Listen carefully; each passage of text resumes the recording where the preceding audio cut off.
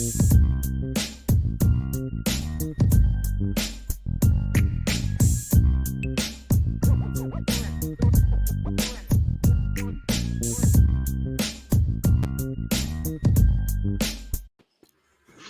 Nation, what's going on? It's National Signing Day. Early period is officially over today as Notre Dame commits from all over the country. We're just finishing up the Central Time players that have now signed. We're going to move into the West Coast guys, because that's going to be the Rico Floreses of the world, the Cooper Flanagans. Exciting day for Notre Dame football. Of course, I am Ryan Roberts, Director of Recruiting here at IrishBreakdown.com. Joined by Sean Davis, recruiting analyst. Brian Driscoll should be on pretty soon here as he works through a little bit of technical issues. We have a great set of interviews for you all today. One that's going to start here in just a second. But before we get going, hit that like button, subscribe to the podcast, notification bell, 5-star reviews, all that good stuff. You know the jazz at this point, and we have a long recruiting show for you today. We got our drinks, we got our snacks off to the side, we got our breaks scheduled out. It's going to be an exciting day. I don't know what better way, Sean, though, for me to get a recruiting podcast started than bringing on one of the pioneers of the industry, Mr. Tom Lemming. I know personally, I grew up watching the Lemming Report and all the cool backstories that Tom was able to provide for so many years, and it's still great to see him traveling the country and be able to meet some of the best prospects and recruits in the entire nation. So we want to get this kicked off because we'll be bringing on a lot of players later in the show. We're bringing on a lot of parents, all that great stuff, give all the context to the Notre Dame class. But joining the show, Tom Lemming to start us. Tom, appreciate you again for stopping by, man. No, my pleasure. I'm just driving along here anyway. I'm heading back over to St. Louis from I'm in Arkansas right now, but I was in Texas the last 10 days, and you got to try to stay one step ahead of everything. So I was hitting a lot of the 24 and 25 and even a lot of 26 prospects. I love it, man. So, Tom, you're a busy guy all times of the year, but especially right now. So we appreciate so much you being able to take some time with us. And it looks like Brian Driscoll is joining the show. Hopefully we're good on that. I know you all are wrapping up. Can you guys hear me? Yes. I know you are wrapping up, but I had to at least be on for a second with the godfather of recruiting. I just had to come on for a second, Plus, look, Tom doesn't know this, but back in 2002 when Mo Stovall was making his decision, I spent about 3 hours one night taking a break from my coaching, breaking down film to find out whether or not Mo Stovall was going to pick Notre Dame. So back in the day with the 1-900 number. So I appreciate you, everything you do, Tom.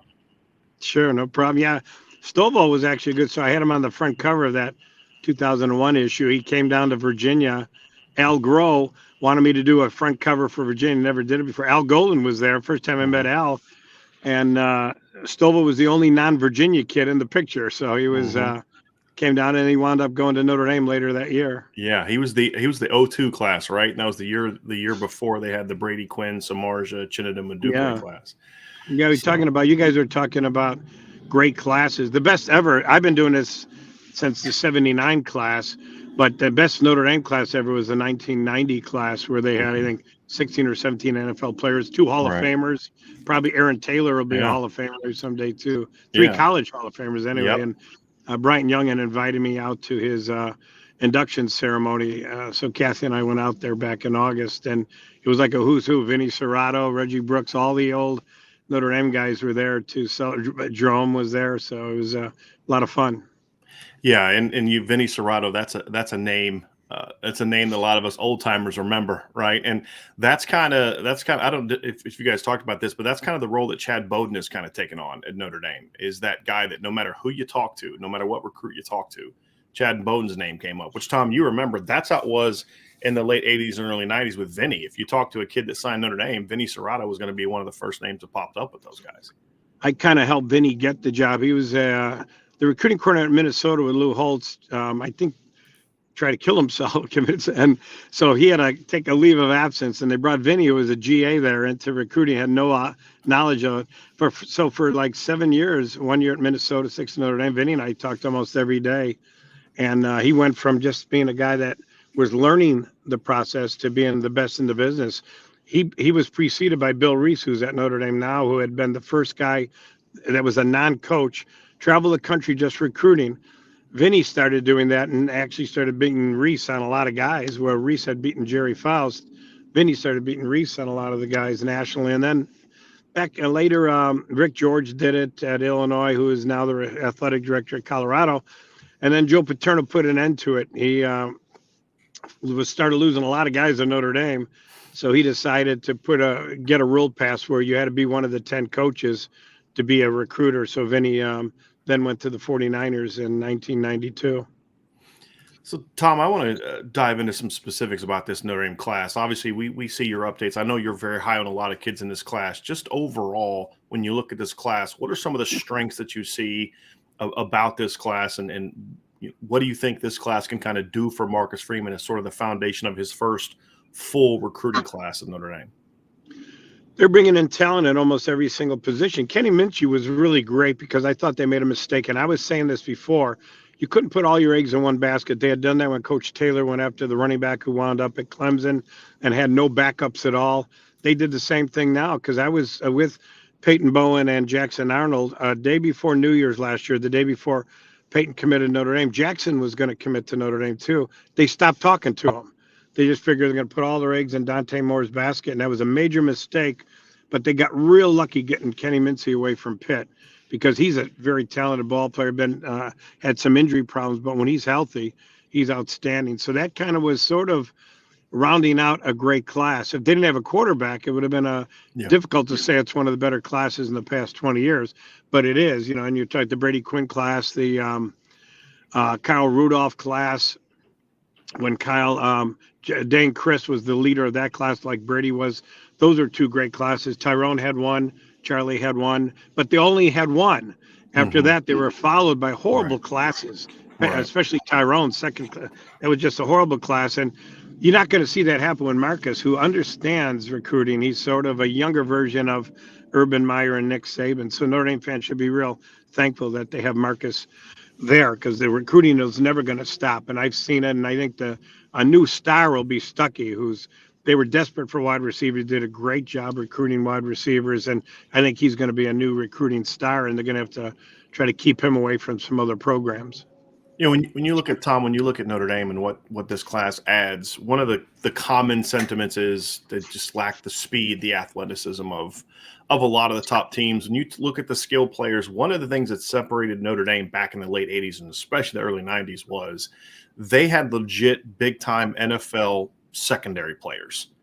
When you look at this class, do you see this class that you see what Cam Hart's doing, you see what Benjamin Morrison did last year? Do you feel this secondary class brings some of the speed, the playmaking to allow Notre Dame to kind of close that gap when it comes to putting that kind of just big time athleticism and playmaking ability on the back end of the defense? Well, yeah, if they get Peyton Bowen, like you said, I think they're getting them out. I couldn't keep track of all. I was even there too at Guyer High School, and the other players that were meeting me there said, "Oh, he's definitely going to Oklahoma." And this is just Saturday. I've been in Texas there and checking out his brother Eli Bowen, and it shows you how things go. But Peyton's an outstanding safety, and a big time ball player. Cornerback Christian Gray is fantastic. Ben Minich is also runs at 10,400 meters. That surprised me because I went to the school to check out a couple of players Notre Dame had offered their corner. Didn't like Ben at the time, this less than a year ago. But then when he ran the 10,400 meters, that got a lot of people's attention. And Ben had a very good year. He's first team All-State in Ohio. So, I think the secondary, Ben Morrison, outstanding young man, too. When I went to the school in Brophy Prep last year to see him, just a nice kid. Real well-mannered, just fantastic. And then you watch him on film, especially in that Clemson game. He was fantastic. And you'll see the same, really, with Christian Gray this year. I think Christian's a big-time ball player. So I think secondary-wise, Mickens has done a great job recruiting, so is O'Leary. And it all comes down to the assistant coach, really, when you look at it. And when assistant coaches got to take a lot of pride in who they bring in. Remember back in the old even with Coach Kelly, they would recruit by sections of the country. They always kind of screwed up Chicago, and Notre Dame never really wins big unless they get some of the top Chicago kids.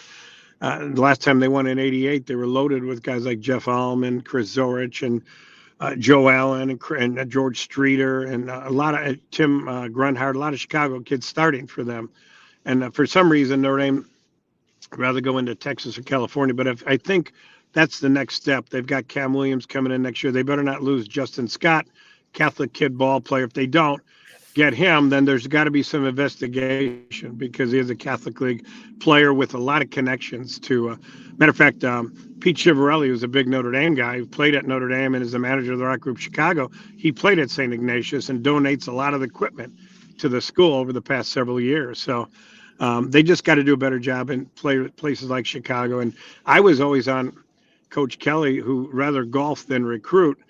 And I thought that he should hit at least the top 10 recruiting schools like DeMatha. Bill McGregor is a good friend of mine, the coach, and he had told me that Kelly never visited the school in 10 years.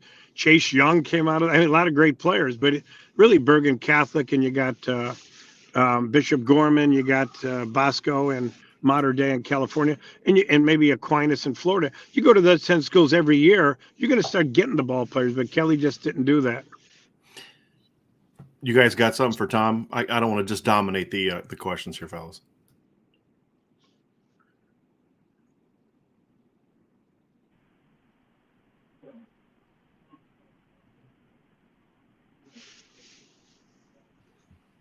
I can't hear you.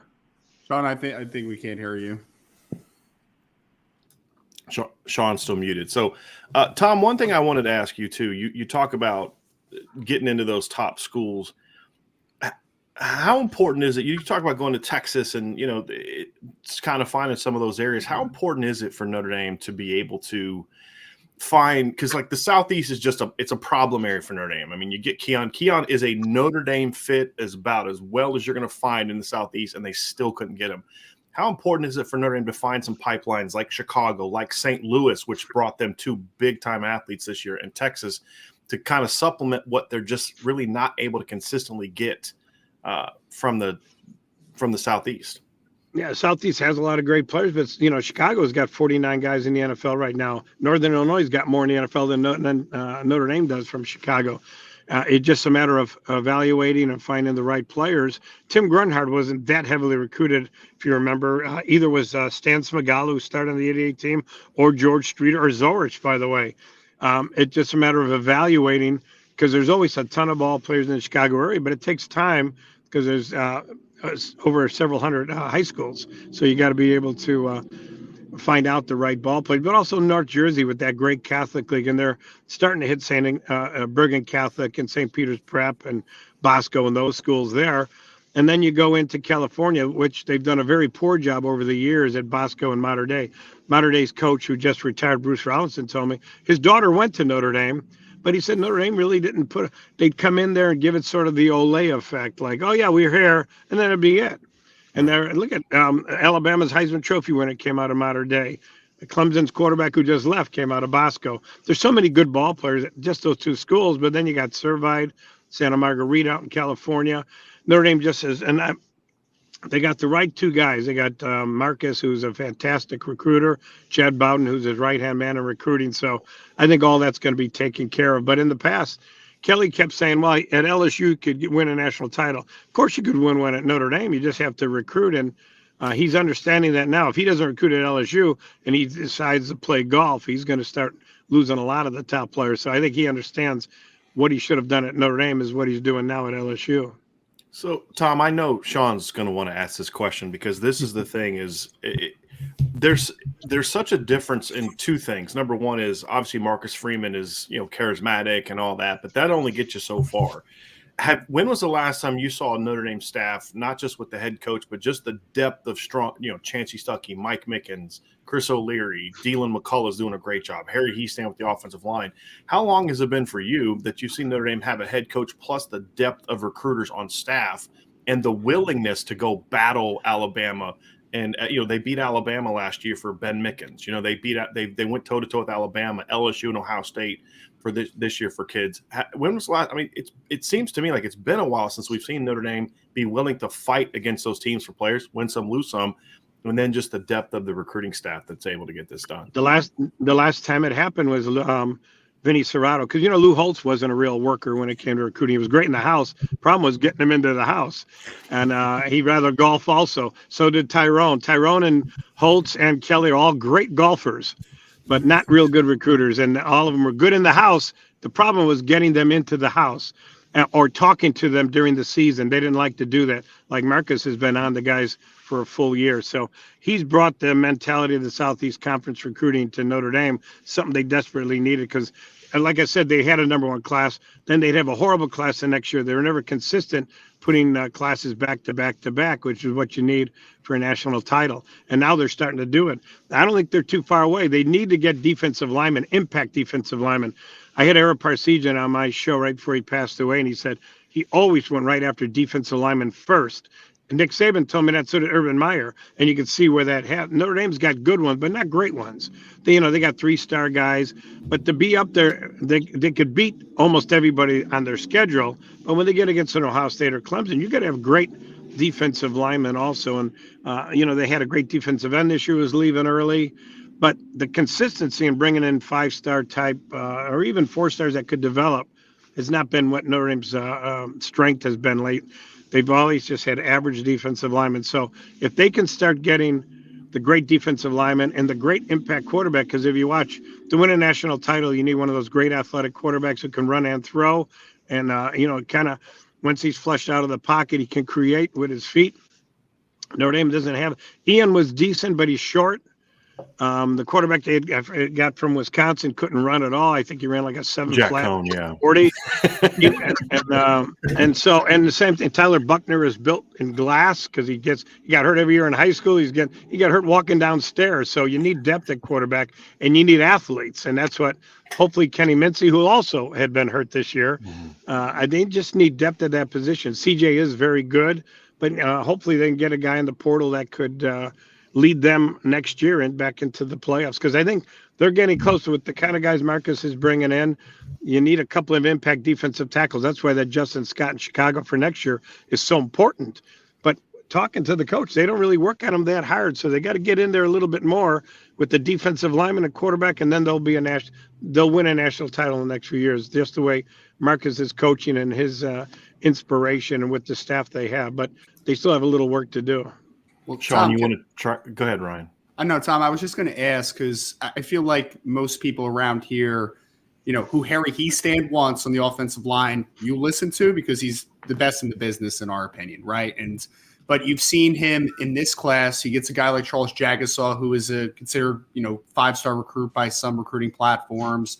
You got guys like Sullivan Absher, Sam Pendleton, but then he goes off the cusp a little bit and he finds a Joe Otting from the state of Kansas. So I guess my question is, just kind of looking at the evaluation from the offensive line perspective, how much do you put into the talent versus what Harry Hiestand can develop? Because it seems like for me, you got a couple high caliber players, but also there's a couple evaluations that you just kind of need to trust Harry with, that they're going to turn out in the right direction. Absolutely. I've known Harry for years. I'm real close to him. I knew him at Illinois and with the Bears, and we've talked a lot over the years. And I never thought recruiting was his forte. Quinn's recruiting was forte. That was his forte, recruiting. But Harry did a real good job this year, and I thought that he put a lot more effort into it than he did the last time he was at Notre Dame. He was just a great coach. And I do think when he was talking about Joe out in Kansas, I asked him about him because when I went and saw Joe, I thought he was like a 3-star. He's not real big either. But he wanted inside guys because he's bringing in too many tackle types. The rest of the guys all mainly playing tackle.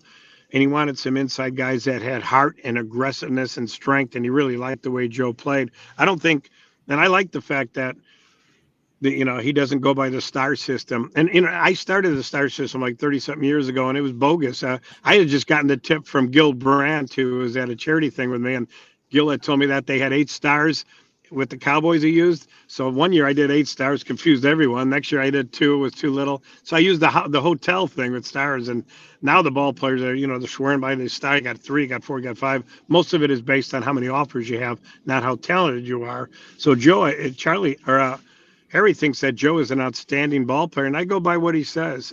All the other guys, I'd seen them all in person, and Joe did maybe 6'2", at the most 6'3", but he really liked the way he moves, and he's a natural knee bender. He's a guy that can strike quickly, and Harry liked that. So I'm not going to argue with him because he's had such great success in the past. So we can blame Tom. We can blame Tom for the star system that we all make. Absolutely, it's bogus. And J.J. Watt was what 2. I put J.J. in my magazine because I went to Pewaukee to look at another kid, and the coach brings him out. I didn't even ask for him.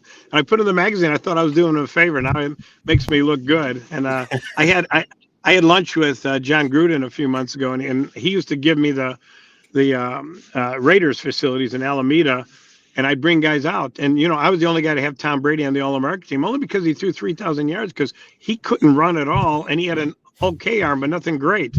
But we brought him out there to Alameda, and I had John and Billy Callahan talk to him, and all of a sudden he winds up being the greatest of all time. So it made me look good, but the fact was I didn't have him listed that high. So you kind of sometimes fall into things that way, and I think that's what the star system is. It could be a gauge, but you can't take it as gospel. Tom, you talk about what's going on with the evolution of recruiting at Notre Dame, and you talk about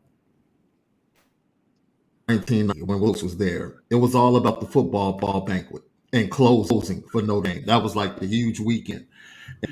Now it's under Marcus Freeman. The plan is to get out early. These guys, they got out early on Keon Keeley, Peyton Bourne, and some of the biggest players that the other teams they catch up on. And then they're doing the same in their 24 class.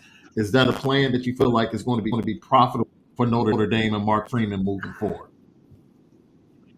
Yeah, that's what you have to do. If what you're bringing up, I think the fact is, you're right. Back in the old days, in the 80s, 90s, it was that 2-week banquet in early December. However, Vinny had gotten a lot of guys, like Derek Brown was committed a long time before he announced. So was Randy Moss. They just hit him so they could get. Here's a story that Notre Dame fans probably don't know. Dave Roberts was a great recruiter in '94 for Notre Dame. He had gotten Javon Curse the night before to commit to Notre Dame. And then Joe Moore, Biff Poggi, who's now the new head coach at Charlotte, had been at Michigan the last couple of years, had an offensive lineman named Mueller. And they had 2 scouts to left, but one was going to Moss, who had already committed. So the next morning, they wanted Notre Dame to decide. And Holtz has no clue who anybody is in recruiting. He was oblivious to everything. And they just said, okay, we'll go with Joe Moore's guy, Mueller. So they had to turn Javon Curse away, and he went to Florida. Or else Notre Dame would have had him in that great #1 class with Randy Moss and Mike Rosenthal and Corey Minor and all these great ball players. But again, Dave Roberts had recruited half that class back in '94, and he got in Javon because he called me up, and I called Javon. He said, "Yeah, I'm going to commit to Notre Dame, sign with Notre Dame tomorrow," and they had to turn him away. So they made a lot of mistakes. Tony Baselli was at that thing with Bryant Young, and Tony wanted to play for Notre Dame, and Vinny turned him down. Mm-hmm. And then Bob Whitfield was the #1 player in the country back then. Called up Vinny and said, "I'm committing," and Vinny goes, "We already have 30 players," because back then it was 30 guys.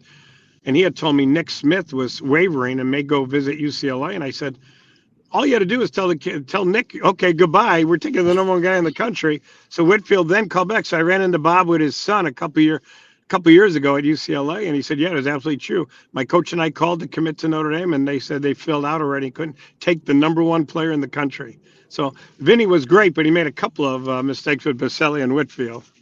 Well, I've had some friends who said that's the position that Vinny probably had the biggest misses on, was offensive line. Like they had Jonathan Ogden. They ended up losing him. They didn't make a mistake there, but they just couldn't close on him. He was a guy that I remember, liking Notre Dame a lot till the very end. And I think that's one of the things to me, Tom. I think when you look at this Notre Dame class, very good in the trenches. Now, I would agree with you. They didn't get that elite Keon Keeley type. That's the next step. But I think one thing that Notre Dame wanted, in my opinion, I'm going to ask if you think they accomplished it, is they've got a lot of really quick, short penetrators, the Howard Crosses, the Jason Adamiolas, but they're not a real long defensive line up the middle and sort of those power players outside of really Foskey and Riley Mills. Was a goal for this class. Do you feel like Notre Dame was able to achieve that to where, yes, they need to still get the big time edge rushers, the Damon Wilsons, the Keon Keeleys, that type of player, but do you feel they at least were able to kind of give themselves a boost in length and power and just being able to kind of upgrade the size of what they're looking to do up front with this class? I'm hoping so, because you're right. They did have some of the guys that tall, but I saw the kid out in Maryland. Nice kid. He's from Canada. I didn't think he was that great and that explosive. Vernon is good, but he's got potential to be much, much better. Yeah. The one with I always have trouble with his name, Mukam, the defensive end they got out of Mukam.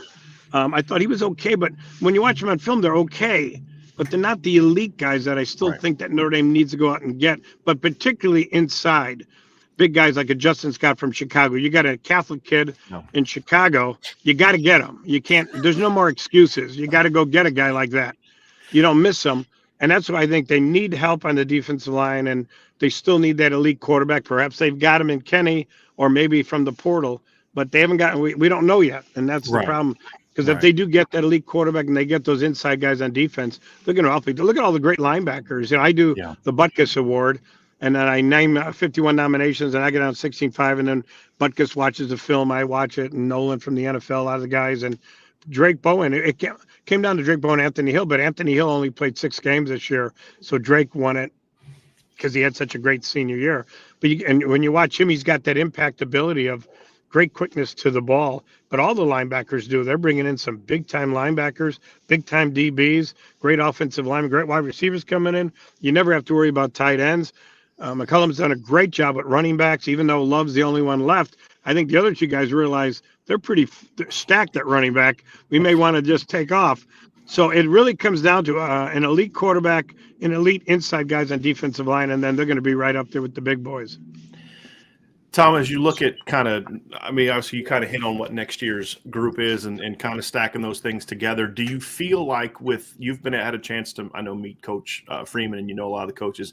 Do you feel like this kind of class is repeatable for Notre Dame moving forward, even in this era of NIL? Because I think that's the thing for me that really gets me is, especially if they're able to finish off and keep Peyton Bowen in the class, is being able to put this kind of class together in the era of NIL. You know, Brian Kelly always had an excuse. Oh, it's academics. Yeah. It's this, it's that. When in reality, it was like, you didn't hire the right coaches top to bottom, and you didn't put in the work to do it. It was never really Notre Dame. It was you. Now Marcus Freeman's doing this in the NIL era where people are throwing millions of dollars at players. Do you feel like it's sustainable for Coach Freeman to continue to stack these kind of classes on top of each other? Because they're off to a great start in 2024 as well so far. Yeah, I'd be shocked if he doesn't do it. He is a great recruiter, so I think he's going to do it every single year. The running back they just got, I went over to Kathy and I went over to Hannibal to do a museum tour, and we went and saw him. And he reminds me of Blake Corum. He plays like Blake, running and catching wise. I think he's going to be a star coming in the next year. So they're doing really good with this 24 class. And my travels around the country, I could always tell you the good assistant coach is doing well, because Harry told me he only wants to bring in like 3 guys because they're pretty well stacked at offensive line. They don't want to lose anybody because the chance of not playing.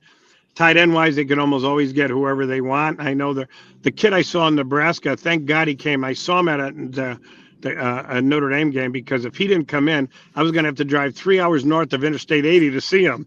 He's in the middle of nowhere. He plays 8-man football, high jump 7 feet. You watch him on film. He's going to be the next great tight end if he comes to Notre Dame. And it'll be Nebraska or Notre Dame, I think, for him too. And they're off to a great start. Again, with C.J. Carr coming in that class, they've already got their centerpiece. Now it's a matter of filling out around it. And again, you got to worry about defensive linemen, bringing in great ones. The kid, Swan, out of Michigan, had a real good year this year. Kid out of New Jersey, I don't know. I saw him play. He's not real big.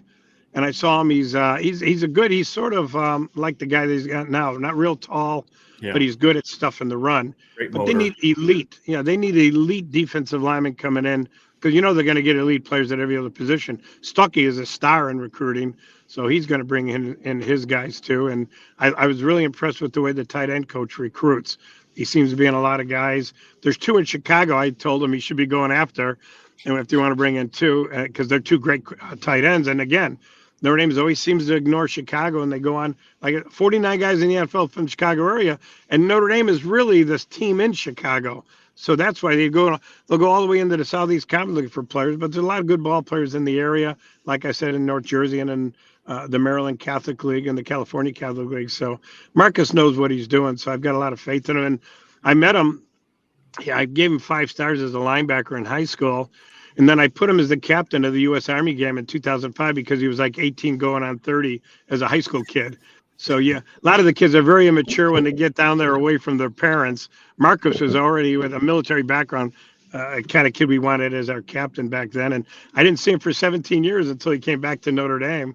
And same guy, he just really focused. He's mature. He's very intelligent. And I think he's going to do a great job. And he'll be one of the great coaches in Notre Dame when it's all said and done by the time he's 65 years old. Tom, thank you so much for joining us today. I know this is a busy day for you. I know you'll have some TV appearances, but we thank you so much for helping us kick off our signing day coverage with just a great breakdown of the Notre Dame class, and look forward to having you back on again soon. My pleasure, guys. Take care. Good luck. I know hopefully our voices all hold out today. We did a 4-hour show yesterday, and we're going to do a 5-hour today, so I may not talk for the next 3 days, which might make my wife happy. I don't know. We'll see. Yes, that's right. Well, good luck. Take care, Thanks, guys. Tom. So, fellas, that was the Godfather, Tom Lemming. So I am fired up to have had him on the show. You can see, obviously, guys, that he's very high on Marcus Freeman, and like very high. I mean, talking about great, gonna do it. I mean, there's a lot of certainty that Tom discussed this class, and I think that's something that certainly, Ryan, you have to kind of feel good about as you look and see kind of what he sees, and just because he's out on the road, he sees these coaches, the fact that he's calling Chancey Stuckey a star and talking about Dealin and trusting Harry and Mickens and all this. I think that's the thing that stands out to me is just you just don't, the head coach on down, man. This is a staff that flat out puts in work, and even in this NIL era, they have. You want to talk about a coaching staff that had every excuse in the world to just say, let's just go get these 3-star kids. We don't have to get in this NIL. They actually had excuses for this, Ryan, and didn't use them. I just think it speaks volumes to just what Marcus Freeman and the staff is capable of doing and what they are doing. Yeah, I mean, and it's a remarkable perspective, obviously, from Tom Lemming, who is, I mean, the reason that we are here today is a lot because of him, right? Like he really made it popular and made it kind of cool and the niche and all that great stuff, right? Which is just wonderful to see. I mean, I know Sean was smiling, working through some technical issues because he's talking about the city of Chicago and how it should be a little more prevalent for Notre Dame recruitment. But you know what's cool, Brian, is that he gave us some tidbits that, and for people that just out there, we talked for Tom maybe like 2 minutes before we went on, right? Like we didn't like talk ball with him. Right. And he still kind of hit on a few key points that we have kind of been just continuing to hammer, right? So you need to get bigger on the defensive line. You need to continue to get better there. Wide receiver recruiting needs to continue to be better. He talked about, maybe the shortcomings of previous staffs as far as their impact and their relentlessness on the trail, and the quarterback position needing to be better at Notre Dame. So it was no foreign like terminology or these foreign ideas, right? Like he was talking the gospel to us, and it just makes kind of for that validity. But I think, again, to your point, Brian, if Notre Dame finishes the way they're going to finish today, I mean, this is the best class. He even said it, didn't he? Didn't Tom say since 1990, right? Like he said that was the best class, and Notre Dame has a chance to rival a class like that and to potentially get us back in the balance of this class. So, there's always going to be some spots where you wish that you could have done X, you could have done Y. But for the most part, man, the impact that this coaching staff has had in year one on the recruiting trail, it's different, it's new, and it's exciting. Well, I think the Sean, let's do a little quick mic check here before we get to the next one. Sean, are you how's it sound for you? I mean, I can hear you. Can you hear me? Yeah. Okay. Yeah. So good. Yeah. StreamYard has jacked us all up today. I had to reboot mine. Ryan had to reboot his. Sean had to reboot his. Yeah. So we do apologize. But hey, rule number 76, no excuses. Pod like a champion. So we're going to keep on doing that today. I got to say, guys, we said nothing about Brian Kelly before the show to Tom Lemming. Nothing. Nope. That shade was pure Tom Lemming, which I got to say, guys, I enjoyed, because that's someone who was in the thick of it and saw, because I've heard stories from people that I know that know Tom, where Tom would beg Brian Kelly, get on this kid, and like really good players. And Kelly was just like, it is what it is. But it was nice to hear that confirmation from him that like Brian Kelly didn't go out and see those schools. To hear Bruce Rollison, a legend, say Brian Kelly never came out. We always ask, why don't they do better at Modern Day? You can't recruit Modern Day fellows when the head coach at Notre Dame never shows up. And it's just refreshing to have a coach that shows up and battles and competes. And Sean, that's why I wanted to ask that question, because I wasn't sure if you were going to get your thing going, but it's what you always talk about is Marcus Freeman said, I don't care if you're Bama. I don't care if you're this. I don't care if you're that. I'm Marcus Freeman. We're Notre Dame. You're going to have to deal with us. He's forced himself and forced Notre Dame onto those conversations. And that's why we're standing here with this class that I believe if they're able to sign Peyton Bowen, to me is the most complete class that Notre Dame signed. Keeping Peyton Bowen and getting Kenny Minchie were the two keys to making this the most complete Notre Dame class and the best Notre Dame class since that 1990 class. And I truly believe that. We'll see if it plays out, but I truly believe that, Sean. And they did it in an era where Notre Dame has never had this much going against them as they put this together. Yeah, and I liken this class unto the first Rocky movie, where Rocky competed his tail off, but he just didn't get the belt, right? And it wasn't until he came back in Rocky 2 that he was actually able to take the belt. So the 23 class is like the class that sets the tone. And I think the 24 class is going to be the class that kind of is able to raise the belt in recruiting for Notre Dame. Because like you said, the fact that they're still in this with Peyton Bowen, when everything, like Tom said, he was there Saturday checking on Eli Bowen, and to him, it was done. Right. So kudos to Marcus Freeman. Kudos to the staff. Kudos to the 23 commits that stayed on Peyton Bowen to make whatever is possible today. And we'll see what happens with his recruitment. And then I don't know what type of mortar Marcus Freeman is using, but it held this wall together. Yeah. During an 8-4 season. Like it held the bricks together. Whatever he said to these recruits to keep them focused on the big picture, kudos to him for the job that he did. Amidst a staff that Tom Lemming spoke glowingly about for the most part, he threw a couple of jabs at a certain position, but he spoke glowingly about Chancey Stuckey and the rest of the staff.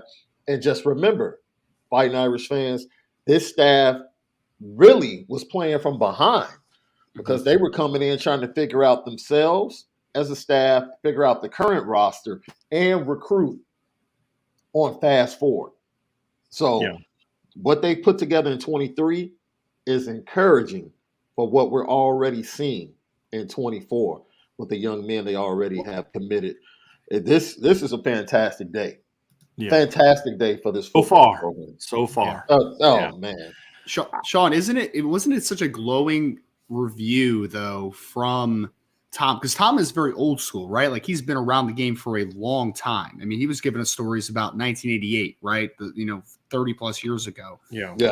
But the guy that he kept talking about on the recruiting trail outside of Marcus Freeman was Chancey Stuckey, a guy that, and it's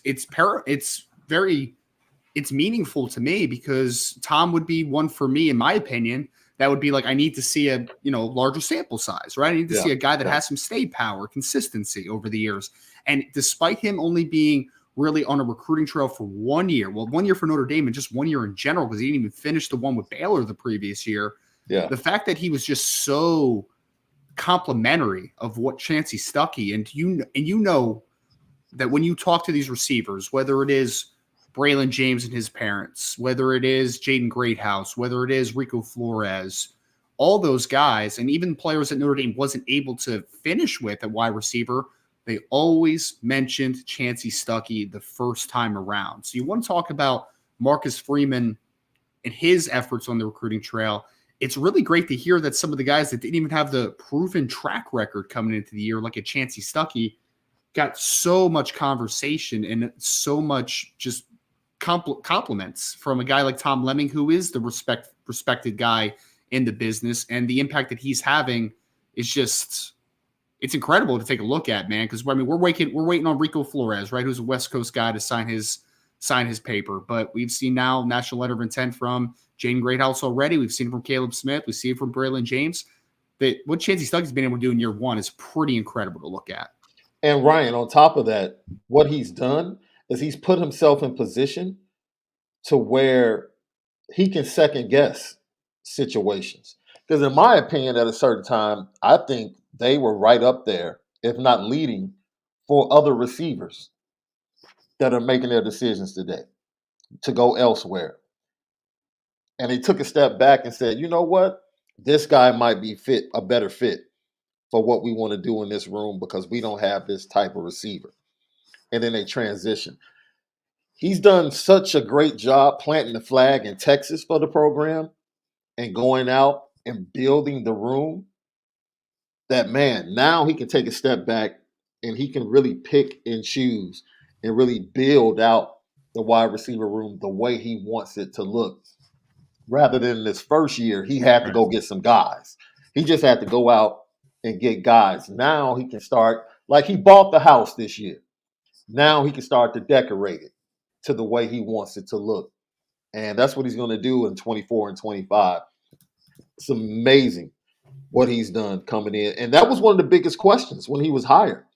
I remember the day he was hired, we were like, man, the experience factor, even though he was under Dabo and worked on that staff and he only had 1 year at Baylor, like, is he going to be able to recruit at a high level? I think we got that answer pretty quickly this year. Just real quick, too, guys. Ryan, Rico has signed. He did sign. Gotcha. He was in that 10 o'clock window. Him and Cooper Flanagan have both signed. So as of right now, everybody has signed, with the exception of everybody has. Yes, well, I'm trying to say this correctly. Right now, we've got word on everybody except for Peyton Bowen. So that's the last one that we're waiting on. Everybody else, all 24 other commits have signed. There could be some other news today, but yeah, that's kind of where we are. So Rico and Cooper are signed. But I think, guys, let's kind of talk about this class as we wait on our next guest. We'll dive more into the class specifically, like really get in the nitty gritty tomorrow. But I think the thing about this class that really stands out to me, fellas, is Notre Dame needed they needed depth in this class, right? They got that. There were misses. They lost some kids, right? We'll get into that. Quarterback, I'm actually happy with how it worked out, to be honest with you. With how everything played out, I'm perfectly happy with how everything played out. But I think it's the depth, the bound. I actually somewhat disagree with Tom and some of his assessments of the defensive line. The defensive line needs to get better. There's no doubt. I don't necessarily agree with him. I like Devin Houston a lot. I think Armel Mookum's got some tools. That's what I love about this business, right? Is you can kind of agree to disagree with people. But they do need that kind of impact edge rusher. But outside of that, they literally hit their marks at every position. If they're able to hang on and add Peyton Bowen, you needed 3 starting caliber players at safety. They will get, if they get Peyton, 3 starting caliber safeties. Even after what last year's cornerback class was, they went out and one-upped it, in my opinion, from a recruiting ranking standpoint. Arguably one-upped it with Micah Bell and Christian Gray. You signed arguably the best linebacker class in the country last year. So what do you do the next year? Sign arguably the best linebacker class in the country the next year. Receiver class is loaded. One of the best running backs in college football and high school football, in my opinion, Jeremiah Love. One of the best offensive line classes. I think that's what separates this class from so many others. Even that 2008 class, which to me is the best class Notre Dame has signed. And Tom talked about it a little bit. It's the best class that Notre Dame has signed, really. Since that was the best class they signed since 1990. But the problem was there were holes, right? I mean, there were some holes in that class. The defensive line class was pretty good. The linebacker class was okay. It's Anthony McDonald and David Puzlesny were the 2 inside linebackers, right? The secondary class was good, but not the level that this is. I think those are the things that kind of stand out. And speaking of big time safeties, fellas, hey Don, are you ready to roll? You ready to rock and roll? Awesome. Speaking of safeties, we got my guy Don Schuler with us. Mr. Schuler, it has been a long time coming, but it is official. You are the father of a future member of the Notre Dame football team. How's that feel? It feels great. We couldn't wait. It seemed like it took a long time. I mean, the process was great though. But it seemed like it took a long time. But it feels great. We was celebrating early this morning, six something this morning till 7 a.m. when we was able to actually officially sign and get this thing rolling. Well, Don, is it a lot of mixed emotions right now, man? Obviously, you're proud, but Don's leaving very soon here. Only a couple weeks left. Last Christmas at home. I know I was talking to him last week about that. What's the emotions like right now, man? Well, for me, I'm more excited than anything. Like we're gonna miss him because he's such a great young my oldest son.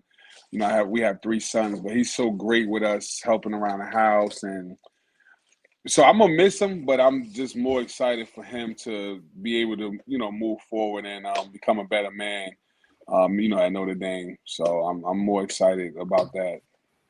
Well, and let me ask you this, Don, because you've been very heavily involved in this recruiting class, right? We've all seen the pictures as far as you cheering on these young men to try to help get them in the class, and it's been incredible to see and kind of seeing, I guess, the final product here. I mean, it was an up and down process at points, but Notre Dame decided what could be the best class that they've had in at least 10 years, and a historic class for Marcus Freeman in his first year. Just kind of looking at the final product here, just how proud are you of just this whole class in general and the young men that are part of it? Man, needless to say, well, like I always said, I've always been a huge fan of all these, these young men, these student athletes, and when meeting them for the first time, through a lot of visits that we had, and just watching their film, because I'm a film junkie as well, and just like meeting their families and getting to know them over the this short period of time, I'm super excited because I really feel like this class, which is Coach Freeman's first official class of recruits, I feel as though they're gonna definitely win the national championship, and I feel as though a lot of these young men are going to the NFL as well. Don, I want to ask you about that. You'd said this group's going to win the championship, and we'll find out if that's true or not. But I've noticed something. This group has been talking about that from jump. So my question for you is, as someone who's kind of been, is this something that kind of began with the message from Marcus Freeman, the kids bought in and they're selling it, or is it the kids kind of saying, hey, no, this is why we're coming together, is to do this? Where does that come from? Because I mean, it's not just a Don, and you expect from skill guys, but Sam Pendleton's talking about it in his his article before signing day. Sullivan Absher's talking about it. Even the linemen are talking about it. Where'd that come from? I think it's a little bit of both. I think what it is, these kids. Like these kids are absolutely Notre Dame kids. Like they're academically, their mindset, and then athletically, they all are off the charts. So I think what happened is, as each kid started committing or started getting offers or what have you, or hearing rumors that this kid may commit soon, I think what they did was they started watching film on each other, and they was like, hey, this guy can really play. So with the backing of Freeman and along with his staff, just, hey, this is a great class. We can definitely, compete and win a national championship. The kids was like, yeah, you know what, you're right. After seeing the highlights each week from their teammates, from different states and everything like that, each week one of you guys was putting up a nice film or some highlights or just talking about it. So they all bought in and realized that this class can definitely be a special class, and be the first class to win a national title since 80s. Well, Don, I think the first time I spoke to you was after, because when I got on IB officially, Don was already committed in the class. He was already one of the early guys to commit to Notre Dame. And I think the first time I talked to you was after a visit where I think you posted something, and I think I messaged you directly. You said something like, I didn't want to leave, I don't want to leave South Bend. Can you just kind of, from your perspective, right, give us the parents' perspective on this? What makes Notre Dame special? Because we talked about Marcus Freeman. We talked about the young men that are going there. Like that stuff, yes, we can talk about that all day, and we will for the next few days. But I know that there's something different about just being on that campus and experiencing everything. Yeah, and that's exactly what it is. It's like the atmosphere of the campus is like, you just feel so rich in values and everything. And as well, like I said, like Freeman couldn't have done a better job putting his whole staff together, from the coaches to the administration, some people that were already there that stayed, as well as the new people that he brought on board. It's like everyone makes you feel very special. Like it doesn't matter your position, doesn't matter what your son ranking is. It doesn't matter. It's like everyone makes you feel individually special, make you feel wanted. And it's just like, it's so calm and relaxed. Like it's you can joke with everyone. It's like really, really a family atmosphere. Like it's nothing fake about it. It's like it's just real. So it's like when you go out there, it's like, you kind of vacationing because of course you're not. I mean, I'm in New Jersey, so South Bend is a little different. It seems like we move a little faster out here. but it's still like it's relaxing, it's soothing, and then just being around everybody to make you feel so welcome. Like you just don't want to leave. I want to ask you too, Don. We've talked a lot about the recruiting class and all this. I want to talk about your son. I want to talk about Don. And look, we'll talk film about him. We can talk film. You're a film junkie. I'm a film junkie. But the one thing I want to make sure that people understand is this is a really special kid. And this isn't just a great football player. This is a kid from Irvington High School. Notre Dame's done well in New Jersey, but what they don't often do is get kids from public schools in New Jersey. Yeah. And especially a public school kid who is a National Honor Society young man, right? Like, I mean, it's just that. So just give the people a little bit of background. We all know he's a great player. Somebody already put in the chat. I think I predicted Don's going to be a first-round pick and all this kind of stuff. But one of the reasons we want to have you on, and I know we'll talk ball after this because I know you want to talk some ball, but just kind of give people a little bit of a glimpse of what makes a Don who he is. I mean, because he's a hard worker, keep his nose on the grindstone kind of kid and focus, but also a kid that's going out there and getting the work done in the classroom, which, as you know, Don, is not always something that a lot of kids nowadays really put as much emphasis on. Yeah, that is absolutely correct. Well, my wife, his mom is Nigerian, so in the Nigerian culture, education is first before sports. So since he was young, that has always been driven, home with him and his brothers as well. So he just kind of like, he was just one of the kids that kind of just took to it, and we would reward, give little rewards if who can make honor roll or who had the most A's, and it kind of made it interesting for them. So, because sometimes you got to do that, it helps. So he just took the challenge all the time and was like, hey, I'm got to get this, whatever we offering at the time, $20, $10, whatever it may be. So he just kind of took to it well. And then, of course, he's a typical kid, typical teenager. So, of course, we have to stay on top of him, as well as his two younger brothers. But, he just kind of took it upon himself to try to always strive and do the best he could. And, we've done extra credit. We have tutors.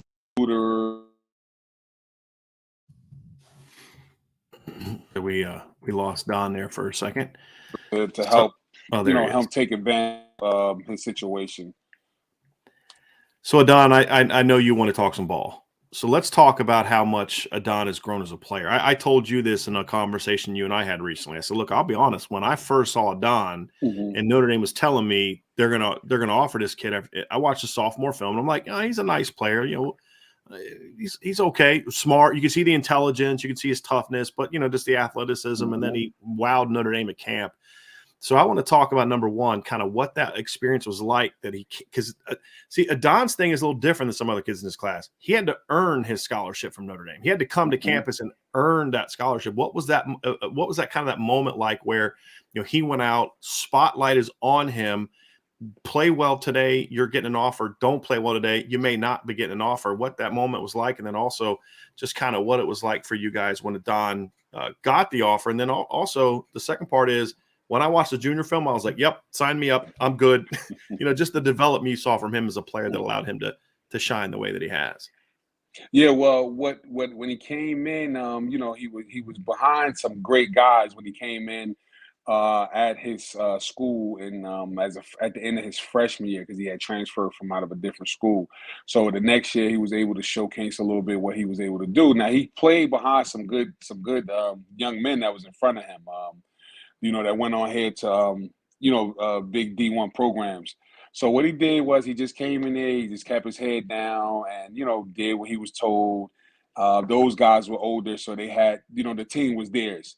And he just came in, basically played his role. So once those guys left, he basically kind of like got the green light. Like, okay, now this is development more to your team. And then he was able to hone in and with the help of his coaches and a lot of work that we put in, on the off season, his confidence and everything got up, and then he was able to just go and, play football and use his mind to help him, get over and make good plays and stuff like that or whatever.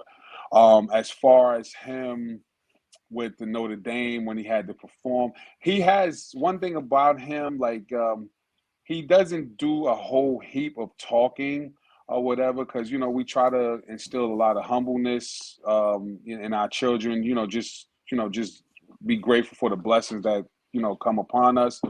But he does have Mamba mentality. Kobe Bryant, Michael Jordan, Mamba mentality. So he hates to lose, and he kind of he likes challenges. Like if he's going against the best, he likes that, and that's what we pride ourselves on. For years, ever since he was younger, we always kind of reached out to like some of the top student athletes around our area, and we always did workouts with them. And I reached out to their dad, and we would always meet wherever was needed to meet at, and work out with these guys to help him push him for him to get better. And I guess it kind of worked. So that's basically some kind of sums it up with him and everything. What's been the message about Adon from the Notre Dame staff as far as like the specific fit into the defense? Like we know why he fits at Notre Dame, right? Like you said, there's people think that in order to be confident, you have to be Terrell Owens, Deion Sanders, and those aren't criticisms of those players, but just the boisterous, the demonstrative, the always doing this. Yeah. Not every guy's that way, right? There's also the guys that just say, hey, look, it's not about what I say to you, it's about what I do to you. So obviously Adon fits into Notre Dame academically in all those kind of ways, but the humility way. But let's talk about how he fits into the defense. What's kind of the message been as far as like what about his skill set and what's the kind of role they see for him in this Notre Dame defense? Well, I believe what Freeman and Golden and O'Leary from what they are trying to put together is a whole group of guys that's very aggressive on the defensive side of the ball. That guys that love to hit, guys that can definitely tackle on one-on-one tackling. So as far as from what I can see from the conversations and the meetings we had with O'Leary, I think they kind of have him like what is it? Not so much as a boundary safety. I forgot what it was exactly, but they the way they projected so far for him to be like one of the guys they could kind of leave out in one-on-one, and he could do multiple things from his safety position. So now let me ask you this, Don. I'll tell you what I think. I believe that, and I want to get your thoughts on it. I believe that the best way to really thrive is when you play the Ohio States and those teams. You got to be able to put 5 true DBs on the field. Absolutely. I think in a lot of these modern spread offenses, however, is they're going to spread you out, but then they're going to run the ball. So being able to have that 5th DB be a guy that is more of a safety as opposed to a corner, like we saw this year when Notre Dame went to 5 DBs, it was Tariq Bracy, and he's a great kid. How do you, as a football guy, I see this fitting where I view this as if they're able to go to that look, having Adon sort of be sort of like that flat guy that can cover, that maybe plays on the 2nd level as opposed to the 3rd level. So you can cover, play in space, blow up the perimeter screen game, cover slot receivers, cover tight ends. Do you think Adon could eventually get to that role if they are going to in those looks where they do want to go to 5 DBs in those type of situations? Like, because you talk about fitting those guys together. I think Peyton could play it in certain spots too as just a pure cover guy if they're signing him. I think Ben has played some slot. But I think for me about Adon is I want a guy in that spot that can flat out tackle. And that's something I love about Adon. Not only as a kid, he was very fundamentally sound tackler. Then as he kind of filled out, he became also a physical, fundamentally sound tackler. And that's what I love about him in that role. It's not that he can't cover on the back end. It's just having a guy like that in the perimeter is just – and that's what made Jeremiah Owusu-Koramoah so special. Adon's not like Jeremiah, but he was so unique from the other Rovers because he could just flat out run and cover. And they just haven't had that. They have like linebackers kind of playing that position. What are your thoughts on that? Yeah, I absolutely agree with you on that. What kind of made him the way he is as far as tackling is because where we're from in New Jersey, we it's like kind of a mixture. The style of football, the way he plays. So up here we have a lot of tough, hard-nosed running backs that we face in New Jersey. So some a lot of decent D1 kids have gone to big Power 5 schools for running backs from our area in New Jersey. So you have to know how to tackle. You have to make them feel it. I mean, at the end of the day, Aldrich is from our area. So, you know, so you have to, and you have backs like that a lot up here. So you have to, you know, and then also where Don plays football at Irvington High, his coach, Smoke Pierre, he's a hard-nosed defensive coach. And he, you know, he preaches, you know, you got to come up and deliver some punishment and, you know, make the team kind of tap out. So but I agree with you. I think he can absolutely play exactly how you just stated. Love it. Don, can I ask you a question? Because we've talked a lot about Marcus Freeman. You mentioned Al Golden. You mentioned Chris O'Leary. I want to focus on Chris O'Leary for a second because I feel like he's a guy that we don't talk about a lot on this show just because, you know, usually you're going to talk about Coach Freeman and then kind of work your way down a little bit. But I know every time I've talked to a Don, he's talked about Coach O'Leary, you know, and throwing some shade at him about his ability on the sticks, as he would say, right? But yeah. Talk to me a little bit about Coach O'Leary and just your impression of him, getting to know him, you know, inviting him into your home pretty recently, just his quality as a person and as a coach. Yeah, Coach O'Leary is wonderful, man.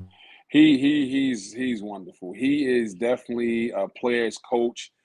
His energy is through the roof. So Coach O'Leary, he will definitely keep them motivated and keep them interested in whatever level of degree he's teaching or showing them styles or systems or anything like that. Like I would definitely have loved to have him as a coach if I was playing.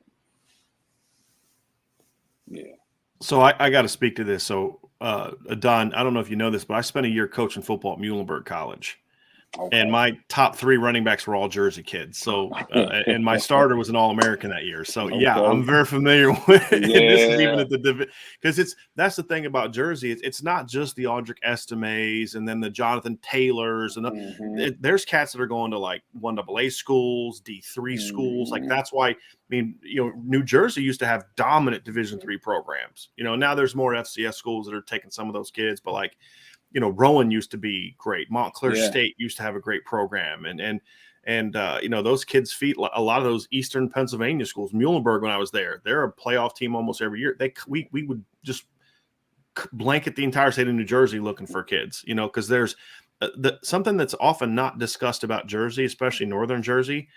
There's a lot of strong academic kids there too. Yeah. Not just, and it's not as we found out with the Don. It's not just the private school kids that you know people assume that the grades are there, but there's a lot of kids in New Jersey, and I'm curious kind of where this in your opinion, where this comes from. We talked about where it came from with the Don, you know, but where does that mindset come from? That toughness come from? Because here's the thing I found about Jersey kids: they're very grounded. You know, they understand I got to work. Nothing's being handed to me. I got to go earn everything I get. Where does that come from? You know, in your opinion? Well, I think it mainly comes from the environment that they're in. Just like you said, like majority of the kids that's student athletes in New Jersey, they see a lot of like, you know, once we do have a few that have branched out and play major college football, and also a few that have went to the NFL, and a lot of them have came back, you know, to the same communities and talked to the kids. So and hands-on. So once you a kid in the community and you could actually reach out and touch someone that kind of went to a public school, that went to a college, got an education, and then went on to the NFL and played some years in the NFL. So in their mindset, they see that, they say, okay, well, I can do this as well, you know.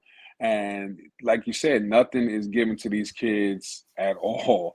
And it's unfortunately sometimes, you know, the kids, you know, they overlook, a lot of the kids are overlooked as far as their education and, you know, they just overlook their rankings and everything like that. So they have to work harder. They have to strive harder. But I know in the end, I guess it just makes them, you know, makes them more solid whenever they do get the opportunity to be a student athlete at a major university.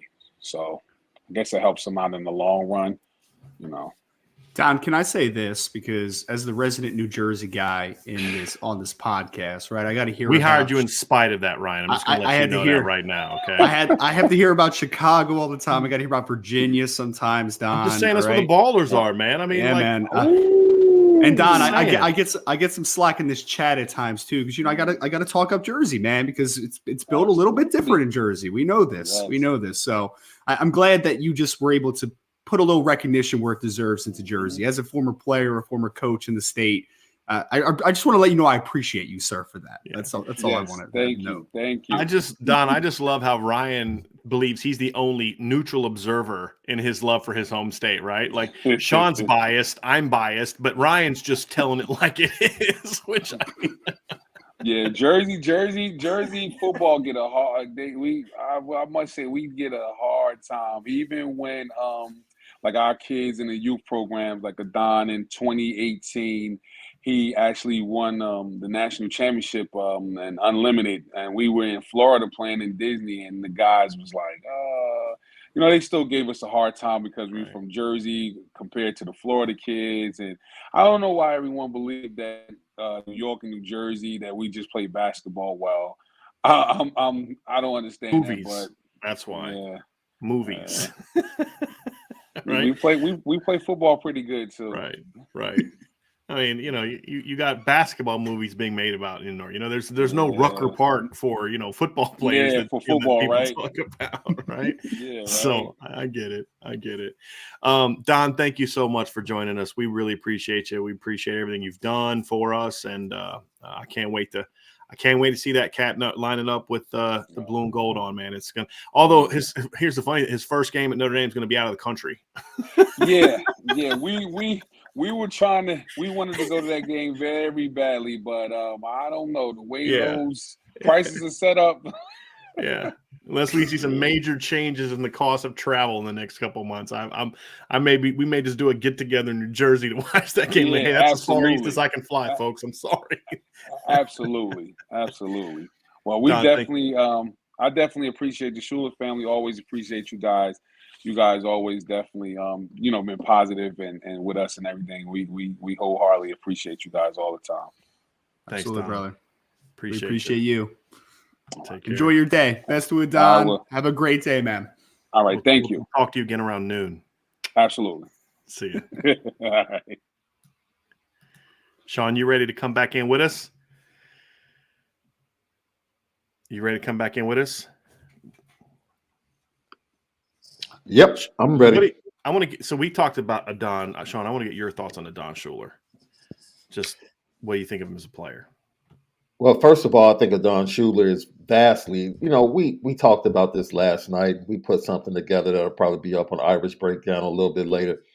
Just looking through the class and who we thought was either underrated, underappreciated, how they project. Look, for me, he projects as one of the leaders on a national championship team on the back end. Somebody that you can trust, somebody that's going to deliver a blow, somebody that's going to cause a forced fumble at a key time in the game. He's just a playmaker, man. And you look at what he was able to do in high school, offensively, defensively. That's what I love about this defensive class, right? They have playmakers on the back end. Ben Minich, playmaker. Adon Schuler, playmaker. Peyton Bowen, playmaker. They just have a knack for making plays. And that's going to bode well if Peyton Bowen is indeed added to this class. They're going to have a group of safeties. And we tip our cap to Coach Mickens. If Peyton Bowen signs with Notre Dame, Coach O'Leary, we're going to have to tip our cap to him as well, because that trio on the back end, they can do a lot of different things very well. And that bodes well for something that I think for the past 5 seasons has kind of worried Notre Dame. It's been inconsistent. Yeah. Hey, look, Sean, we can talk about skill players and we can talk about the speed, but at the end of the day, this isn't a 7-on-7 league. You need big boys. So that's what I want to talk about right now. Matter of fact, let's go ahead and bring one of those cats in. We got Devin Houston with us. Devin, he's over here talking about corners and safeties. Like, this is big boy football, man. This game is played in the trenches. Devin Houston, one of the newest members of the University of Notre Dame football team, has joined us today. Thanks for being with us, Devin. No worries. My pleasure. Thank you for having me. Yeah. So you guys got to do all the dirty work while the skill players get all the love, right? Yeah. That's usually how it is, but it's all good. Just talk to us about today, man. Just what's today? I mean, I know you've been committed for a while, but what is today like when it's official now, right? Like it's all behind you. It's your next chapter and now is officially started. I'd say it's amazing, to be honest. Just being able to have that weight lifted off your shoulder.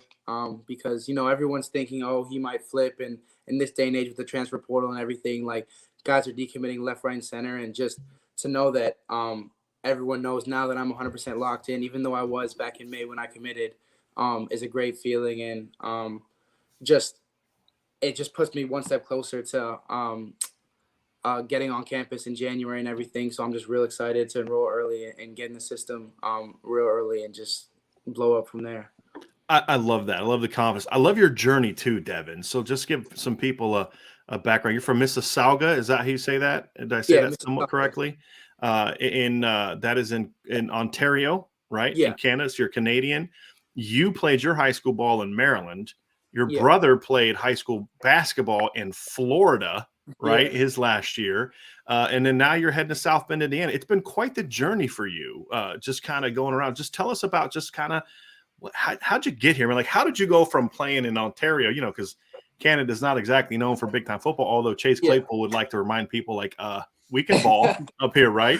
So you're just what your journey has been like, and you're signing in a Notre Dame class that has another fellow Canadian in the class with you. So on the defensive line. So what's this journey been like for you, Devin? It's been crazy. I mean, just blowing up last year, I'd say around October. Like I definitely when I came down. So how everything went down basically was I lost the season due to COVID. Because Canada, we don't put sports as important as everything else, like the Americans do. And I very much wanted to play, so I came down to the States, and I had an idea that I was good. I didn't think that I was like real good, and I didn't realize I was real good until I started actually playing and everything. And like obviously, I put in the work, and I was training with my dad every single day and everything. But it wasn't until I got like my first sack in the game in the States, and I was like, okay, I can actually do something with this. I can actually get a free education and hopefully achieve my dreams of going to the NFL. But yeah, no, it's been a crazy whirlwind. And then just like I think I got like 10 or something offers in the span of a week, and like it was just a huge like wake up call, and then it was truly a blessing. Just sitting down and talking to all the coaches and everybody, and when I got offered by Notre Dame, it just was a different feeling. So yeah. So what was different about Notre Dame? I mean, because you had some really good schools coming. Obviously, Michigan was coming after you, where your brother played basketball, right? Yeah. There's a lot of big time schools across the country coming at you. At the end of the day, I know you took visits. You liked a lot of other schools. What was it about Notre Dame that said, okay, this is the place that I'm going to spend my college career? I definitely just say the family feel. I'm a huge family guy, and what Coach Freeman has going on over there, and what Coach Washington has going on in the defensive line room is truly something special, I think. And just being a part of this class and being connected with all the guys, like we're a pretty tight knit group and everything. Like we know each other pretty well. We know each other's families, all that good stuff. And like again, a big thing that I was huge on, and I think I said it before, was how like coaches talk to you and everything. Because I think that the recruiting and everything around college football can be very much business based, but when you get somewhere like Notre Dame where it's more about character and family and all that kind of stuff, it definitely puts them on a higher platform than a lot of other places. And like Coach Freeman and Coach Washington and Coach Golden, they all talk to you like you're a person, not a product. So they definitely hit home with that, and I think that's why they have one of the best classes in Notre Dame history right now.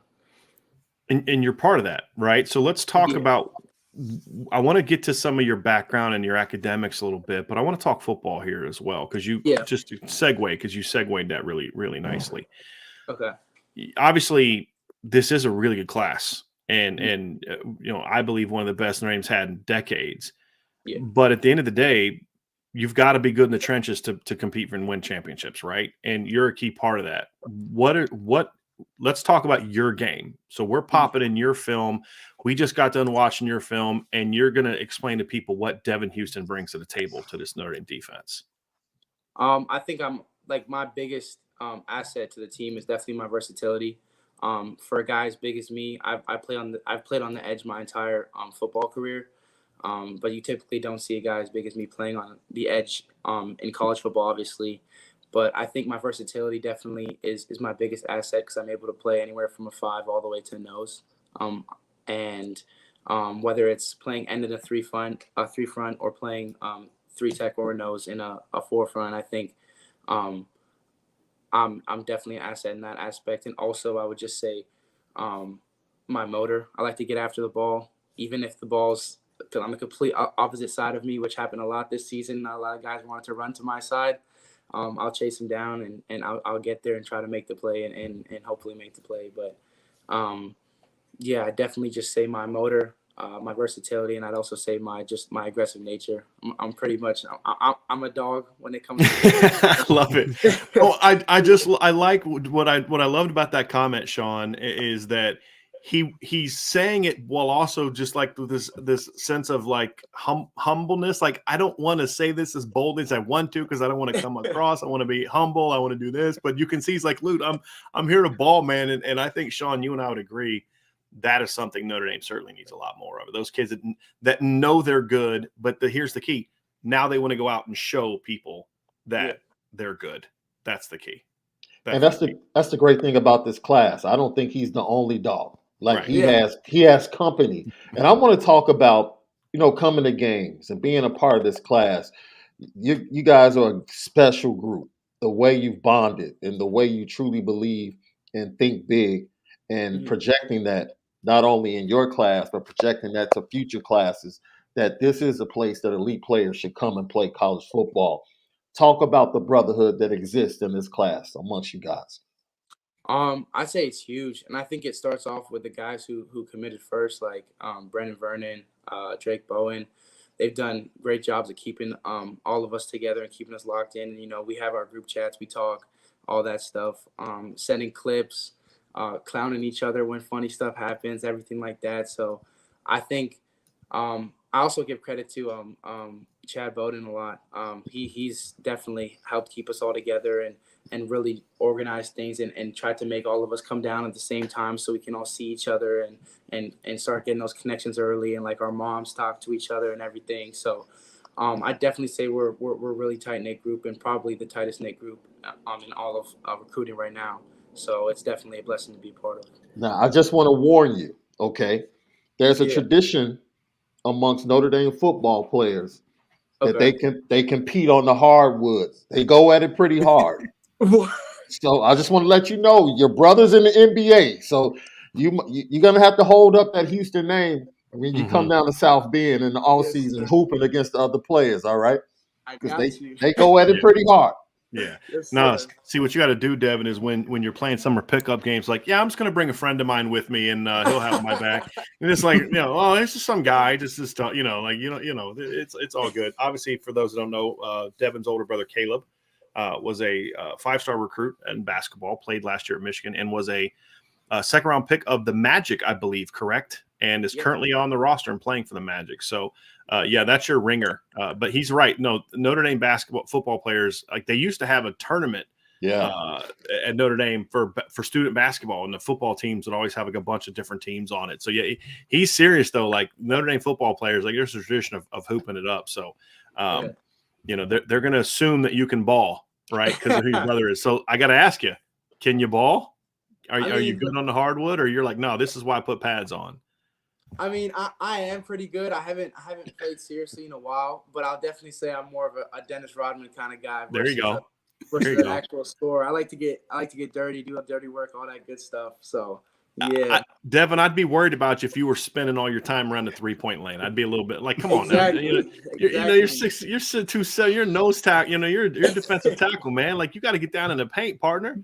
So that's good. That's good. Brian Ryan, Devin is coming across as a sneaky trash talker. Yes. Oh, yeah. Yes. He's like, because he smiles, he's got some humility, but on the inside, he's like, I'm just trying to get you out. Just bring it on. I can- I dare you to bring it in the paint. Like I'm smiling, and I got the nice hair, and I went to private. I'm a private school kid, and all that, but dare you to come to the paint. I dare you to come to the paint. He wants to say it. I can see him getting under the skin of a lot of offensive Yeah. linemen in the future. Yes. Yeah, no doubt. 100%. Well, Devin, one thing that's I think is really fun is the defensive line class, because you mentioned the whole class in general, but the defensive line class, I think Brian mentioned it already earlier in the podcast.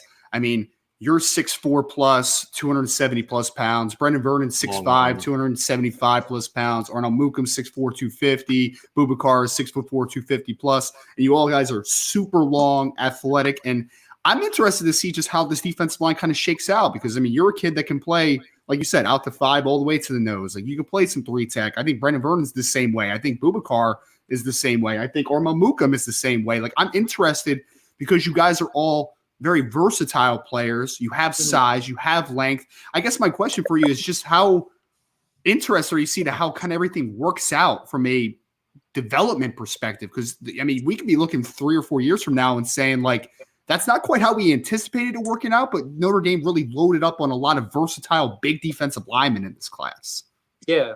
No, I mean, like you said, like a couple years, even I'm like, me personally, I'm very interested just to see myself in June after I'm going under the program of Matt Ballas, obviously Coach Ballas, and bodies change and everything. So I wouldn't be surprised if we all ended up playing like the same position, rotating in and out kind of thing, or all of us become D tackles and we rotate between nose and 3-tech and everything like that. Which would honestly be pretty scary because we're some pretty athletic interior defensive linemen if you're looking at it that way. But yeah, no, I definitely think that every single guy on our defensive line can probably play everywhere once we get there and once we start putting on weight and all that good stuff. So I'm definitely excited to see how it works out. Love it, man. And I guess my second part to that is that we're going to have Arnold Mookum on pretty soon here, who is also from Canada. And I know you guys have those similar kind of backgrounds, different parts of Canada, but you have kind of the same background in that sense. I guess maybe my question for you, as far as, your ability to get to know Arnell throughout this process, because I know I spoke to him last week or the week before, and he said that he actually had reached out to you when you had committed to Notre Dame, and he was, still looking at like other schools, and he ended up committing to Stanford. So can you talk to me about maybe just the brotherhood that you've developed between Armel, since you guys do have similar backgrounds a little Keep bit? in mind, Armel is in the chat now. He is Yes, listening. that'd be nice. So Armel, that's my guy. I mean, he's probably, I'd say out of all the recruits, he's the one I'm closest to. We talk all the time, whether it be football or like we talk about our hair a lot, give each other hair tips, that kind of stuff.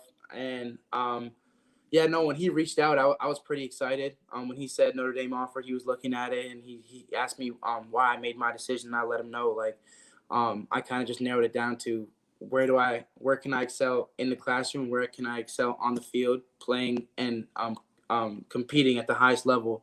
And that ended up to be Notre Dame. And in terms of the family aspect, like I mentioned before, I had a great relationship. A great relationship with Coach Golden, Coach Washington, and Coach Freeman. And I basically just said that to him, sent him a long paragraph in his DMs, explaining that to him. And then a couple of days later, he flipped. So, I mean, I guess I did my job. But also, it wasn't even like me trying to recruit him or anything like that. I was just telling him how it was, and he felt that, and I think that's why he committed. So, but other than that, like, Armel's a great dude. I'm excited to get down there with him, and he's probably going to be my roommate. So, yeah. So, I mean, guys, mentality is important in football, right? And when you talk about a defensive line, you need guys that are tough. So you got to have a defensive tackle and a defensive end that's talking about wanting to play Dennis Rodman football. You got another defensive lineman who's a former hockey player. I think, guys, as we bring Armel in here, I think, guys, that we're at least getting that mindset, right? Like, former hockey player, a basketball player that's like, yeah, okay, you shoot. I want to play down here.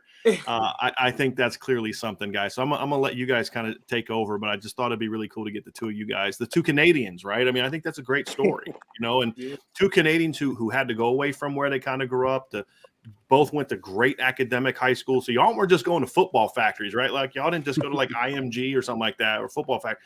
Y'all went somewhere that you're going to get a great education too, and that has led you to Notre Dame. And I just think that's a tremendous story. Yeah, no, it really is. And welcoming Armel Mukum to the set. So, Armel, I'm going to ask you a question that we just asked Devin, and I'll let Devin get out of here because we really appreciate his time, right? So I just asked Devin about his relationship with you. So I want to ask you the exact question, just opposite way. How has it been just developing the relationships with this class, with Devin specifically having a similar background, and to finally be to where you are on signing day, man? It has to be pretty crazy. Just think about it a little bit. Yes, sir. So I think I have a great relationship with Devin. He's a great dude. I remember I was talking to him when I was committed to Stanford, and I didn't even Notre Dame didn't even offer me yet. I was just talking to Devin and wishing him good luck because you want your Canadian football players to succeed. So I slid in his DMs. I was like, "Hey, good luck at the next level, man. See you at the top." But then Notre Dame offered it. I was like, "Damn, I might actually play with Devin." So then I asked him a couple of questions about Coach Freeman, how they were as a coaching staff. And, like he said, he didn't really try to recruit me. He was just putting it out on the table and just told me how it was. So, yeah, I just felt like Notre Dame was home at this point. I kept building that relationship with Devin. Armel, let me ask you, man, because obviously this is a big day for Notre Dame football. It's a massive day for you as well, obviously, the journey you've been on and everything. So just take me through your emotions today, man. How happy are you? What's everything been like just finally being here after months and months and months of recruiting? Yes, sir. So I'm really happy. I'm really excited because before today, nothing was really official. But now just to make it official, knowing that I'll be part of the roster, it's surreal.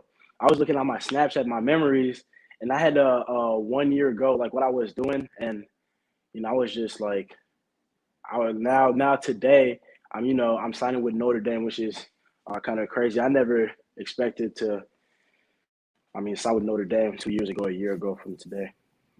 Yeah. Well, and let me ask you this next one, and I'll let Sean jump in here, Armel.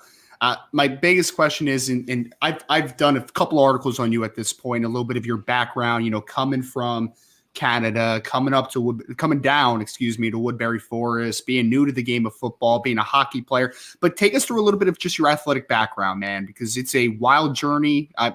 Talk a little bit about the airplane ride that got canceled too, that forced you to come up. All right. So give us just a little brief background of how you ended up here. To Woodbury? Yes. Yep. Yeah. So, I wanted to play Division I football when I first started. Because when I was playing hockey, I wanted to go to college to play hockey because academics and sports always been big for me. So I felt like sports was the best thing the best route to take in order to do so. So then I started playing football. Wanted to play Division I football, and I talked to a bunch of different coaches from here, and they were like, "Hey, if you want to get more exposure, you better just go to the U.S." I know a couple of kids that went to different prep schools, and I was like, "Yeah, maybe that's what I have to do." So I started to do research online, reached out to the D-line coach from Woodbury, and then we just started talking. Started we get to the recruiting process. And I ended up at Woodbury. And the day I was supposed to go to Woodbury, so the first day, I was supposed to go with my mom. I think was on the Friday, and our flight got canceled. Went to the airport, and we tried to check in. It wasn't working. We asked the lady at the counter, what's going on? And she was like, your flight got canceled. I was like, damn, all right. So we looked at all the different options, and there was only one flight leaving the day after, and there was only one one seat on the plane. So I was like, damn, I guess I'll have to go by myself. So then I went to Woodbury. Didn't really know Virginia. It was my first time going to Virginia, so I didn't know a lot. And they also lost two of my suitcase. So I go there, wait for an hour, lost both of my suitcases. And I was like, damn, what a great start. And then the driver from Woodbury picked me up. We went to school. And, it's at that time I really realized, the community of Woodbury, how good of people they have. Because, they gave me a bunch of, athletic clothes and towel, shampoo, because everything was in my my two other suitcase. So, yeah, that was a rough experience. Rough first time in Virginia. I think looking at your journey and decommitting from Stanford and being connected to Notre Dame and committing and signing with them today, you had the opportunity to have two great men in connections with David Shaw and now Marcus Freeman. Just talk about your relationship with both of those guys in your journey to get to Notre Dame and to have this big time day today for you and your family. And then talk about what you think you need to improve on the most as soon as you get on campus. Yes, sir. So I'd say my relationship with Coach Shaw, to be honest, I didn't really talk to Coach Shaw. I only talked to him twice. First time was when they offered me, and second time on my official visit, and the third time, I guess, when I decommitted. But I'd say I didn't really have a relationship with Coach Shaw, the head coach. I was mostly talking to the D-line coach, Coach Reynolds. But that's what I like about Notre Dame. Here, the head coach, Coach Freeman, he calls me every single week just to check up on me, not even like talking about football. And, I instantly, like after the first 2 weeks that I committed, I was like, all right, Notre Dame, I made the right decision because having the head coach, texting and be like, hey, hit me up when you're free, it's just different. Just different. I bet he has a lot of things to do. He's a real busy man, but for him to take the time to text me and, check up on me really, really meant a lot. It meant a lot to me. So I'd say I have a pretty special relationship with Coach Freeman. And I'd say the thing I need to improve when I get on campus is definitely my technique. My technique. I feel like, I'm still new to the game. I still have a lot to learn in order to become the player I want to be the player I want to become. So I say really my technique, my pad level, and just being a sponge. I'm gonna try to learn from Coach Washington because he produced Isaiah Foskey, Justin Ademilola, two great D linemen that are probably gonna get drafted. So I'm gonna just listen to him and take in everything that he tells me I need to improve on. And I love your video, man. The attitude you have coming in. You already feel like you're a different type of player and a difference maker. Where does that come from? I don't know. I guess since I've played football, I always felt like I had something different in me. Like I wasn't like the other kids. And like just for instance, like when I was in Canada, people were like, "Oh, why are you not coming to the party or whatever, whatever." And then I was doing homework, I was grinding, I was in the weight room, and I felt like I was the only one with that vision. People didn't understand, but as long as I understood my mission and my goal, it was good. So I say that's where it came from. Fantastic. Love it, Armel. Again, man, we really appreciate you taking some time because for people that don't know, Armel after this is going to a workout, right? So his day is busy, Yes, man. His day is busy.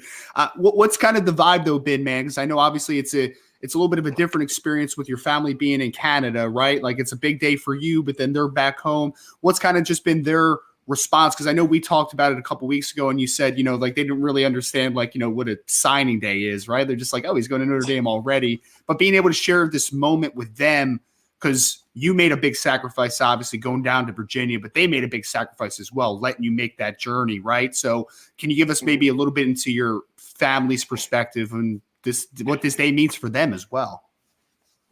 Oh yes, I still had to explain to them what it was as of this morning, but they're pretty excited.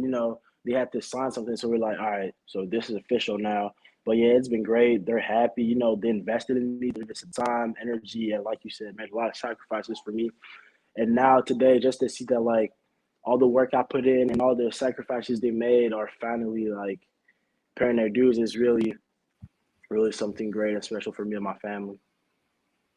And I know, Armel, with everything that's going on your end, so you're not going to be an early enrollee. You've got a few months left of high school and do all that good stuff. So what does the next few months look like for a kid that is finishing out the high school before you finally get on campus there in the summer?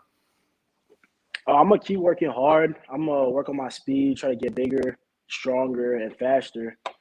As of right now, I'm doing track, so I'm really trying to, like I told you, try to break the school record for shot put, which is 59. Yeah, so I'm gonna definitely go for that. I'm also do the 55 meter just to work on my twitch. That first 4 steps, they gotta be explosive when you're on the D line, which is probably gonna help me.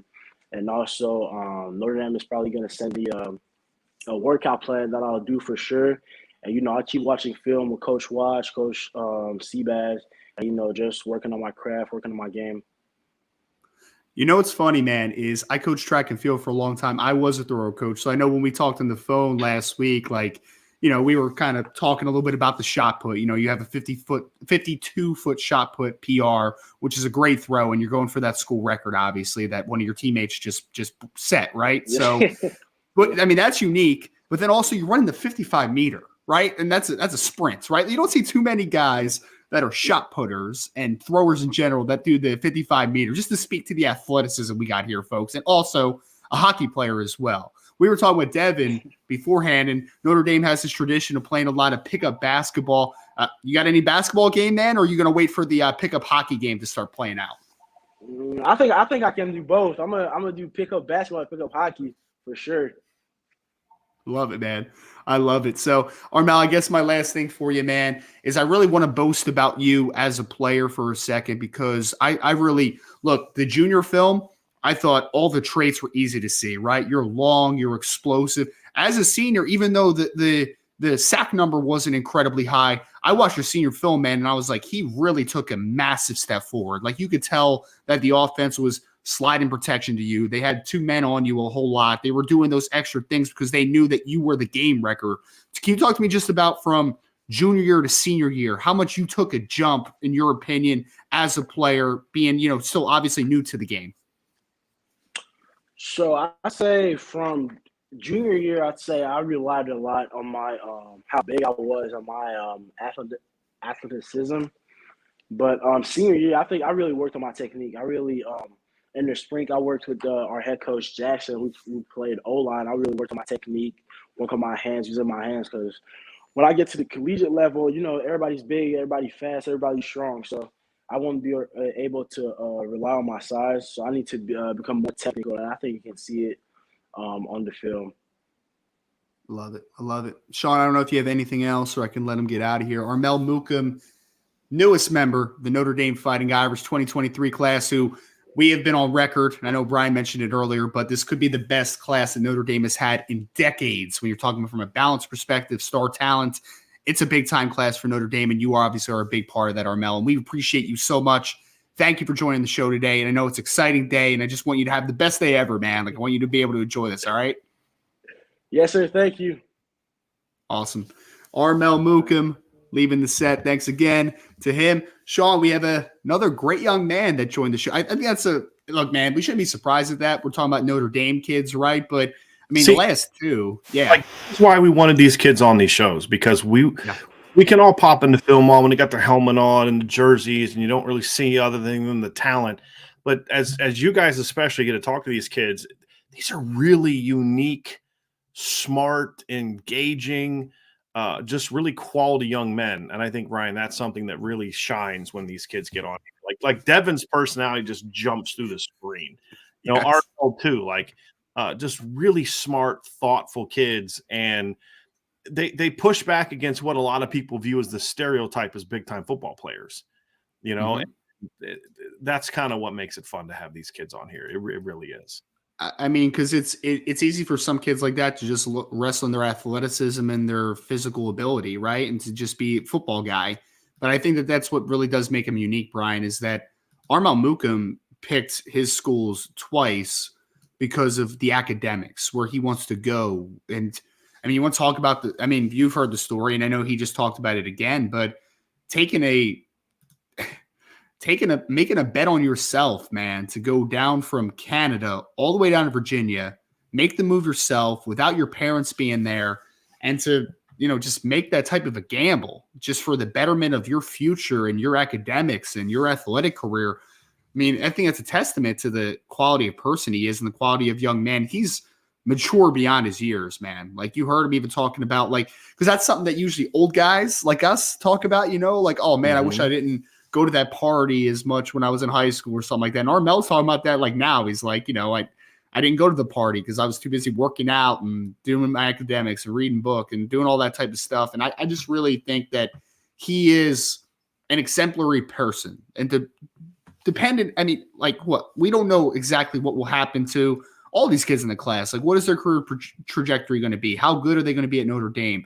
Is Armel Mukum going to be a star player, or is he just going to be a depth player? We don't know, right? And especially with the transfer portal era. But all I know is that Notre Dame got a high-level athlete, a really high ceiling with Armel Mukum, but they also got a great kid, right? Can we talk about that enough, that they got an incredible young man? Yeah.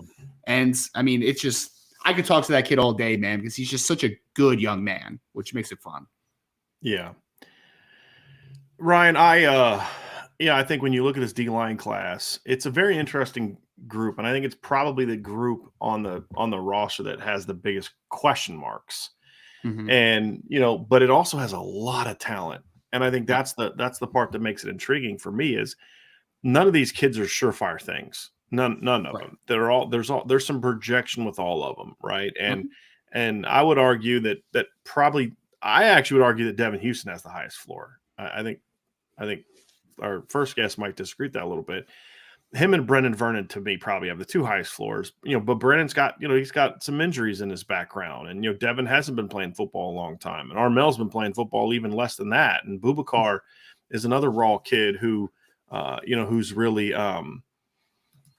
missed a chunk of this year and wasn't there in the playoffs and things like that. So that is the one group where there's some projection there, right? And that's going to be a key is Marcus Freeman, and it needs to make sure that whoever's coaching that defensive line is a really good developer. And so Al Washington's certainly going to be put to the test, because I think you've got now two classes in a row, Ryan, where you have signed some really, really toolsy kids that are going to play in the D-line. Last year you had Aiden Gobira, Tyson Ford. Now you've got Josh Burnham to that conversation.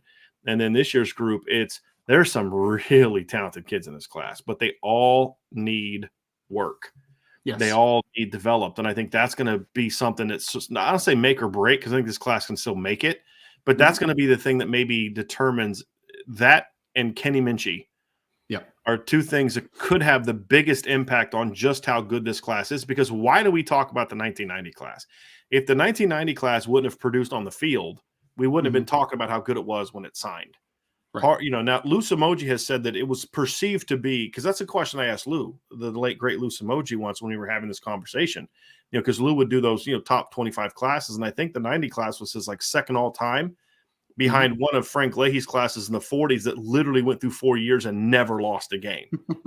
Right. So the greatness was based off what these guys did in college. So I asked Lou, I said, was this class perceived to be that good when it signed? And he's like, oh yeah, it was just filled with Parade All-Americans. At the time, Parade All-American, that was that. If you were a Parade All-American, you were a 5-star, top 50 kind of recruit, and they were just filled with those kind of guys. And the old heads will remember that. But it was perceived at the time. But the reason that we're still talking about it 32 years later, right, is why. It's because it produced, and it was a part of some really good football teams. And that's going to be the key here. But this D-line is going to have to really be developed, because there's a lot of talent there. We talked yesterday, right? How, Boubacar could be that guy that ends up being like a star, you know? But he's got to develop. And that's the thing. It's going to put a lot of pressure on developments, right? It is, because when you look at it, Brian, I mean, when you add in this class, the 4-man class that Notre Dame has on the defensive line, with the Aiden Gabiras from last year, the Tyson Fords, the Joshua Burnhams, I mean, Notre Dame's going to have an all-bus team, right? They're going to look the part. They're going to walk off the bus and be like, there's 7 of them, right? They just all look the same, super long, athletic, and play multiple spots. But there are some variants to how good they can be, right? Like a Boubacar Traore can be a star at the college level, or he can be a good player, right? Or he could be a guy that never cracks the rotation. Exactly. I mean, Armel Mukum's the perfect ceiling floor guy, right? Because he might never see a snap at Notre Dame, or he could be a really good football player at Notre Dame. He could be Adi Ogundiji. Right. Exactly. Right. Exactly. And that's the variance. And that's why you need to hope that Al Washington is able to develop this group, because I know that some people are looking at it, and we had Tom Lemming on, and I do disagree with him a little bit in that sense as well, right? It's you're not getting more of the sure things with Keon Keeley. There's no doubt about that, right? He is a 5-star legit dude the minute he steps foot on campus. We know that. You can still turn Boubacar Armel Mukum, those types of guys, Joshua Burnham, into stars, I believe, with the talent level. But there is a variance, right? And that puts pressure on your coaching and your development, the strength staff, everyone, to get the best out of them. And if they do get the best out of them, Notre Dame's going to be just fine on the defensive line. Does it still need to get better? Of course. It always needs to get better. But I think that for me, you have a lot of high ceiling, lower floor guys, and it could turn out great. But the minute that you load up on those same types of players, you are putting pressure on your staff. You are, right? Like, they need to develop now. Comparative to if you have a class that has a Keon Keeley and then those types, you can still settle and say, like, hey, but, I still have Keon to lean on, right? Even if I'm not the best developer in the world, we know Keon is still a dude potentially for us. So if there's a gamble, there's definitely some pressure put on developments. But if Al Washington could be that guy or, in moving forward, then he's got a lot of tools to work with. There's no doubt about that. Right. So Ryan, let's I think as we're going to have some other guests coming up here soon and kind of see how everything plays out today. It's going to be a very interesting day, man. Very interesting day. But when we look at this defensive class, I think it's fair to say, and we'll dive into it a little bit more today, it is fair to say that if you could have a critique of this class, it would be that. It would be that you don't have the same type of impact player that has a little higher floor. Like at receiver, you've got a Jaden Greathouse, Braylon James. So those guys have a little higher floors than the kids that we're talking about, right? And running back Jeremiah Love clearly has a high floor, high ceiling guy. Kenny Minchie, high floor, high ceiling guy. Tight end Cooper Flanagan, very high floor guy. Offensive line Charles Jagusah, Sullivan Absher. Linebacker Drake Bowen, Jaden Osbury. Corner, Christian Gray. Safety, Don Schuler is a very high floor kid, that kind of thing. If they're able to get Peyton Bowen, again, that has not been announced or decided yet, as far as I know. But even without him, you've got a Don Schuler, who's a high floor guy that's got a lot of ability. You've got Ben Schuler.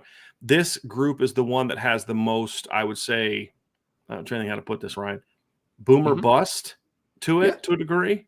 Yeah. And I think that's why I go back to circling back to what I said at the beginning of this conversation was that's why this group could have a big say on just how good this class is going to be. Yeah. The thing that could separate it from being a really good class that played a very key role in a championship or being the class that is the reason, the driver, the foundation of a championship class in a lot of ways it's going to be that. It's going to be that defensive line class. Well, I think that's very easy to state too, Brian. Like, I agree with you 100% because, I don't think there's a high level of risk with like the wide receivers, for instance, right? You're going to have a couple guys that I think are going to play extremely well. Kenny Minchie's a quarterback that I think has a extremely high floor. I think Jeremiah Love has a pretty good floor for his potential. I think the offensive line group has guys that have nice floors. The secondary, I think, will be one of the best in the nation, even with or without Peyton Bowen, but obviously much better with Peyton Bowen. The linebacker group, the defensive line, I think people don't talk about it enough, and I'm glad you brought it up, is that the defensive line could be really stinking good, man, but it could also not be great, right? Like there is variance with that group. But you can still get excited about that because if Notre Dame does hit on 2 out of 4, you're in a good spot. If they hit 3 out of 4 or more, then you're like, oh, man, now we're heading in the right direction. Because the thing about that class is, Brendan Vernon could be 300 pounds, right? He can. David Houston could be around 300 pounds. Boubacar Traore and Armel Mukum could be the small guys, and they're already 250-plus pounds as we sit. Like, that could be a really massive, talented group if they all develop properly and they stick through all the trials and tribulations that inherently come with playing college football on a high level. So I'm excited to see it because although it's going to be a little bit of a roller coaster, most likely at times, as far as like just watching the development, I think that if they stick together and they develop properly and there's the right people in place to develop them, and this defensive line class could be the make it or break it moments for the 2023 group because there's a lot of potential. It's just the floors are what worry you a little bit from an evaluation perspective. Yeah. Ryan, what would you say the ceiling is of the, like, because here, I think the odds of all 4 hitting are if they were all top 100 kids, the odds of all 4 hitting would be, not great. Yes. But as you kind of look at it and say, okay, here is the situation of this group of four. Who I want to ask you is, who do you think of this group has the best chance to be a early impact guy? I'm gonna ask you a couple questions about this D-line class. Mm-hmm. Who do you think has a chance to be the sort of the best, or the guy that can play the quickest, in your opinion? I think it's between two guys for me, and I would say it's between Devin Houston and Brennan Vernon, because I think those two guys do have the highest floors out of the four, right? Like, I think even though, and I agree with Tom Lemming when he said this, Brennan Vernon could still be a whole lot better, and I agree with him 100%. There's no doubt, but he also brings a fantastic floor in the sense that he is going to do the dirty work, right? Like, there's sometimes where you want him to let it loose a little bit more, but Brendan Vernon is 6'5", 275 plus pounds, and he's got the physicality to be able to play inside and out. You also have a guy like a Devin Houston, who I think is the same thing. Like, physically, he's going to be ready to play. But those guys, for me, Brian, are the players that I think have the highest floors, and the guys that, when you look at the defensive line class, they're the best bets, I think, year one to play. And I think that both of them can come in and potentially compete for a role if they have it. Yep. So we talked a lot about the D line here. Let's quickly bring on someone who's going to be doing some blocking in his career. Are you ready to go, Sullivan? All right. Cool. Let's quickly bring on Sullivan Absher, and then we're going to talk to Debbie Otting. So we've talked a lot of defense here in the last couple of minutes here, Sullivan. So we need to bring in some guys that are going to be responsible for some scoring some points. So we appreciate you coming on with us, man. So yeah. What's today? I mean, it's been a wild journey, man, for you. Let's just talk about kind of what today is like. What it means for you. Oh, I mean, today was just a formality, really, because I mean, from what was it, May 13th? I mean, it's been settled for me, but just to finally sign and get it out of the way, and having all these other guys sign and finally, make it official. It's a really good feeling, just to have it all settled and done. So I want to kind of go back a little bit, Sullivan, because it was wild kind of as an outsider following your recruitment. There was a lot of talk about it was going to be Clemson, and Clemson was going to go. And then you made a visit to Notre Dame in April, I believe. And that started to kind of change things pretty quickly for you. What was it about sort of that lead up to that visit that just kind of solidified, like, yep, this is what I'm leaving the Carolinas. I'm leaving the beautiful, East Coast, and I'm going to go to Indiana, right? Well, yeah. I mean, the biggest thing is, like, my parents raised me to not, stay home my entire life. They wanted me to go and do what I wanted to do. And really the moment that did it for me is me and my mom are sitting in the, I think we were staying in the Ivy Court Inn, which is right across from the Goog, like across the road there. And the sun was going down. This was right after we had, I think we had just finished eating dinner, and the sun was setting, and we had a perfect view of the Golden Dome from my room. In that moment, it just kind of hit me in my heart. I was like, I just don't know if there's anywhere else that I need to be. Like, this place is special. I need to be here. So yeah, that was the moment that really did it for me. And I mean, Clemson, I'm not knocking them, but it was almost just too much like home in a way, I guess you could say. But yeah, that was the moment that did it for me. Sullivan, I think it's a unique thing, Ryan. I just want to ask him this real quick, because we're going to have Debbie Otting, the mother of Joe Otting, on this class. And it's such a unique class because Joe is from Kansas. Mm-hmm. Charles Jagosal's from Illinois. You and Sam are from North Carolina. And then you got Christopher Tarrick, who's from Illinois. So it's like you got this kid out in Topeka, Kansas. Yeah. These two kids from Illinois, these two kids from North Carolina, all over the country, going to come together and have to form one cohesive group. What's that relationship been like as you guys, because you and Sam obviously had met and you've done some trips together, but like, what has it been like kind of getting to know Joe and Charles and obviously Christopher Tarrick kind of jumping on late? What's it been like you guys kind of becoming that, working on that bond? Yeah, I mean, it's been seamless, because for the Clemson game, this was before Christopher had committed. It was the four of us there, me, Joe, Sam, and Charles. And I mean, because we had already like we have several group chats, and we play Xbox tonight or Xbox at night several times a week. So I mean, it's really just getting to meet him in person. And I mean, I still haven't met Christopher in person, but me and him Snapchat and keep up with each other on Instagram all the time. But I mean, there's not going to be any problems. We're already starting to form this family bond that we already have. And I just can't wait to see it like at Notre Dame when we finally get there and start practicing and start living together and all that stuff. Sullivan, can you talk a little bit about the importance of Harry Heastand in this whole thing, right? Because I know that consistently, no matter which offensive line recruit that you talk about in the 2023 class for Notre Dame, that's like the first name out of their mouth, just able to sit down, watch film, joke with them. Like, what's his impact been on you? Oh man, I mean, he's just so like real with you. Because when I think this wasn't the April visit, I think it was the one before, maybe January. So this was right after he got hired, I guess. But he had a cut up of my film, and I mean, he was grading it and he was doing all this stuff like I was already playing for him. I was like, dang, he's being kind of tough on me. but that's when I knew like there's no bells and whistles. I mean, this guy's the best in the business at what he does. I mean, he's got countless all pros and pro bowlers and in the NFL, and I was like, I think it'd be a smart decision for me to come and play for this guy. But yeah, I mean, like I said, he'll be straightforward with you, but I mean, he's also just like almost like a grumpy uncle, but in a good way.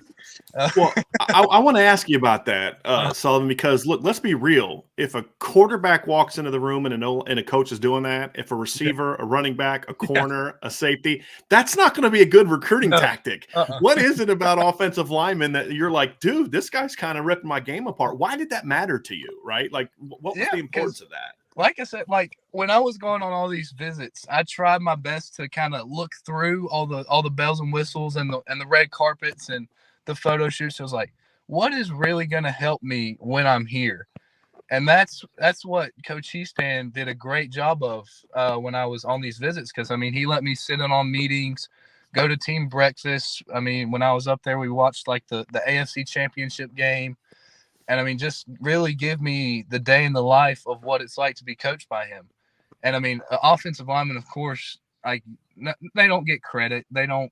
So I guess it's just kind of us being used to, I guess, the grittiness and the tough life in the trenches that like I don't need a coach to blow hot air at me, just tell me how it is. Tell me how I can get better, how I can help the program. So that's really what Coach Heastand does is whether you like it or not, he'll tell you what's going down. Last thing, Sullivan, we'll let you go. Here's the thing for me. Like one of the challenges for me as an evaluator of your film is I never saw you pass block. Yeah. Like how do you like what is the kind of the plan that you guys have had? I mean, I know you have, right? I'm being somewhat hyperbolic, but not a lot coming from sort of an option offense. Obviously, that's going to be the biggest transition for you, I would assume. Like, what has the conversations been like for you guys as far as like what is the plan to get that? I mean, it's muscle memory, man. Like you know how to come off and fire off and hit somebody, right? But it's a passive movement. Pass blocking is somewhat of a passive or aggressive thing. What's the plan for that? And I mean, I will say like at camps and I've got a trainer on the side who I work with, 3, 4, 5 times a month sometimes, just he's just working on pass setting and different stances and steps and all that. But this past week, me and Sam played in the Shrine Bowl, and because of course we aren't going to run a triple option in an all-star game. So I mean, I handled it pretty well. I mean, I blocked was up against a South Carolina commit and a Georgia Tech commit the whole game and handled it pretty well. I mean, I didn't allow a sack. I mean, we threw the ball quite a lot more than we did during the high school season for me. But the biggest thing is just sometimes I just get a little too far forward, a little too aggressive with the punch. But I mean, I know that's something I've got to work on. I'm not really worried about it right now. I'll get it down, especially once I get under Coach Heastand. I mean, it's just football at the end of the day. Just got to learn how to block again, I guess you could say, but not too worried about it. Sullivan, thank you so much for having us on or for being on with us, for joining us, not us having us on. We appreciate you joining us. And we will talk to you again here very, very soon. Yes, sir. Appreciate it, guys. Take care. See ya. Take care. See you, Sullivan. All right, Brian. I mean, Brian, we're going right into yeah. I just we got to bring Debbie Otting. Yeah. Peyton Bowen just committed to Oregon. Are you serious? Yeah.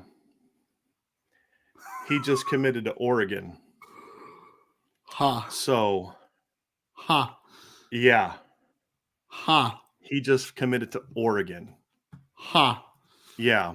So we're going to bring Debbie Otting on here. So that's what you got to follow, Mrs. Otting. So we are going to talk to you about what's going on kind of with you guys and Joe, and then we'll get into the rest of that later here. So Ryan, take it away, man, because this was obviously a big day for you guys. Yeah, Debbie, I really appreciate you coming on again. You're a past, obviously, participating in the Irish Breakdown podcast. So give us a little perspective here. I know you were super proud of Joe and everything he's accomplished and getting to this point, but the day has finally come. How's it around the Otting family right now? Oh, good morning, guys. I really appreciate you having me on. Certainly an exciting day for us. We were up bright and early, and Joe was, getting that electronic, NLI signed, and then I think he jumped back in bed and got a little extra sleep. But we're looking forward. He's going to have a ceremony today at school around 4:00, and all of his, classmates and our school community will be able to gather with us and celebrate. But we're thrilled. We just couldn't be happier. Notre Dame is absolutely the place for Joe, and we're looking forward to him. He'll be coming in the summer. Going to finish up basketball and track season, but we're super excited that today is here. Well, can we boast about Joe for a second, Debbie? Because I saw you posted the other day that he had 24 points and 11 rebounds in a victory for the high school out there. So I mean, he got that from his mama though. He right? did. Yeah, Mama was the basketball player. That's true. Yeah. That he did. Yeah, they wrapped up December 3-1, and so that final game at home, he went to work and pulled down those rebounds and put a lot of them right back in, and finished up with 24 points. And so just super excited to see what January brings. But he's finding his rhythm again on the hardwood, so that's fun to watch. I love it. I love it. And Debbie, I just asked Sullivan something similarly, and I would love to hear your perspective, because I know the coaches obviously were a big part of this recruitment from the perspective of you guys visiting and being able to sit down with Coach Heastand and do all that type of stuff. So can you talk to me a little bit about just how instrumental the coaching staff was into this recruitment, and how a guy like Coach Heastand really rubbed off on your family and made an impression? We just think the world of Coach Heastand, and every opportunity we've had to visit with him, and he was just in our home last week. I mean, we've just absolutely connected. He's the best in the business, and that's what it came down to. And Joe was, thrilled about the opportunity to get to play for him, and all of the coaches. I mean, from Coach Freeman to Coach Reeves to Coach Heastand, I mean, everything top to bottom just lined up at Notre Dame. But, Coach Heastand's been around for a long time, and he knows his stuff, and he's proven, and he's had, so many former players that have gone on to do amazing things, and he knows his stuff. And, when we were there this summer, and kind of like Sully mentioned, he sat down and broke down film with Joe, and I could sit there all day and listen to that kind of stuff. I enjoy that. And Coach Heastand, loves to talk about it. He's passionate about it. And he's just kind of like that, the dad, I mean, and the kids, all of his players just have the utmost respect for him. And I can't wait for Joe to learn under him, and just, and Coach Heastand said, can't wait to see what Joe's potential is. And I know that Harry Heastand will be the one to get the most out of him.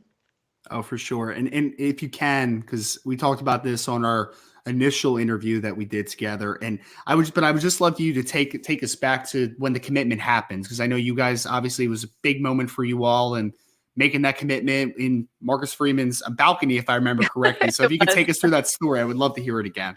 Yeah, that was a great weekend. We had gone up to South Bend. Joe had signed up for an offensive lineman camp, and he already had his offer. That had came early in May, but he went up for the O-line camp and wanted to perform well that day. And of course, he was a nervous wreck, the night before, but went off to camp and had a great morning. We spent the day as parents meeting with, Coach Reeves and Coach Freeman, and Joe was at camp, and then we got together and had supper again that evening. And all of the coaches had kind of shared, to let them know if there was anything else that we needed answered, or what else could Notre Dame, share as far as, helping Joe make his decision. There wasn't any pressure to commit that weekend, but we knew this was Joe's dream. We knew that he was, probably not going to turn this down, but, we got together that night at the hotel after we got back and sat down with Joe and discussed it, because we knew we had a meeting with Coach Freeman that next morning, and we wanted to, just kind of get our game plan together and make sure that this was what Joe wanted. And we got his older brother on the phone, and, all of us, they're together as a family on speakerphone, and we're visiting. And, our son told Joe, he said, you've always wanted to be the best offensive lineman you can be, and this is a chance to be coached by the best at the best university. He said, you've worked for it, you've earned it, and you belong at Notre Dame. And, we couldn't have agreed more. And Joe, he knew we didn't want to keep Notre Dame waiting. We knew this was it. There was no reason to wait around, play any games. He did have 2 other official visits scheduled that month, and I know he kind of felt bad about having to cancel them, but when you know. And so that next morning when we were scheduled to meet with Coach Freeman, Joe wanted to be able to tell him in person, and that was the opportunity while we were there, while we were in South Bend. And so he, it was the perfect setting out there on his balcony that Sunday morning, and to get the chance to tell Coach Freeman, he grew up wearing the blue and gold at Hayden, and he wanted to continue wearing the blue and gold and play for the Fighting Irish. And so, that was a big day and a big relief for Joe. Well, and Debbie, we had Don Schuler on earlier, who of course is the father of Adon Schuler. And we've talked, I know we talked about this too. And I talked to Don obviously about this earlier in the show, about just the feeling you get when you're in South Bend. I know it's kind of hard to describe, but if you can do your best just to kind of like when you're there, because I know you were there a long time ago, and then you got back recently, obviously on a couple trips with Joe, but what's it just like to be there, the atmosphere, just I guess the overall feeling of being in South Bend, Indiana? There's no place like the University of Notre Dame. And, as I shared with you, we had been there a long time ago, back in 2003, before Joe was even born. And so, it doesn't matter what season it is, whether it's, summer, fall, winter, spring, but especially during football season. But it's such a special place. And, just being on that campus and just the history and the tradition. And so, I remember when we were there in 2003 thinking, do these kids know how lucky they are? Do they, how lucky they are to be able to get to attend the University of Notre Dame? Never in my wildest dreams did I think I would have a child that was going to be that lucky and that's going to be, on that campus next summer. And so it is a special place, and we've been all over and been to a lot of universities, but Notre Dame is definitely where Joe belongs. And I know it took us a couple minutes to get you on here because of scheduling and then some crazy news that's obviously in between, but I want to make this news to me. Yeah. I want to make this about Joe because I am, as we've talked in the past, I'm such a fan of the upside that he has as a football player and as a young man, obviously at Notre Dame. Can you take us through maybe just this? I know we talked about the moment for you and your family a little bit, but what the rest of the day looks like. I know you said you guys, the ceremony at home at 4, but what are you guys going to kind of do together for the rest of the day and celebrate this great moment, obviously? Yeah. The high school's out of school for Christmas break. And so we, of course, wanted to still have the ceremony today. And we're waiting a little bit later in the day because Joe's older siblings, who have been huge role models for him that he's looked up to, they're working. And so we want to wait till they get done at 4 and can join us and be there. But yeah, we'll just kind of finish, getting things ready here at home. I got a couple errands to run and things to pick up. And then we'll all gather at the high school. And I really anticipate there'll be a lot of a good turnout.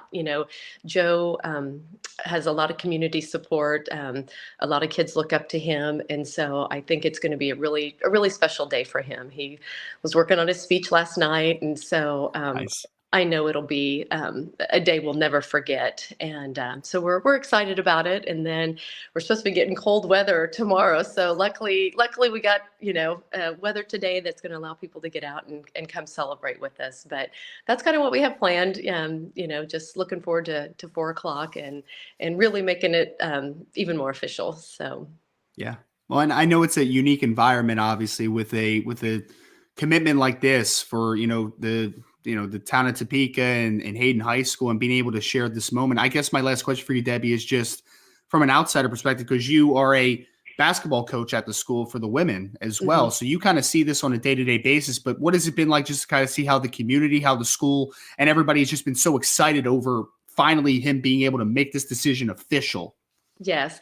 The entire, school community and the entire community of Topeka, we have just, we don't run into anybody, but that they don't congratulate us on Joe's, commitment to Notre Dame. And, people couldn't be happier for him. And, people, especially the Catholic community, have grown up loving Notre Dame.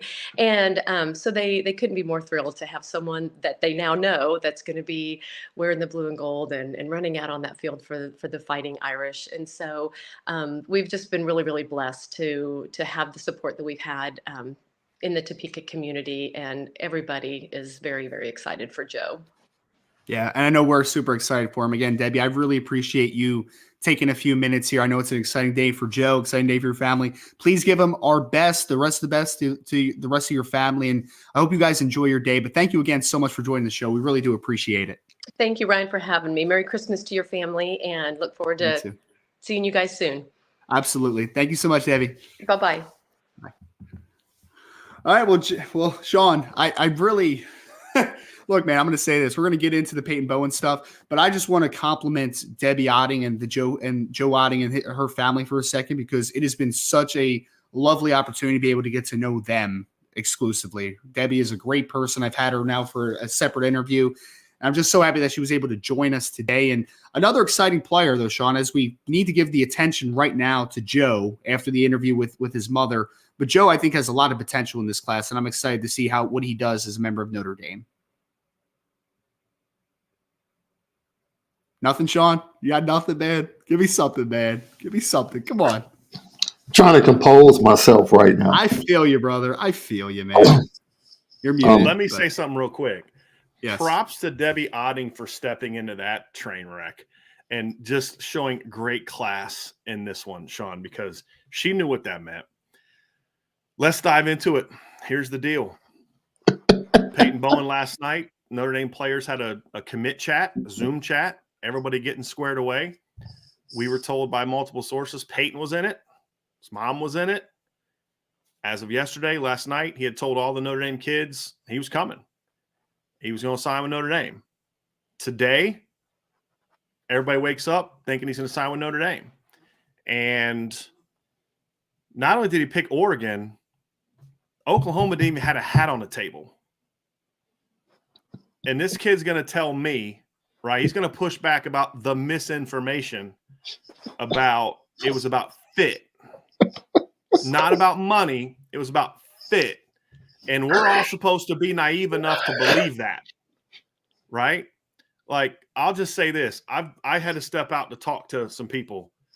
There are a lot of kids, a lot of parents, a lot of coaches that are really pissed off today because they feel they were flat out lied to.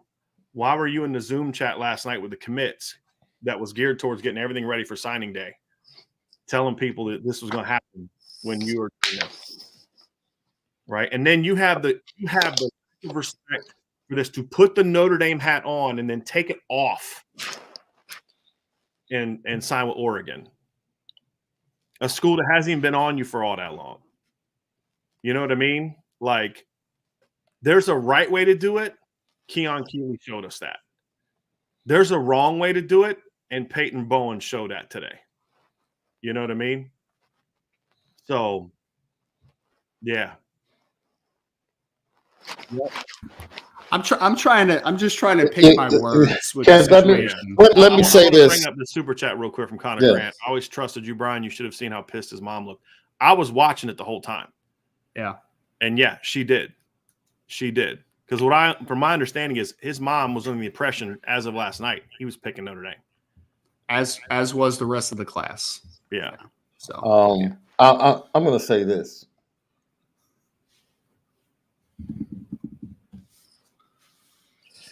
You know, we try to be fair, Ryan, and getting to know these kids and take what they say and what their families say at face value. I'm about to do a little something that might be a little bit left, of what we're here for today. But the attack that was put on a certain person that's on this screen last week about their credibility and what they reported and the inaccuracy of it and the lack of courage of that individual to stand on what was obviously the truth at the time and to come back and to take the young men that were supposedly his brothers through this emotional BS in the last 12 hours.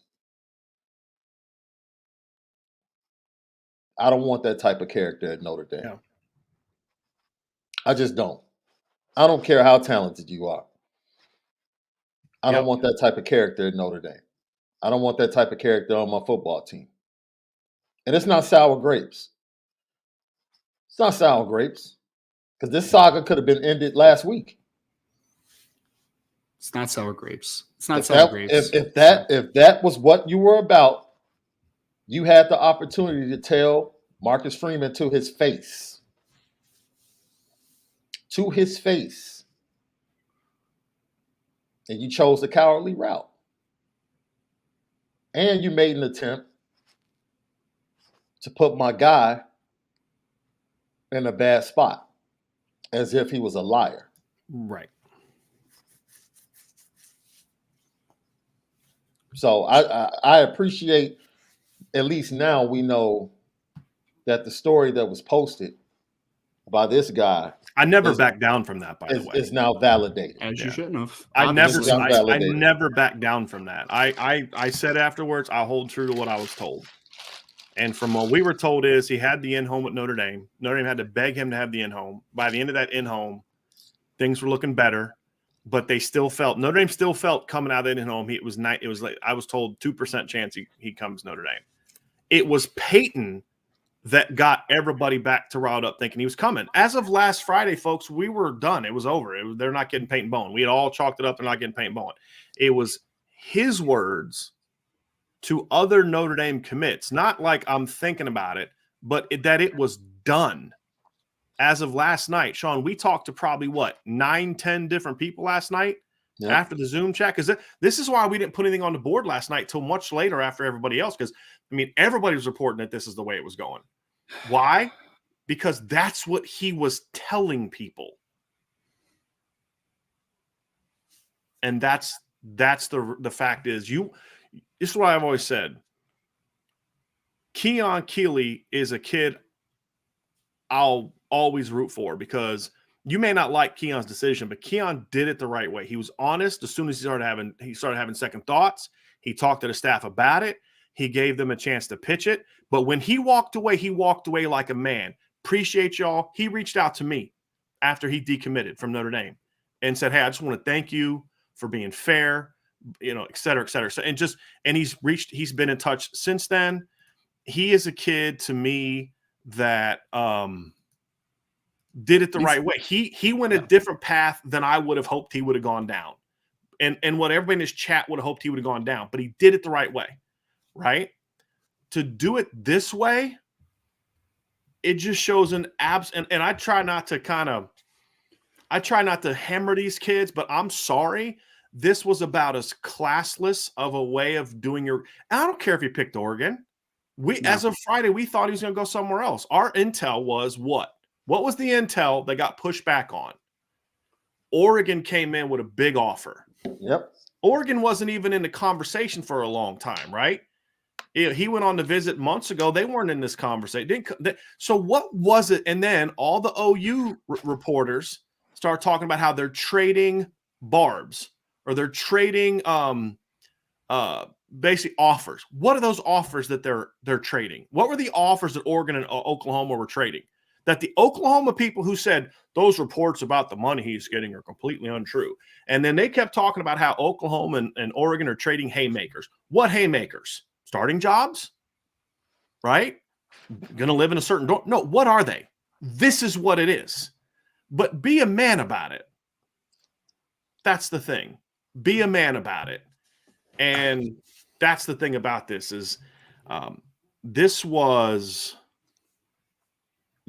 again, I don't care about the choice, fellas. I care about the fact that he flat out looked other kids in the eyes and told them something that just for no reason. wasn't He didn't true. have to. Look, He didn't have to. can I say this real quick too? Because I mean, I am like, as far as not passing judgment on people and such, like I don't do that, right? Like I don't call kids names and do all that type of stuff. I'm not that dude. I'll say this, man. This move, how he did it, everything, it's a fraud. He's a fraud. It is what it is, man. I don't care if people push back and call me whatever for saying that either. Kid's a fraud. He's a fraud. You look your coaches in the eyes, like Sean said on the home visit. You looked at we know that they had a Zoom meeting last night, and Peyton was in that Zoom meeting. Afterwards, we checked in with players to see how everything went, and they said, oh, yeah, he's in. He's fully in. Feel great about it, right? And then you come in today, and you have the opportunity to put everything to bed and do all that type of stuff, and you played the game, man. He played the game, and it was a fraudulent move on his part. So is what it is. I'm sorry that it had to be like this. I'm sorry that it ended up like this, and I'm more sorry for every Notre Dame commit that should be spending the day celebrating this and now has to deal with this BS. That is what I am most sad about, because could have went a completely different way, man. Last week, you could have done this, sir. Last night, you could have done this. Instead of the day that means so much to all these kids and all these parents and all these people that have helped these kids get to this point, now we have to spend time talking about this BS. That's what we're at. And it's so disrespectful, man. It's fraud. I don't care. It's a fraud move. He's a fraud for it. Whatever. I feel bad for these commits, man. Yeah. So bad. So bad. I feel bad They for were these lied commits. to, guys. I mean, can we be – look, I don't know if I'm going to say fraud, whatever the case may be. But Sean, he lied. You're going to tell me he changed his mind in the last 5 hours? Maybe. No, I don't. So the Oregon offer changed probably. Yeah. But look, once again, this is just validation. The Irish breakdown message board, you need to be on it. Intel is top notch, best in the biz. And Peyton Bourne just validated probably the biggest piece of information that was posted last week on the message board. Yep. You can't tell me about it's about relationships and you pick Oregon today. You can't tell me it's about relationships. You can't tell me it's about the coaches. You can't tell me it's about the other commits in the class. You don't know those guys. You don't. Oregon just came in super late. You don't know the kids like you know the Oklahoma kids, obviously like the Notre Dame commits. You don't know them, man. You don't know them. You can't tell me this is about relationships right now and the best fit for you. We know what this was about. And it's so unfortunate that we have to spend so much time talking about this because someone said in the chat, 24 other great kids who most of them have spent time today talking with us about their commitment, now have to deal with this. That's all they're going to hear instead of enjoying their moment. And I feel so bad for that, man. I really do. I just had a dad like, hey, can you call me? And he was like, hey, I'm getting ready to go to my kid's ceremony, but I want to talk about what just happened. And they were floored because, again, they were told he was coming. I think some people around him were not necessarily told the truth either, but I don't want to get too much into that because I don't know that for a fact. That's my opinion. What I know for a fact, however, is that as of last night, he was telling people he was coming. So that's the corny part. Right. That's the corny part. Like, just because the day after all of the hubbub about, I just dated myself with that. That sounded like something my grandfather would say, hubbub. But after everything was talked about concerning this news that broke about him last week, like all I heard was, well, he came out and said this. And when he came out and said it on social media, we knew it was BS then. Right. We knew it was BS then. Yeah. He's a spin doctor. He just didn't want to look bad in the situation. That's what it comes down to. He didn't want to look bad. Are you saying like he didn't want to look kids in the face and say that he wasn't coming? So you think this is kind of what he knew what he was going to do? It goes back to what I said, Brian. I don't know if you were on the show. I think you said you watched the show, and I think Malik Zaire asked me, like, Sean, like, if you were in that position, what do you think you would do? And I broke it down. I said, look, my dad would probably be very intrigued in the offer, right? I said, my mom would flat out say no. You gave that school your word. That's what you're going to do. And I said, my little brother would probably be so excited for the shoes that he would be amped. I said, but the one thing my dad would tell me is that you're going to look that coaching staff in the face and tell them the truth about your decision. Right. We're not about to coax this or PR this into something else. Yeah. If you want to leave for the money, go tell that coach that that's the reason you're leaving. Right. That's how the situation should have been handled. Right. And that's what he didn't have the courage enough to do in this situation. Yeah, that's all. And it could have been very simple.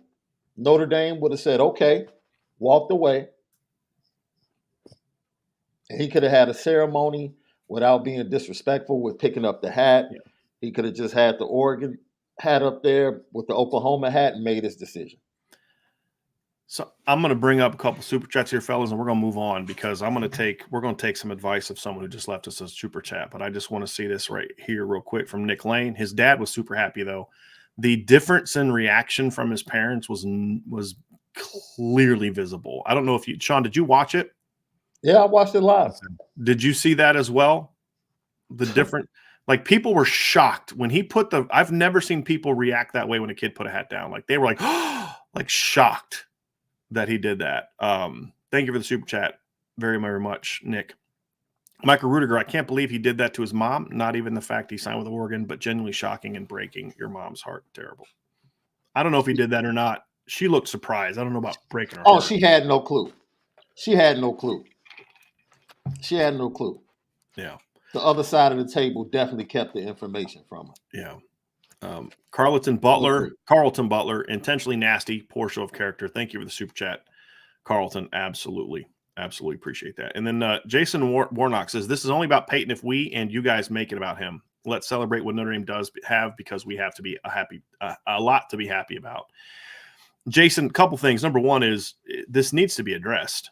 We can't ignore it, right? I mean, we have to discuss it. It's news. It's newsworthy. We're going to share our opinion. But I also, and I don't think Jason's saying not to talk about it, but I also don't want to let this to completely take over the rest of the show, because we just had a mom step on in the midst of that chaos and step up and show, just with her Irish shirt on, step up and show class.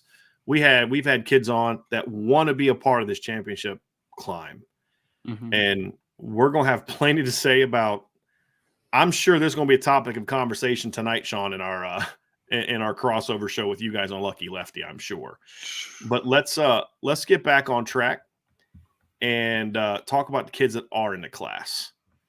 And we had Debbie Yachting on, and I got to tell you, that lady impresses me every time she comes on, because she handled a lot. She handled that with grace, but I think that I think her son continues to kind of get overlooked a little bit, Ryan, because of the rankings, and he jumped into the top 250 for a minute and then fell back out and all that kind of stuff. But you watch his senior film, he's got to be able to put on some weight. That's a bit of a question mark, but Notre Dame had him listed at 6'5" on his thing. So he's taller than 6'2", 6'3", but he is a really athletic kid. That I had him 5th or 4th on the O-line grade rankings. I'll have my grades come out later today. I had him 4th based on his current grade, but I had him pushing number 2 for the upside grade, right behind Sullivan Absher. That kid has got some talent. There's no question about it.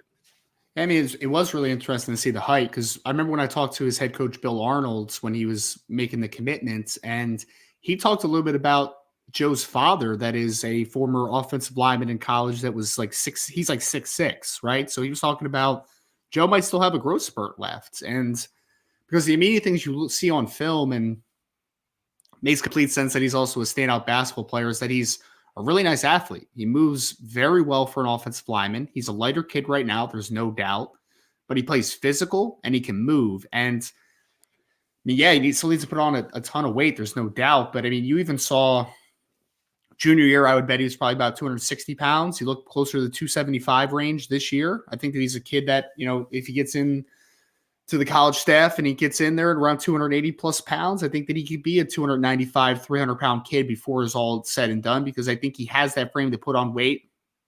But he's another one of these high upside kids, Brian, right? Like, he's a little bit of a projection. He's got a nice frame. He can definitely grow into it. There's no doubt about it. But it's, what is it going to look like a couple years from now? You need to see how the body develops. But I mean, Sean, we talk about it all the time, man. Like, there's some things that I call unteachables. You can't teach the athleticism he has. You can't teach the physicality he has. He has those qualities to him. And if he develops properly, I think that Joe Otting can be a really successful player at Notre Dame. I wouldn't be shocked if he's the center of the future for this team down the line. Yeah. No, and that's the thing too, is getting him was important too, because originally they were talking about Sam Pendleton being the center. I don't love Sam as a center. I like him more as an off the ball blocker, because he's so physical and he's really good. Like, he's that definition of that phone booth guy, that guy that you just really want to come play in tight spaces. And I was impressed with how he improved this year as well, Sam Pendleton. But I didn't love him at center, guys. Like, I think he could play it, but I think that he is better as a guard. So having a kid like Joe Otting a year after getting Ashton Craig, who also you project as a center, now says, okay, we can obviously move Sam if he's our fifth best guy and center's the only spot that's open, right? But it allows Sam to come in and immediately just kind of start working at guard, which is where I think his best spot is. So sometimes getting a kid doesn't just impact you for what he brings to the table, but also how what he brings to the table then impacts kids around him. And I think that's a big part of it as well. So, well, I think every time you have options too up front too, right, Brian? I mean, we've talked about it a ton. Like, I mean, there was a debate early on when Charles Jagusah was a junior between us that was like, is he a right tackle? Is he a guard long term? And then he has the senior year he has, and it's like, that might be your left tackle in the future, right? Like, he might not have to play right tackle. So you have a kid with flexibility there. You have Sullivan Absher, who I maintain, yeah, he can play right tackle, no doubt, but he could also be a really good guard potentially inside. Joe Otting's a kid that needs to fill out, but he could be that center. You have Sam Pendleton, who's definitely more of a guard on the next level, but even he has experience playing right tackle. And Christopher Terrick has played right tackle, although he's going to fit inside as well. So you have flexibility, and you want to talk about how a class fits. I mean, I could take that 5-star offensive line, and I could say, or 5 offensive linemen in 2023, and I could say Charles Jagusah, Sullivan Absher outside, Sam Pendleton, Christopher Terrick inside at guard, and then Joe Otting at center. It fits. But the reason that it fits so well and seamlessly and it looks great on the hoof is because you have guys that can do a couple different things. So the fit could be a little bit different potentially, but you have guys that I think can do multiple things, which if you get the best 5 on the field, you have to have guys that can fit into to multiple spots sometimes. And I think that's what you have in this class, which makes it a very interesting proposition, especially working with a guy like Harry Eastland. Yeah, no doubt. No doubt. Ryan, I got to ask you this, or Sean, I'm going to ask you this. Like, I'm doing my rankings last night, and it was kind of funny because Charles Jagusah is my number 1 player in the class. He's number 1 on offense. He was going to be number 2 overall if they landed Peyton Bowen, but he is my number 1 kid in the class now. But then, like, there's a bunch of skill, and then a kind of the O-lineman at the bottom, like Sam Pendleton, Joe Otting, and Christopher Terrick were like 3 of the 4 bottom guys, right? And I looked at it, and at first I was like, I had some BK PTSD clicking in, right? Because I'm looking at the bottom of the rankings, and I'm like, but then I started looking, I was like, man, that just speaks volumes to how good this offensive class is. Yeah. And this is exactly why this offensive class is why we tell people, let it play out, right? Because like about 9 months ago, a lot of people kind of panicking about how the defense was loading up on kids and getting all these guys, and the offense was falling behind. And he's just let it play out, right? Let's give Tommy a couple months of actually having guys that can recruit around him and see how it goes. And this offense, and they needed it, right? Like the offense especially needed the influx. Like the defense needed to have a good class, and they still had a very good defensive class. Is it as good as it could have been? Yeah, that'll be the storyline, right? What it could have been will be the storyline. But what it is still a really good class. And you know, I literally graded out every kid as a 4-star. I believe every kid on defense except for Preston Zinter is ranked as a top 250 kid by at least one service. And he was a top 250 kid at one point in time. And you know, every kid is graded out as a 4-star by at least, I think, 2 different services. So it's still a very good class. But Notre Dame needed an impactful offensive class. And they certainly got it, guys. But doing so while also loading up on a really good offensive line class is important. But here's the biggest thing for me, Sean. Harry Hiestand is still attempting to kind of change the culture of the offensive line. And with the guys that are there now, it's just about getting them to learn new habits and all that kind of stuff. But what he's doing on the recruiting trails, he's recruiting to the culture he wants.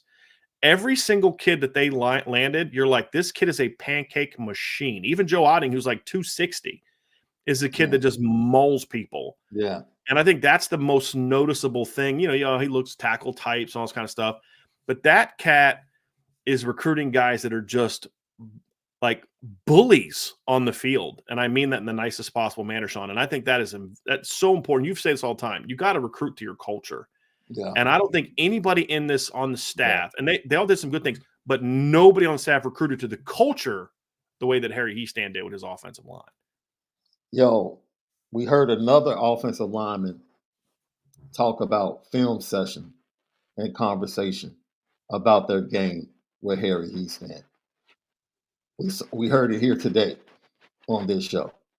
It was one of the main things that raised Notre Dame above Michigan for Charles Jagasaw. Mm-hmm. Harry Hiestand.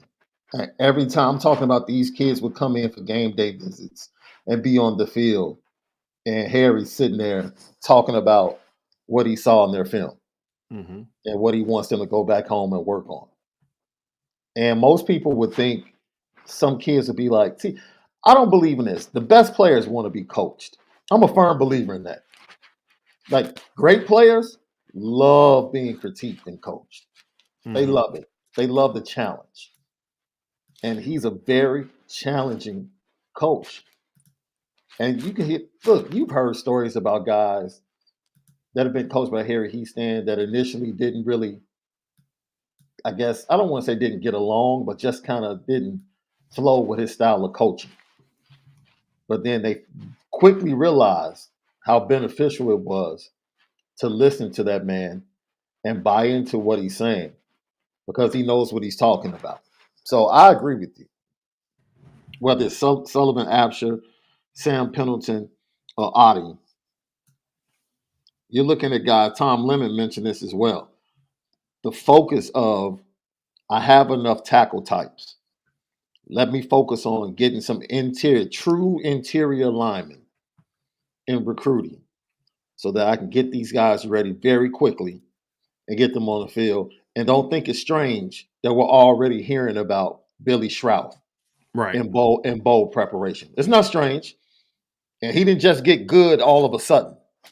Right. By the middle of the season, I guarantee in practices he started making improvements and you started to see what was to be next for him moving forward. So, look, he might not be the best recruiter out there. But Ryan, you can talk about this, both you guys, right? As coaches and guys that watch film, when you recruit to your culture, it helps in the evaluation. When you go into the tape knowing what you want to see, not just looking saying, man, let me see if this kid can play. But no, you know the traits that you're looking for, and you cut on the tape and you see those traits. It doesn't matter if you're a 5-star, 4-star, 3-star. You see the traits, you can coach it. Harry Hiestand knows what he can coach. And when he sees it, he gets it.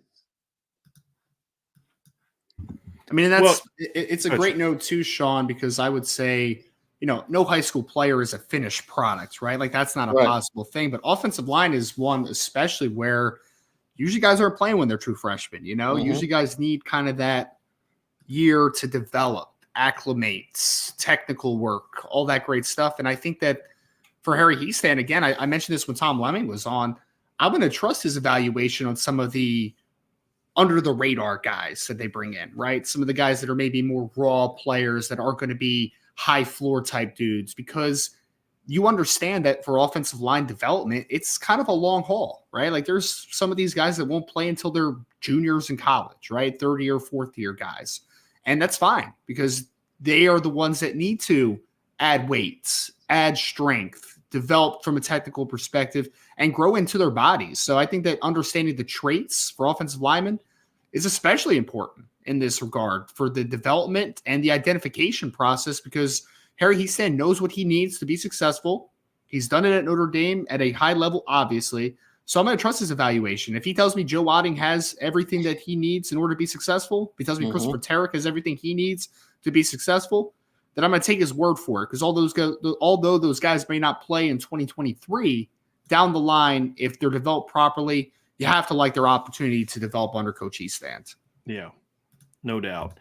I just love the story that Sullivan Absher shared. I loved because it's two things. Number one is, like he said, like there's no bells and whistles with Harry Hiestand. It's just, but it's almost kind of like, Sean, it's almost like a test. Like, look, Harry's just not some clueless old, grumpy guy that just likes criticizing high school kids on film, right?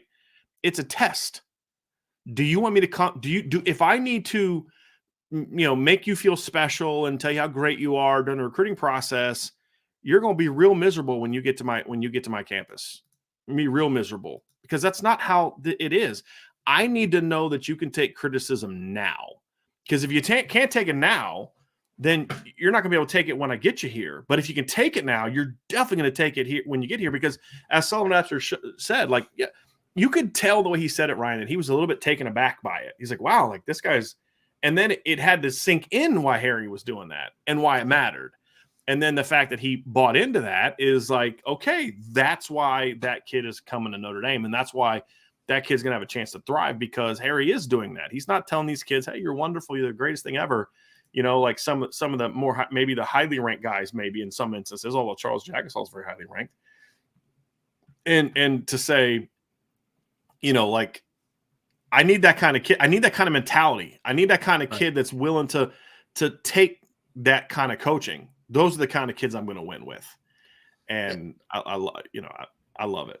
It's a fun balance too, isn't it? Because I think of like Sullivan that we just had on, but even conversations with Sam Pendleton and a couple of the other offensive linemen in the class. I know Sean's gotten to know Charles Jagasaw to a very, high degree. And they all seem to me that they all have tough skin, but in different ways, and they kind of show it differently. Like Sullivan, to me, Brian, every video I've ever seen of him, every opportunity to talk to him on the show today, he's like a very fun-loving kid, but you can tell that he wants people to be hard on him, which is a fun balance, right? Because there's some kids that don't take the coaching well. They don't take the criticism, and they take that stuff very negatively. But I think as an offensive lineman, they're an interesting breed, man, just in general, because they're a position where you don't get a lot of glory. You don't. And Sullivan talked about that. You have to just genuinely love to be coached, genuinely love to get better, genuinely love to play ball. And I think that that's consistent with what they have. So it's a really interesting balance to see guys like that who have a deep love for the game. And I think that's why you don't usually see offensive linemen flip during this process, right? Like it doesn't happen a ton because they're bought in and they just want to be better and work. And that's what you're seeing right now with guys like Sullivan Absher and Sam Pendleton and Charles Jagasaw in this group, that they're workers and they want to be coached hard. They want to be coached to the highest degree. And it seems like for most of them, it doesn't really get to them, the criticism, the hard coaching. And I think that's why they are going to be a good group at Notre Dame, because they can take that coaching and they love it. They love the game, which is just something that you can't fake, man. At the end of the day, if you don't love the game, eventually it's going to kind of die for you. And I don't think it's going to die for them. Yeah. We got to change it back to Peyton Bowen real quick. Just a little bit of news. Great.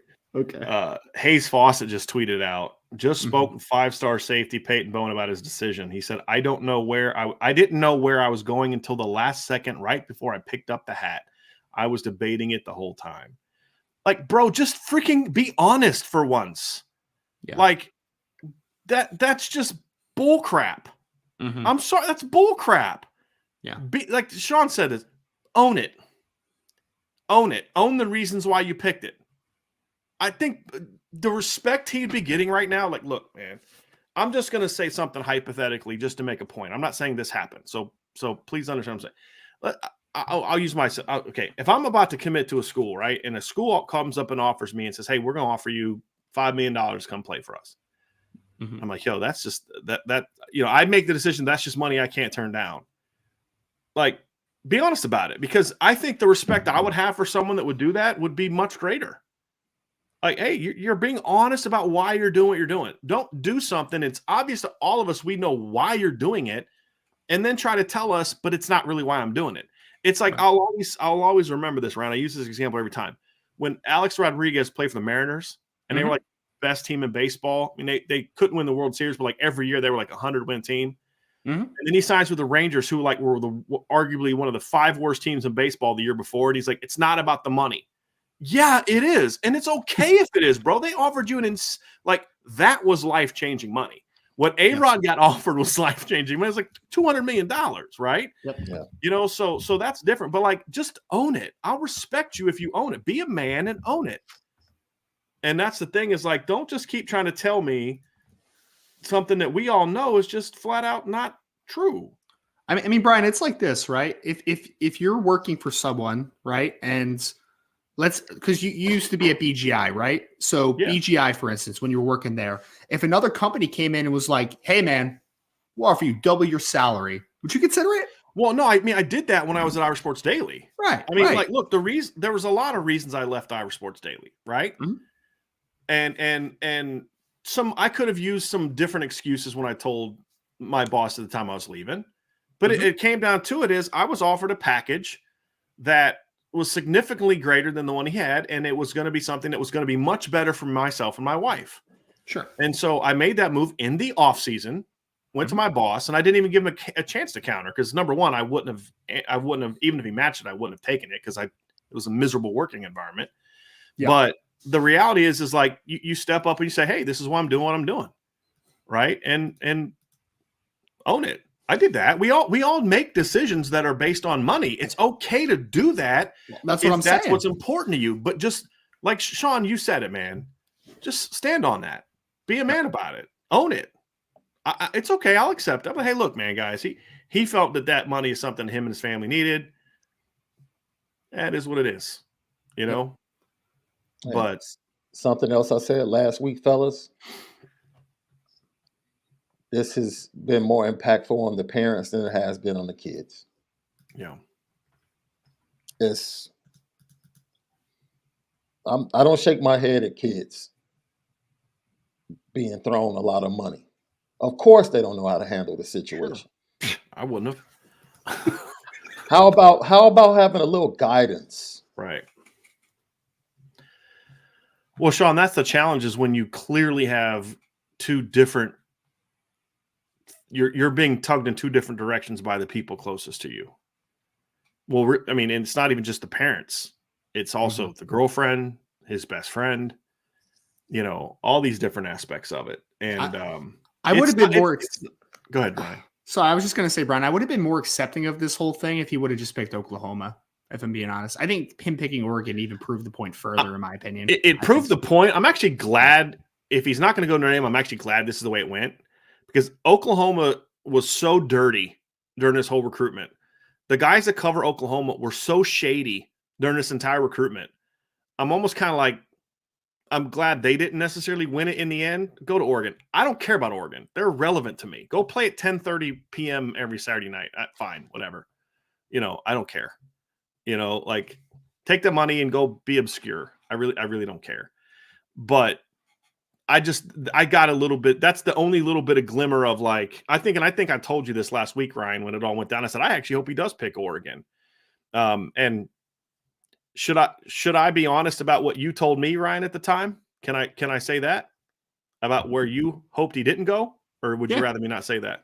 Go for it. Yeah. Sean Ryan at the time told me, he goes, I actually don't want him to pick Notre Dame, because he's like, the way that this is all going down, like, is this really the kind of mentality that you really are gonna win with? Is he gonna be bought in if he's not starting as a freshman? Is he gonna Is he gonna leave? If he has a great freshman year, is he gonna get back in the portal for another jump at the bag?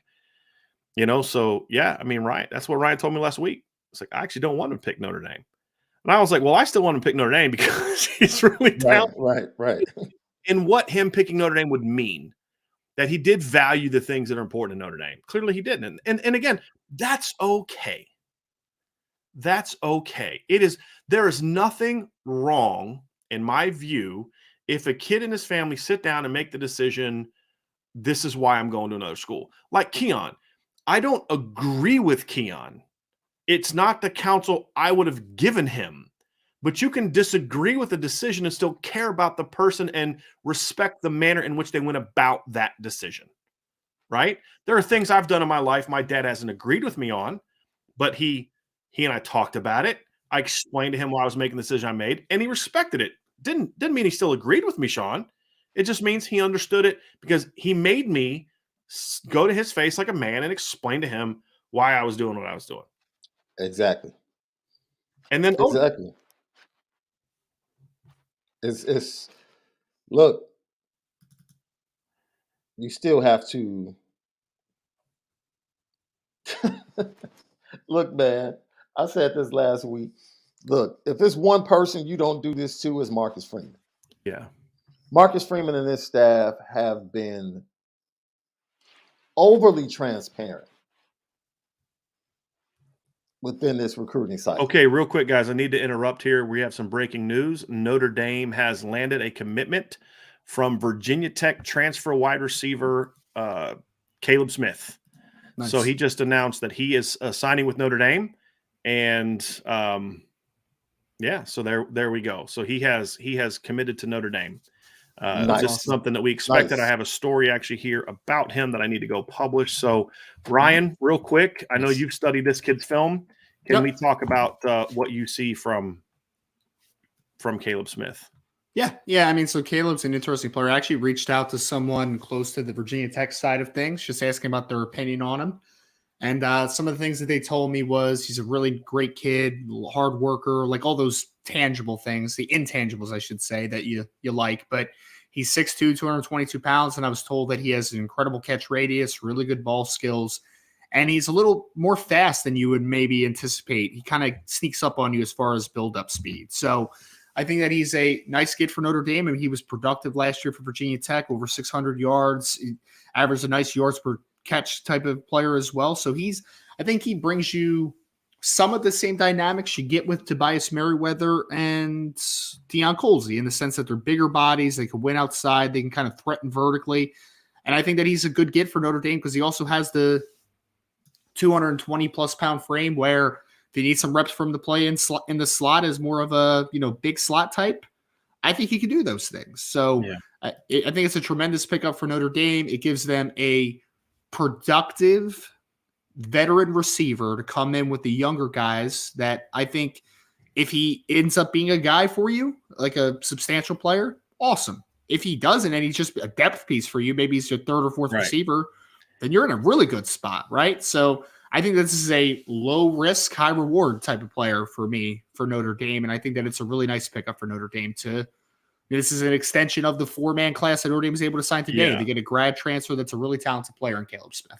Well, and here's the conversation that I had with some sources about why they were going after him, just trying to understand it. Hey, was it about a lack of confidence in some of the guys in the class? Is it about guys coming back? Is it about somebody leaving? And it was none of those things. The comment was basically like, look, we want competition, we want depth, and the one thing that this receiving class doesn't have is a lot of experience and leadership coming back. You got kids trying to still learn to play the game. This is a kid who was a team captain at Virginia Tech last year. So you're not just adding Ryan, to your point, you're not just adding a guy that is a good football player and productive and all that. And he's not super productive. He's not a guy that's like racked up like millions of yards. He's a good football player that is going to bring value to what you're trying to do. So, to me, it's one of those things, Ryan, guys, where you need that leadership aspect too. And I think that's the big thing that he brings to the table is the leadership aspect and the experience aspect. So my understanding is he was not told he was going to start. He was not told he was going to be the guy. None of those things. He's going to have to come in and compete. And if he's one of the best guys, he's going to play. If he's not, then he's going to be expected to be a leader of this group. And that's what he brings to the table. So definitely a good pickup for Notre Dame in my view, especially knowing the process of what they're looking for. Because, like, look, when they landed Ben Skoranek a couple years ago, I was like, I don't know about this. He's coming off an injury. He hadn't been, like, super productive. And Ben ended up being a pretty darn good football player for Notre Dame. And now Caleb's walking into a much different situation because he's walking into a much better depth chart than what Ben Skoranek was walking into. You know what I mean? So definitely a different deal there. So. And he's a bigger wide receiver too, Brian, who's played special teams a lot for Virginia Tech as well. So maybe he gives you some impact on that side of things from a coverage unit perspective. Like, again, this is a low risk, high reward type of signing for Notre Dame. I think it's awesome if he's a really good player. It's awesome if he's just a good to solid player. Like this wasn't a massive need from a talent perspective. This is a need from a depth perspective. You want to bring in another guy, which is great. And he's a guy that's been through the ringer. He's been a veteran. He is a captain. Like, he has all those intangibles. I know someone said so there's going to be two Caleb Smiths playing wide receiver. And someone's like, how can you differentiate? Well, one's 5'11", 170. The other one's 6'2", 222. So it's going to be pretty easy to see the difference, I think. Yes. Also want to bring up something too, Ryan, is another bit of information. And we're going to have Sam Pendleton here with us in a second. So once Sam's ready to rock and roll, we will be ready to rock and roll. Sam, I can't wait for this one. We were talking about Sam earlier, but Luke Talich has announced that he is going to play at Notre Dame. Means I believe he is going to be a walk-on still. He says committed. I got to find out from sources if that is a walk-on situation or not. But perhaps maybe he took the spot from that Bowen vacated, but the understanding was always that he was going to be a kid that was a walk-on. So, and Brian, the good news is that we may have Luke Talich on to tell us firsthand here soon, which is great. Great. So that'll be awesome. Yeah. So that's another bit of good news. Luke Talich, and Ryan, you've talked about this. Yeah. We talked about this yesterday during a mailbag. Mm-hmm. That kid, Washington State, I believe, offered, correct? Washington State, Utah have all offered him. I think Oregon State may have offered as well. He turned down an offer from the Pac-12 champs to come walk on at Notre Dame, potentially walk on at Notre Dame. And I knew it was going to happen this morning, Brian, because I've been talking to him a bunch over the last week because I knew he had. Thanks for the heads up on that, there, Chief. Well, I'm sorry, man. I'm sorry, but I knew he had a tough decision to make, and I actually saw his dad's Twitter though this morning. I didn't know he had a Twitter, and his dad had the background that was Notre Dame, like the play like a champion sign in the background. So, but the point is, this kid's a good football player. Yes, he is. That is coming to Notre Dame. I remember when you first talked to the kid about he was going to come visit and all that kind of stuff. You were like, Brian, this kid's a walk on, but this kid can play. Yeah, man. This kid's a really good football player.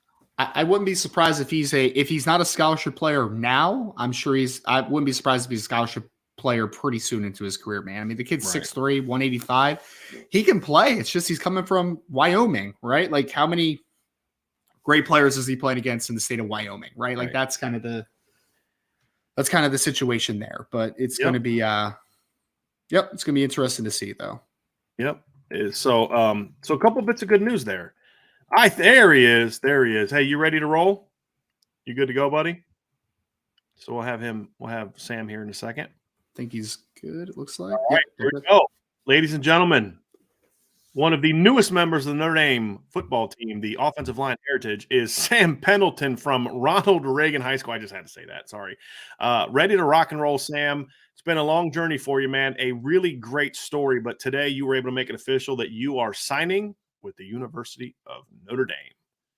Yes, sir. Well, talk to us about it, man. What was this day like for you, Sam?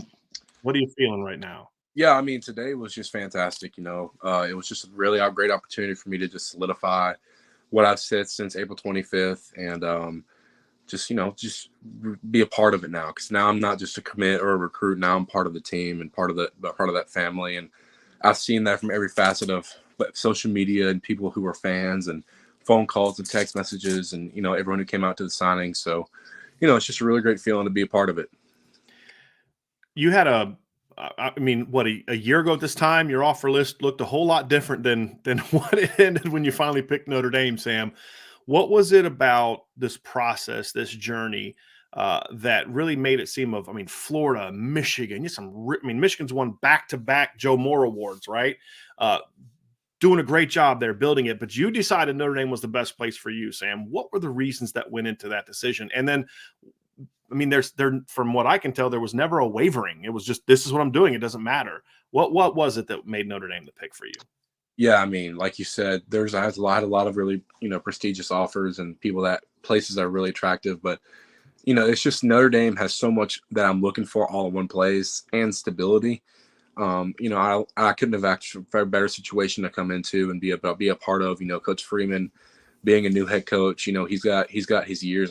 Hopefully he'll be here as long as I am, and he has a really great foundation under him, and along with that, they have that tradition I was really looking for. I wanted to go somewhere where it was so much more than just playing football on Saturdays. It was so much more than just going to class. It meant something to the normal people. Not just the athletes, not just the alumni. It meant so much to the students that are just going there for school and the teachers and everyone around you. Notre Dame is really a school that is surrounded by athletics, but also embedded in tradition. So I'm just really looking forward to put on that gold helmet and just really represent what I believe in and what the school believes in. And just to add a little bit more, like you mentioned on the Joe Moores, you know who the trophies is modeled after. That was an offensive line. That was a Notre Dame offensive line, and not many people know that, but I do, because I know the guy who knew Joe Moore. And, that's Harry Heastan. And he's a big reason I'm there. So can't wait to go be around him. Well, and Sam, could you talk a little bit more about your relationship with Coach Heastan? Because I know obviously he's been instrumental in just paving this path and cementing your place in this class and cementing the vision for the offensive line moving forward. Right. Coach Heastan is such a great person. He never changes who he is to try to recruit or try to, make someone like him or try to impress parents. He's not the guy who's going to put on a face just to be different than what he is. He's who he is all the time, 100% of the time. You can ask anyone who knows him, and I don't even know him that well. And that just shows how much of a good person and like how well and full of integrity he has. Everyone says that he is a bad recruiter. Everyone says that he struggles in that department, but I disagree. Coach Heastan knows how to recruit offensive linemen. He knows what's attractive to people that fit in Notre Dame. He's not just going to go recruit anybody. He's going to recruit someone who he thinks is going to fit what we're looking for, and what fits his vision. He shared that with me, and that's just what hooked me hook, line, sinker, because they already had the tradition, they already had the stability, and then he just told me what his plans were and what his plans are to develop me on and off the field, not just as a player. He wants to develop you into the best man.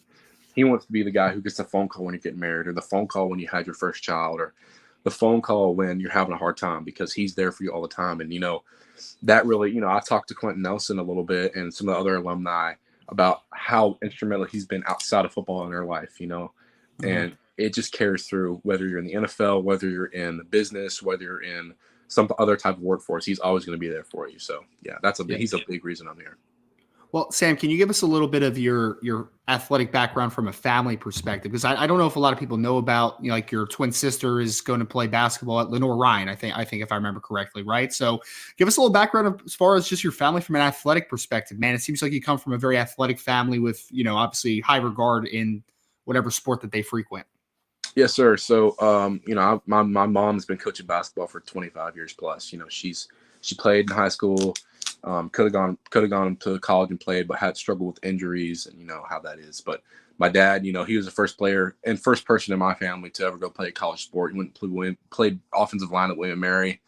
It really just influenced me, my game and my mindset from a young age. He coached me all up until middle school. So, yeah, and he's just been really supportive throughout this whole deal, because he knows how college is. He knows how hard it's going to be, and the struggles of being a student athlete at a very school with lots of rigor. Because William & Mary is a really, really prestigious university. And you spoke about my sister. I have a twin sister. She's 6'2". She's big. I don't enjoy playing basketball against her. She's not very nice to me. But no, yeah, she's averaging a 20-point double this year. She's balling out. She just signed November 8th or 9th, I believe, to go play at Lenore Ryan, and I couldn't be more proud. Her work ethic and everything she does. She gets up at 6 a.m. and goes to the gym and lifts and runs and shoots basketball until school. And I just envy her so much. So I'm blessed to be in the situation I'm in, and just can't wait to carry on that legacy.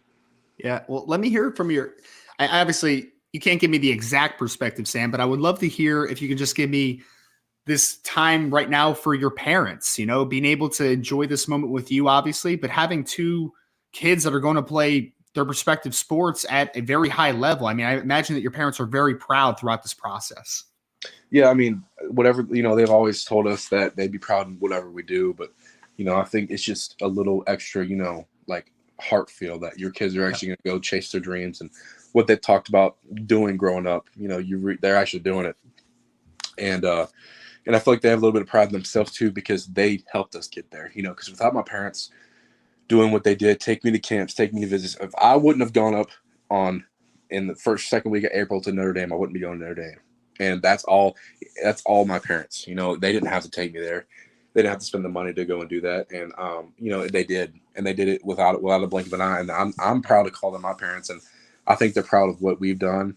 And I think they're proud of what we're going to do, especially what God's done in our life, because none of us could be here without him. So I'm super proud to be in this situation as well.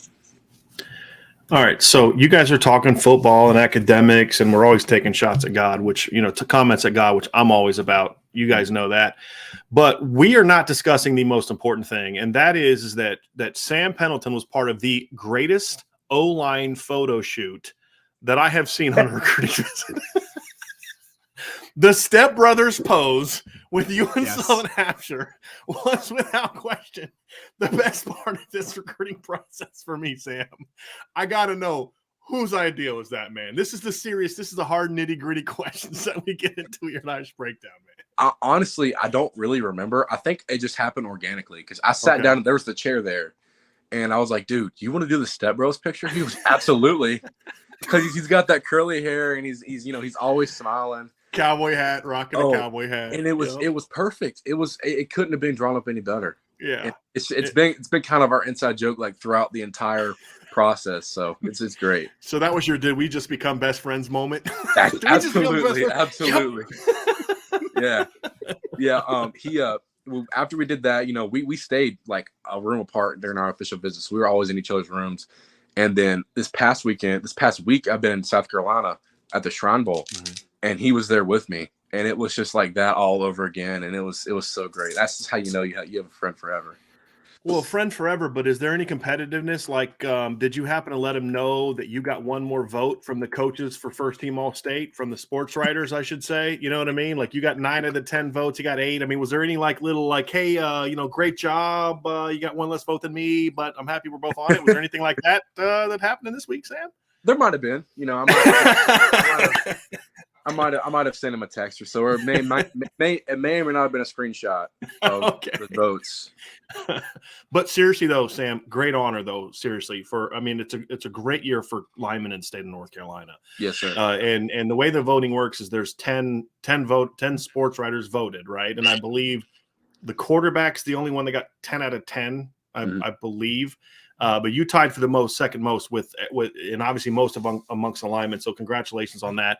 What was it like to kind of end your career with that kind of recognition? I mean, I know it's the season is about the team, but then you can take a step back in the offseason and kind of look back and be like, wow, I went from, a kid with a very limited offer list to now I'm a Notre Dame commit at the time and I'm first team All-State and I'm getting this kind of recognition. I mean, is there a sense of like it was all worth it moment for you when something like that happened, Sam?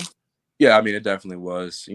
From ever since I started taking this serious, 8th grade, my mom always told me I was going to live an island life. It's not always going to be a popular decision to not go out and party or not go out and carry on instead of going to work out or going to study the playbook or, watch film. And, I'm so blessed to be in the situation where I have earned these accolades and you know, the work I've done has finally paid off. And it's just kind of like you said, it's kind of like one of those moments like, yeah, like this is great because all the work I did, all the sweat and all the running, all the sucky workouts I did got me here. And, you know, it's just something to build on. That's awesome. So we were having this discussion earlier, Sam. We'll give you a chance to kind of comment on what we had talked about. We kind of looked at like your future position. You were a tackle in high school. Mm-hmm. You know, the center versus guard conversation, right? Have you guys had that conversation with Notre Dame? Did you guys talk about that while I was away by chance? Did you guys discuss that? Okay.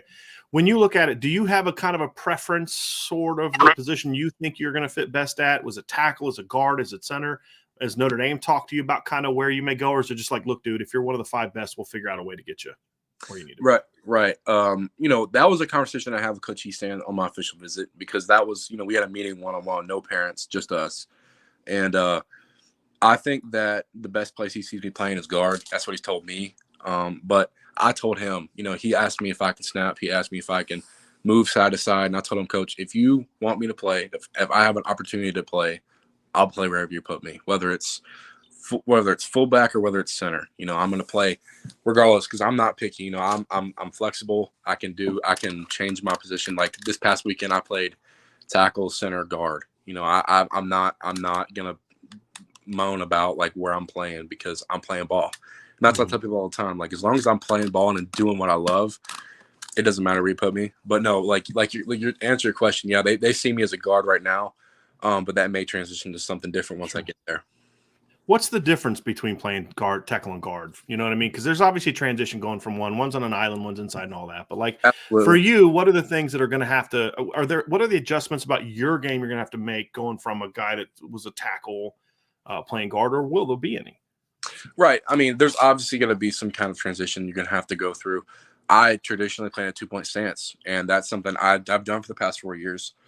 And before that, I was strictly 3, strictly interior, you know, and then got to high school and played in the 2-point my entire 4 years. So transition into that is not going to be I don't think it's going to be the hardest part. I think the mindset of blocking schemes is going to be a little difficult because, you know, at tackle, your main goal is don't get beat inside, make sure you're getting enough width in the pocket, all that. Compared to a guard, you're controlling the depth of the pocket. And pass pro, you can't get pushed back into the quarterback's face. You can't be the guy who's getting bull rushed. You know, you have to really sit on those guys instead of trying to rush them up the field. You know, in the run game, you know, we're not solo washing down. We're double teams. We're coming off from backers. You have to have your eyes up a little more, I think. And just from a scheme standpoint, you know, you really have to, and especially in pulling too. But I didn't pull a lot as up until my senior year, and that's a totally different technique that I'm not used to.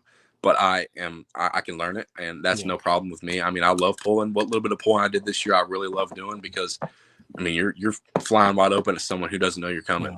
And you got better at it. Your pad level got better as the year went on. Like I noticed that, like you early in the year, you'd kind of come across, get a little bit high and then kind of dip and hit. But later in the year, I mean, it looked a lot more comfortable at it. Right. It hits quicker when you're pulling from guard. I mean, that's you're a whole gap further inside. Right. That stuff hits quick. Yeah. And that's something you have to get used to as well. Like it's in your face as soon as you turn. You know, you're not turning, taking 3 steps, and there you go. You got to get used to straining once you get that guy there too, because you're not going to have the 3 extra steps of inertia. No doubt. Well, Sam, can I ask you a little bit, because I know that you had a teammate that I believe was going to Duke that was with you at the Shrine Bowl. I know you had another teammate, an offensive lineman. Is it Spencer Webb, I think is his name? Yes, sir. Who's going to play at a pretty high level as well. So you got to share this moment. You know, I know you're out of school already. You finished up, enrolled early, and you're going to do the enrolled early thing. But being able to share that moment with a couple of your teammates, I would assume had to be pretty special for you as well. It definitely was. You know, Spencer Webb is my best friend in the whole wide world. You know, he and I were in the same situation. Freshman year, we moved into the same school and didn't know anybody, so that kind of just put us together. You know, we've been playing together for 4 years. I've told people this all the time. We probably have the best chemistry of anyone I've ever played with. You know, I don't have to speak to him when we're playing ball. He knows what I'm thinking. I know what he's thinking. And it was just really special to have that moment and, you know, just be like, well, this is it, man. Like, we're not playing high school ball anymore. Like, we're moving on to something bigger and better. And just being able to cherish that, especially, and with Samaj as well. You know, I played against him. We make each other better every day in practice. So he's one of the best competitors I ever play against in the weight room as well. You know, he's my lifting partner, believe it or not. He's benching more than I am at 240. And it makes me upset, but it happens. And that he's the guy who drives me to get better because I can play beside my buddy and we can play together. But until you play against somebody who's at the same level as you are, it's challenging you on the other side of the ball. I think that's what really helped me develop in the in season. Interesting part, talk about you had a family member pretty close to you that went through the recruiting process this year as well, correct? Didn't your sister go through the recruiting process as well? I got to say, we got to have your mom on one of these days. April's really active on Twitter. She's great on Twitter. But I don't think people understand what it's like having one child that you need to drive around to go on college visits, but to have two kind of going through the same time. How did you guys, as a family, like, how did you guys handle that? Did you sit down and kind of go over schedules? Like, what was it like? And I believe your sister has since committed, correct? Yeah, she signed. Yep, she signed. Okay, great. So congratulations to her. So, I won't ask you who the better athlete is. We'll just leave that one out there, right? But what was that like for you guys as a family, just kind of with the two of you going through this process together? Yeah, that was definitely interesting. I'd say the least. My mom has been the biggest supporter of everything we're doing because she wants the best for us. She wants us to chase our dreams. She wants us to do what God's called us to do in our life. And I feel like, and if we needed to go to a camp, if we needed to go to a visit, she's, let's go do this for you because this is what you want to do in life. And I want to feed into that. And, most of my recruiting trips were winter and for fall games. So, the good part about that was it wasn't in season for my sister to go on her recruiting trips. And she would always, I have a little brother. She would watch him when we would go away for games or when we would go to a visit. And we would go and she would watch him for 2 or 3 days at a time. And I'm so thankful for her.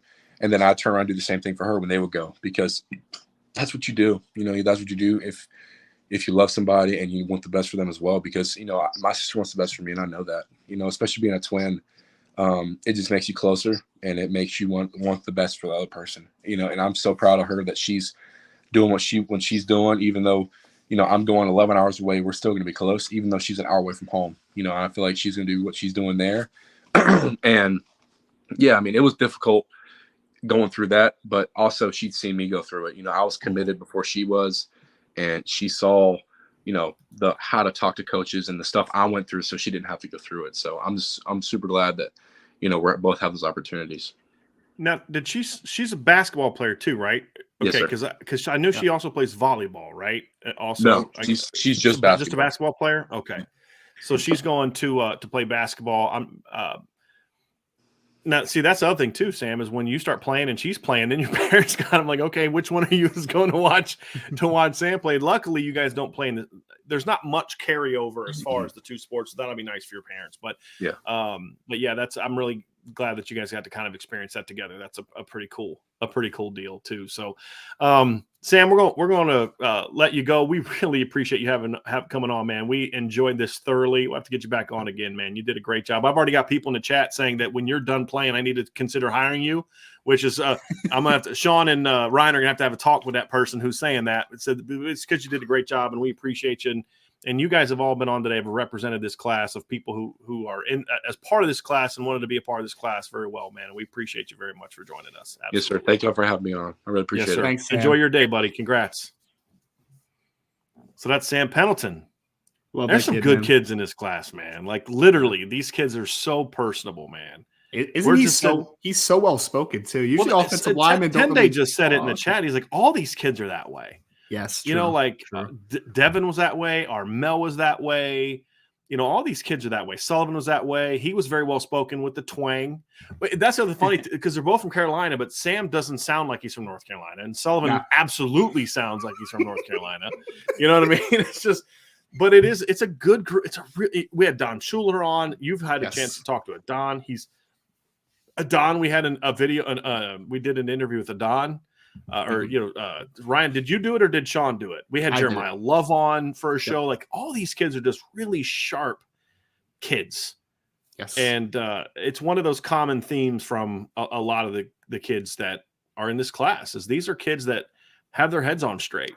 And you understand why some of these kids turn down the money and understand where they're going. And other kids, again, I don't care that they don't turn it down. It's just the way that they go about turning it down.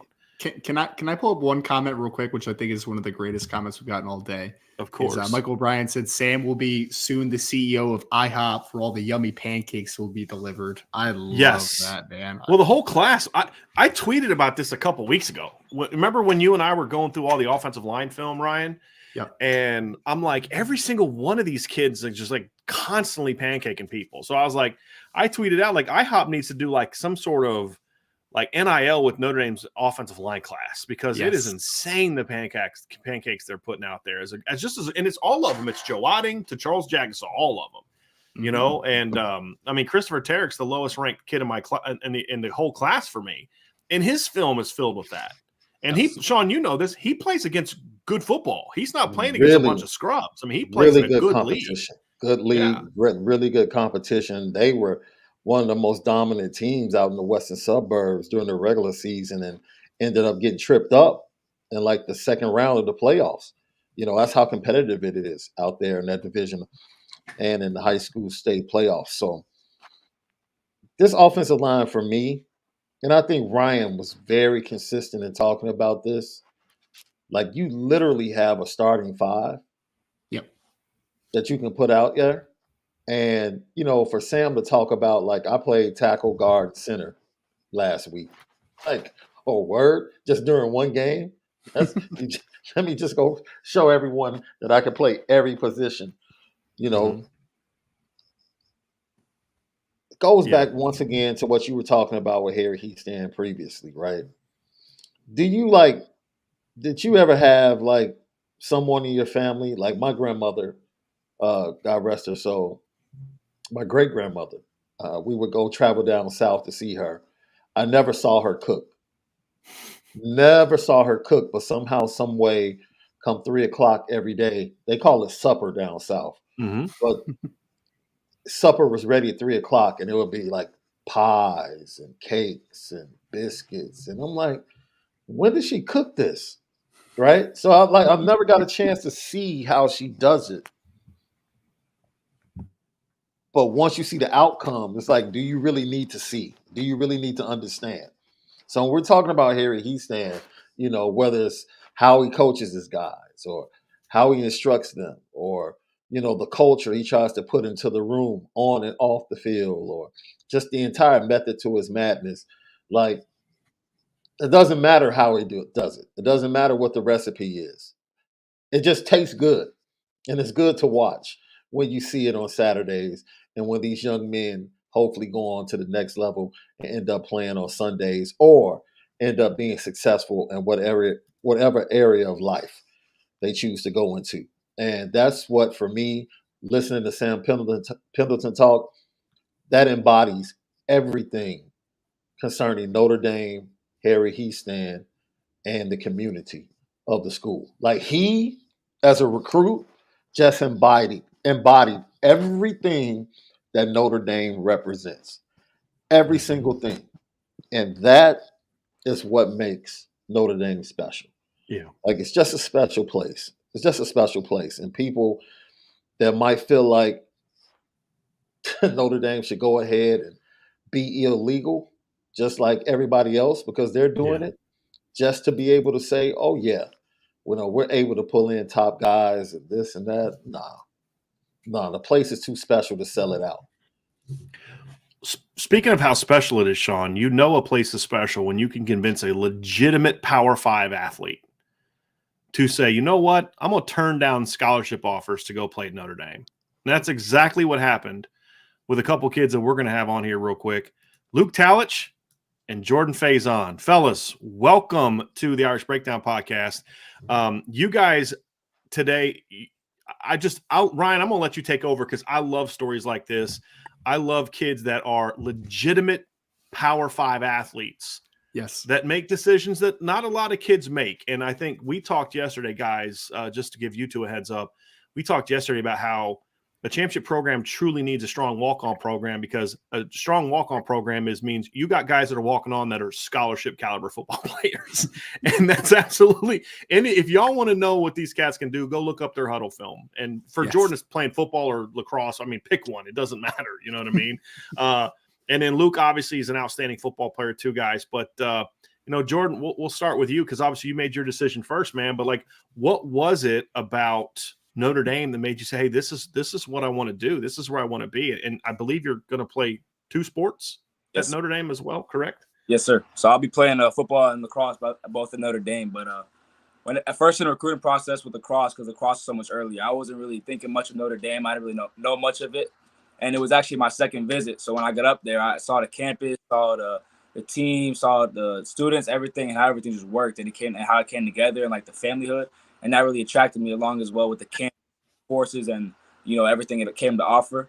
And then the big thing about Notre Dame was how, like, every college you see all these athletes going in, it's like boom, 4 years, you're done. You're either professional or you're somewhere else.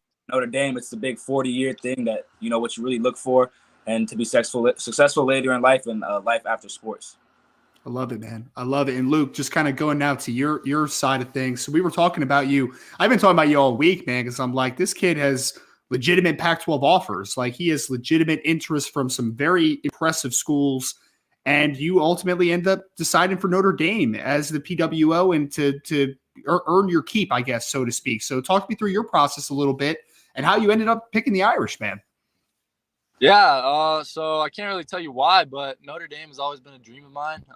Since I was a little kid, I've always loved the Irish. I mean, you can look at my room right now, and it's all decked out. Got like stickers of Notre Dame stuff, and I've always dreamt of being there. And I was lucky enough. My parents were able to take me out this summer to a camp to Notre Dame. It was their evaluation camp. It was like June 1st, but I got to see all the campus, see the facilities and things like that, and I just fell in love with it there too again. And then I was lucky enough again to come out to a visit against Boston College, and then I got to see like the game day atmosphere, and that was insane.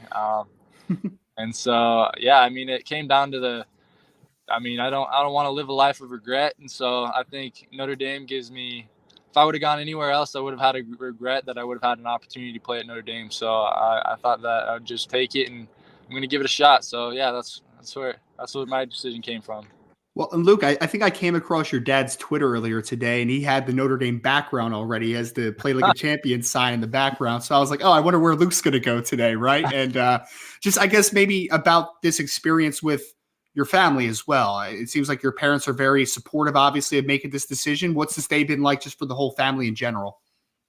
Oh yeah, it's been a kind of emotional a little bit, just because I have an older brother at the University of Wyoming. My dad played at the University of Wyoming. My uncle played there. My cousin is there. I have a whole like family legacy at the University of Wyoming, and so I know my brother really wanted me to come to Wyoming, and I think, and in my heart, I'll always be a Wyoming Cowboy, and I'll always have that to fall back on. But I don't know. I feel like when you have an opportunity to go to a school like Notre Dame and you have a chance to be a part of that, then you gotta take advantage of it. So that's why I made my decision.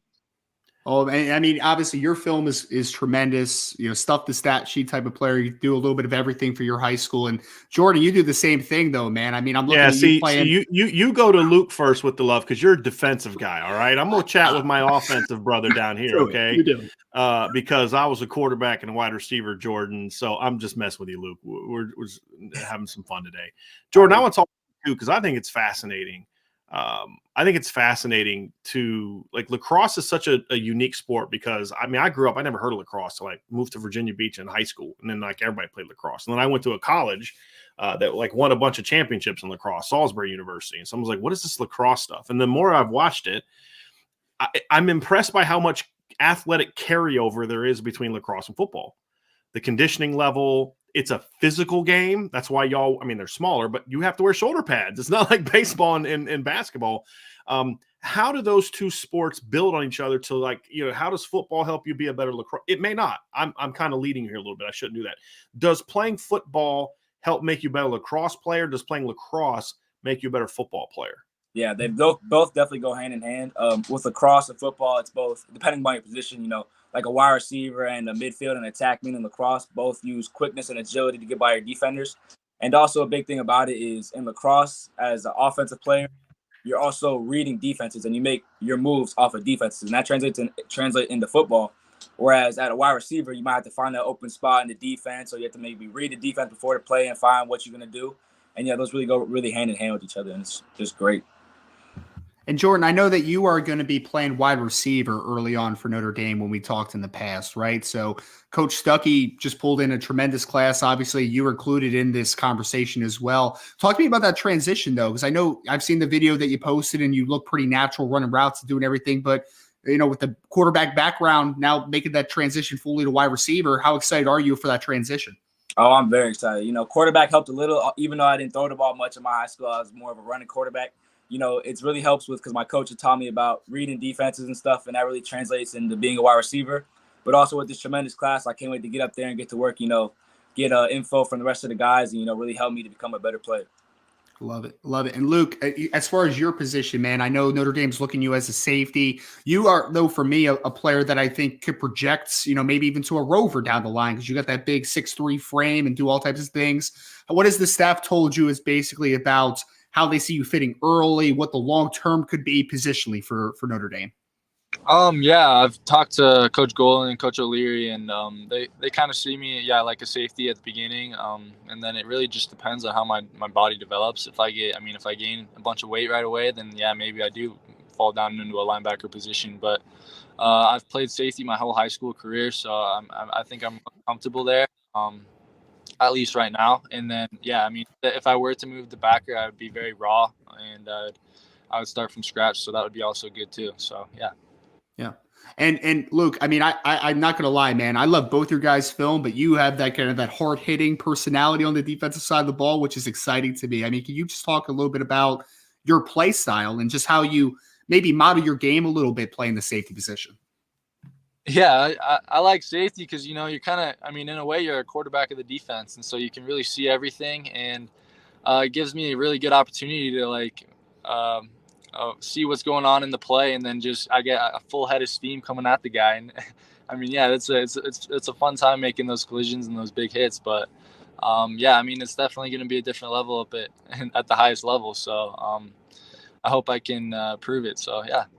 Yeah. And Jordan, I guess my last question for you, Jordan, would be, we've seen a guy that was really instrumental for Notre Dame over the last few years that unfortunately got hurt this year was Avery Davis, who was a former high school quarterback, was a quarterback early on in his career, kind of went to a couple different positions and eventually settled in as a slot receiver. And I guess my question is, and you talked about this a little bit already, but being a quarterback, it's kind of seeing the game from a different perspective, having the football in your hands, having kind of that field vision. How much do you feel like that quarterback position is going to help you with that transition to slot receiver ultimately? Oh, it's going to be awesome. I mean, because where I was playing, we came in a wing T offense. So, you know, really, like, I was really rolling out, you know, looking for different things. And our main receivers were our slot receivers. So I was able to, you know, work with them, feel out how they ran their routes around defenses. And ultimately, the quickness and the agility playmaking on the inside is really what you need to be a good slot receiver. And that's what I hope to be. Love it. And Brian had to pull up some film. I love it, man. Luke, we'll go to you next, man. But I'm not going to. I've never hid my bias towards being an offensive guy. But what I want to do is I want people to see your guys' film because I want people to see that you guys are football players. Like, I mean, Ryan, you know what the first clip on Luke's film is? Yes. Yeah. Dropping back into coverage, baiting a quarterback into throwing a corner route, and then picking it off. And then, oh, by the way, I'm going to go ahead and score on this one. So I think that's the thing that, guys, is I'm just going to be real with you. You guys know this, right? Like, walk-ons don't get the fanfare that the 4 stars and 5 stars get. But what I want people to understand is, and we're going to have Henry Garrity on as well, another walk-on. These are legit football players. These guys are really good football players, and they make this class and they make this team better. There's no doubt about it. And guys, we're excited to see what you guys can do. I mean, that's Jordan. I mean, just house on one right there, right? So I mean, you've seen him play safety with a big hit already in this thing. You've seen him take an option 80 yards. You also seen him return kicks. I mean, Jordan, you did a little bit of everything for your school, man. Oh yeah. Yeah, and playing in Florida too. I mean, that's the other thing. So you're, I mean, look, I don't care what people say. What I've heard is what some kid came to me like, y'all don't understand it. There's no level of football in Florida that doesn't have athletes. They're going to go somewhere and play college football. Like it's everywhere, and you know, you're seeing these highlights against that. So I just wanted people to get a sense of it, Jordan. But I got to ask you this too: was it always for you a time when you were going to try to do both? Did it come later? What was that moment that you decided to do both? And was it just Notre Dame that you're going to do both, or were you looking for a school period that you could do both? Yeah, so lacrosse recruiting came way earlier, junior year, and we had to make a decision pretty early. And then football really wasn't coming through.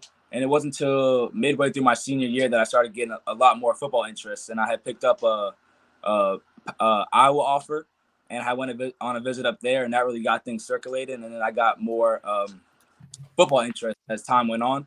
And then I hadn't really been thinking about it because I only thought it was just going to be straight lacrosse with no football. And then once football started coming in, I was starting to think about, do I got to pick a sport or can I play both? And then as I was thinking about it, I'm talking with my coaches when I committed for Notre Dame for lacrosse. And they were just talking to me about it like, yeah, 2 sports could work here. And after I talked with football guys, it was like a dream come true. Love it. And you also have to deal with the academic aspect of it too, both you guys. This is Luke's film. This is the play I was telling you all about. This is always the way to start off a highlight film, is to start it off with a pick 6, right? Like that's the way to go. So deep coverage, Luke, talk to me about your game, right? Talk to me about what makes you, what are you bringing to the Notre Dame football team? What talent, what mindset, what are the different things that you're going to bring to the Notre Dame football program? Shoot, I hope I'm going to bring my mentality. I'm always a winner and I want to compete. I think that's kind of that mindset you have to have if you're a walk-on, especially at a program like Notre Dame.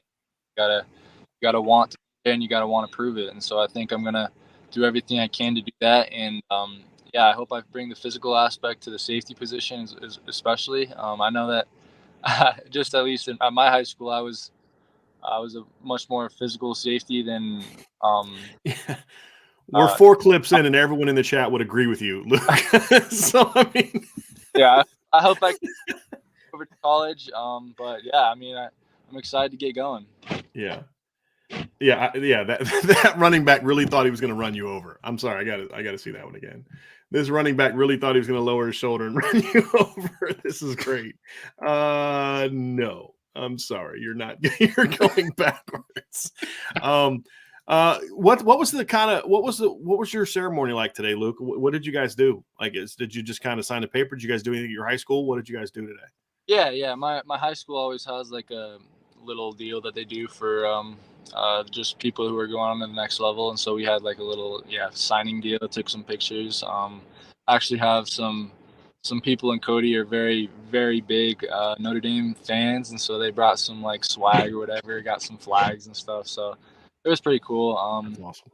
The support I have here is incredible.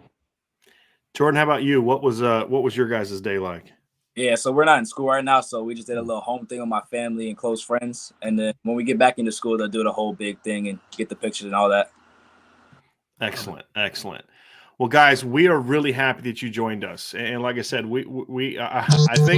I think the tone of the chat. So I'm going to be straight, you guys. When you guys joined the chat, it wasn't really kind of going off. People are just kind of like chilling out. But once I started playing the film, the chat picked back up and I'm like, yo, these guys can ball. And I think that's the thing that I'm looking for and looking forward to is just, you guys are going to bring a lot to it. And Notre Dame, heck, what the most recent Notre Dame movie to get made was about walk-on, right? Everybody's heard that, but that was a story about a guy who wasn't a Notre Dame caliber football player. In the 30 years since that movie's been made, there's been a lot of walk-ons that have proven they are Notre Dame caliber football players. And I'm looking forward to you guys getting that opportunity as well.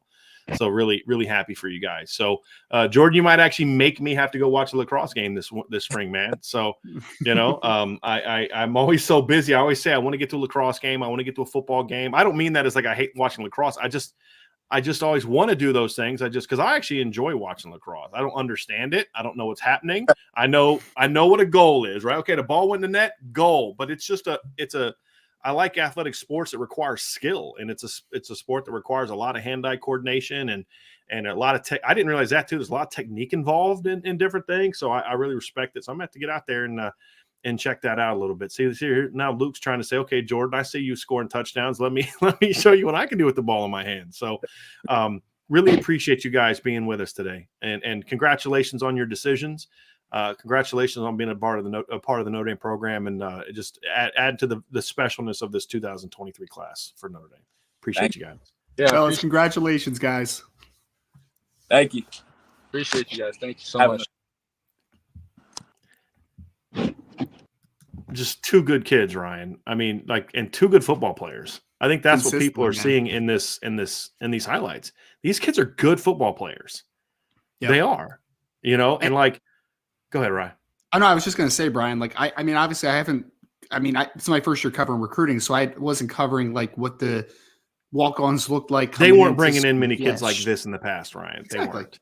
I mean, No. because literally, we talked a lot about Luke having the Pac-12 offers, but literally, Jordan just got an offer from Iowa. Iowa wanted him to come play football on a scholarship, So you're talking about kids that had some legitimate offers that chose Notre Dame for varying reasons, but because of the love of it, Right. So Right. And that's the thing is like, there's sometimes this stigma that goes, well, you're a walk-on, so you're not here. And as to your point, no, these are kids that had scholarship offers. They wanted to be at Notre Dame, and that's really what it was all about. So another kid that wanted to be at Notre Dame and chose that over some other options is Henry Garrity. Henry, thank you so much for being with us today. Yeah, thank you guys for having me. I'm excited. Yeah, so you are now you've made your decision a little while ago about the decision to choose the University of Notre Dame. Obviously, your dad went to school at Notre Dame, played basketball at Notre Dame. You've decided to blaze a path to Notre Dame as well. A little different sport, right? Than what your dad played. What was it? Because obviously, tell people kind of about your recruitment, because you weren't just some. Let's just say this: like, Henry Garrity is not a kid that is at Notre Dame because his dad went to Notre Dame. Henry Garrity is a good football player that brings value to Notre Dame, and he and I have chatted about this. He knows I believe this because I've told him this before. But this is a good football player. What was your recruitment like, and what was it that caused you to kind of, instead of maybe going down another path that maybe involved scholarship, maybe involved some different avenues, say, I want to go to Notre Dame and be part of the best tight end room in college football? Yeah, so growing up, I was always a basketball kid, and basketball was always my main sport, especially in high school too. But I would say after my sophomore football season is kind of when I realized, like, in my heart and in my head, that like I really did enjoy playing football more, and even thought I was better at it and could be better at it. So, after my sophomore season, that's when I got serious about it and was serious about trying to get my name out there and go to different places to compete and just, try to get attention from colleges. And so the off season after sophomore year, I got a little bit of interest and attention from some schools, but I was very undersized at the time. Like, I really hadn't focused on putting the weight to be a college tight end yet. So it was a little quiet, but still some interest. And then that off season is when I kind of worked to get ready for my junior season, which was big. And then after my junior season, that's when I, started working even more, putting more weight on. And that's kind of when, stuff started to get hot. Was like I want to say January after my junior football season. And then, yeah. Yep. I think people are going to see this. You definitely could go back and watch sophomore film, and you had a very similar Cole Kmet and Tyler Eifert are two kids who had very similar to your situations of growth too, as they were very skinny. They looked like wide receivers up until like their senior years, really. Yeah. You know what I mean? Yeah, no, Same that's thing me for too. you. Yeah. Well, Go ahead, Henry. Sorry, Henry. I was just going to ask, man, like, because I think it's an easy sell for Notre Dame and kind of the tight end factory that they've been able to, create over the years. I mean, we can go back to Dave Caspers of the world, Irv Smith seniors. More recently, Brian just mentioned Tyler Eifert and Cole Kmet, and obviously the best tight end in college football this past year, in my opinion, over the last couple of years. So how much of a sell was it just to be able to see Michael Mayer in person, right? See the impact he has in the game, and how much Notre Dame's offense does utilize the tight end in their offense? Yeah, I mean, it's huge. Like, even since I was like a little kid, the tight end position at Notre Dame has always been super, super elite. I remember kind of the first season I really tuned in was the 2012 season with Tyler Eifert, and I believe it was like Troy Nicholas who's the backup. Yep. And that's kind of when I fell in love with like Notre Dame football. So, ever since then, it's been just I've been a diehard fan of it, and then now getting the chance to go be a part of it, I'm super excited for it, and to go be a part of that room and be able to become the best player I can be, and hopefully go out there and compete and carve out a role that impacts winning, and to a point where I can help this team win games and hopefully a national championship. I mean, it's very Henry, clear can I watching ask? this. Yeah, go ahead, Rye. Sorry. And I was just going to say, Henry, can I ask, because a guy that we don't talk about a ton is Jared Parker, mostly because when he got hired, Notre Dame already had a 2023 commit and Cooper Flanagan already a part of the program, right? Yeah, So Jared Parker walked into a good situation. He had did. Michael Mayer on the team, and Cooper Flanagan already committed. So yeah. He had a very good talked tight end room, already had his 2023 commit in the class. So we didn't spend too much time talking about it from a recruiting and coaching perspective. But can you talk to me a little bit about just the relationships that you guys have built? And I mean, ultimately, he had to sell a vision to you, right, about being part of the program.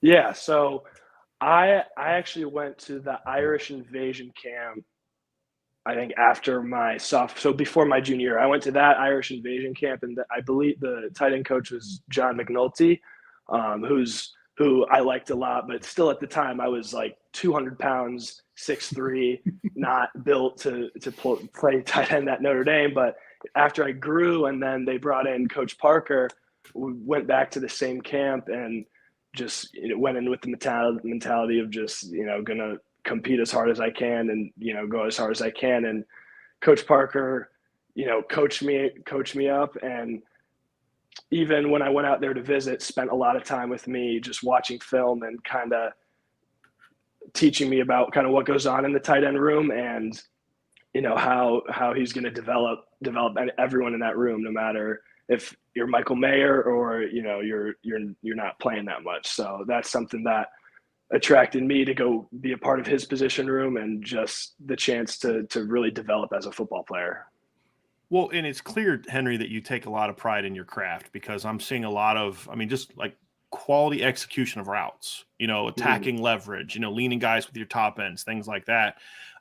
Is that just kind of come over time? Is that something that was part of the work? To be a great football player, you've got to be someone who takes pride in your craft, and you do. Is that something you've just always wanted to do, or was that kind of I need to do this if I'm going to get where I want to get to?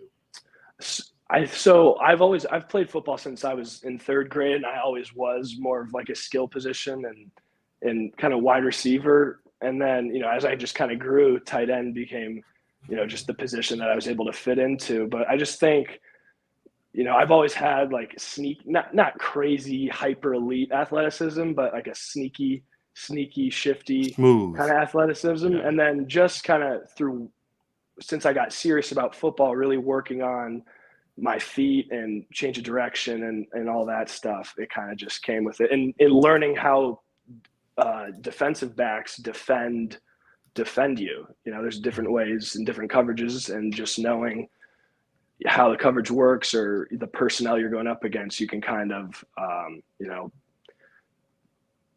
find their weaknesses and take advantage of them.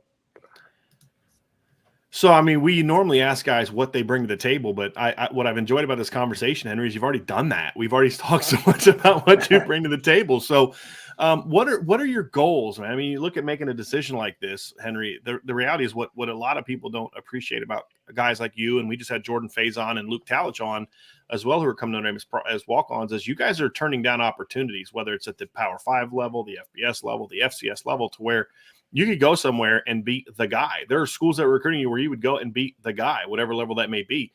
You literally chose the hardest path you could take by going to Notre Dame.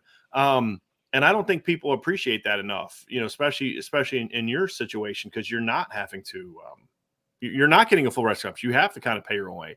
What was it that was there a time where you considered maybe going a different route, maybe going to a different way? And if so, what was it that made you say, no, this is the path I want to go? Yeah, it may be harder, but this is definitely the path I want to go down.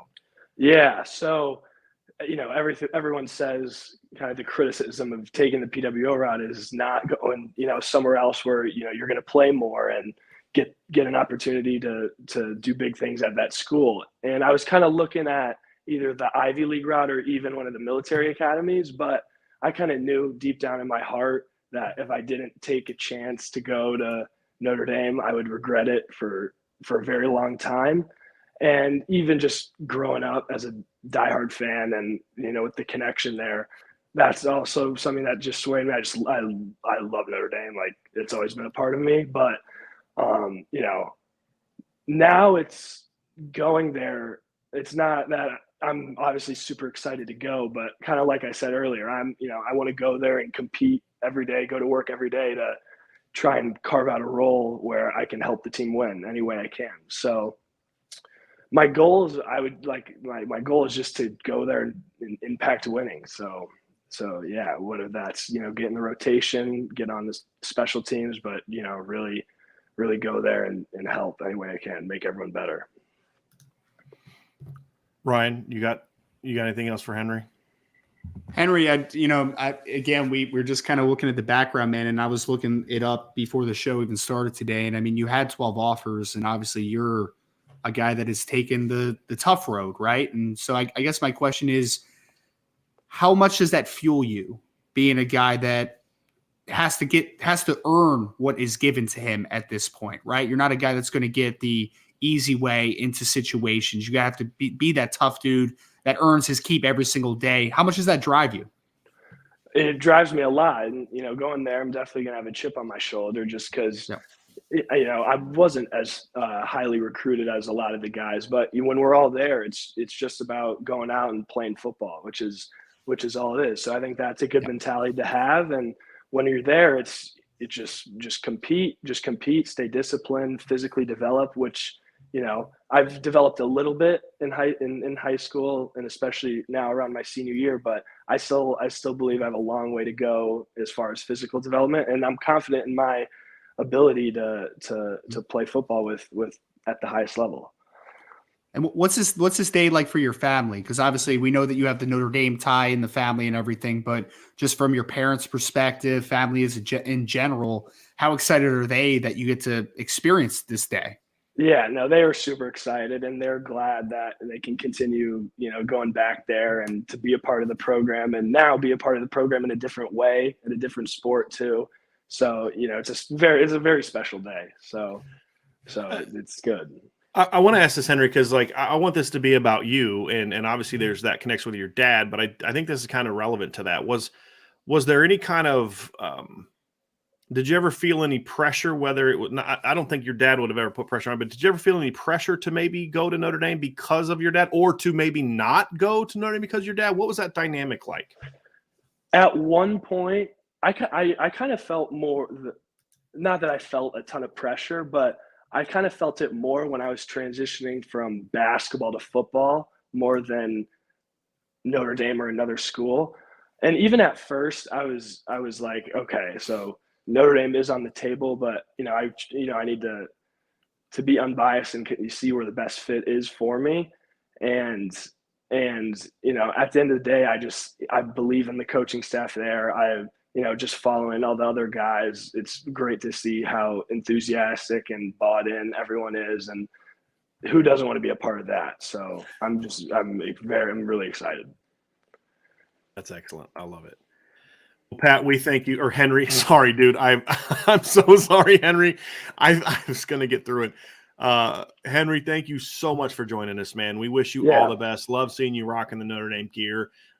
Had a chance to watch your film. I think Notre Dame fans have already known, because once they heard Garrity, let me check this kid out. So I think a lot of Notre Dame fans kind of are a lot more aware of you and then what you bring to the table, man. But we are so happy to have you on. We're looking forward to seeing you here. Now, you'll be showing up in the summer, fall? When will I'll be showing up in the summer. Okay. Okay. So that'll be great. Well, we appreciate you. And, Wapu Nation is big at Notre Dame, right? And including guys that play. We talked about this, like Michael Vincent. Nobody talks about him, but that dude was money this year as Notre Dame, and it eventually develops a scholarship. Matt Salerno, goes out and makes his money catch on the road against Ohio State. So we love what you guys bring to the table, and I can't wait to see you. Of course, they all ended up with scholarships, so I know that would be that would be like, that would be awesome. yeah, absolutely. Well, appreciate you guys having me on. Yeah, means a lot. Yeah. Best of luck to you, Henry. Congratulations, Henry.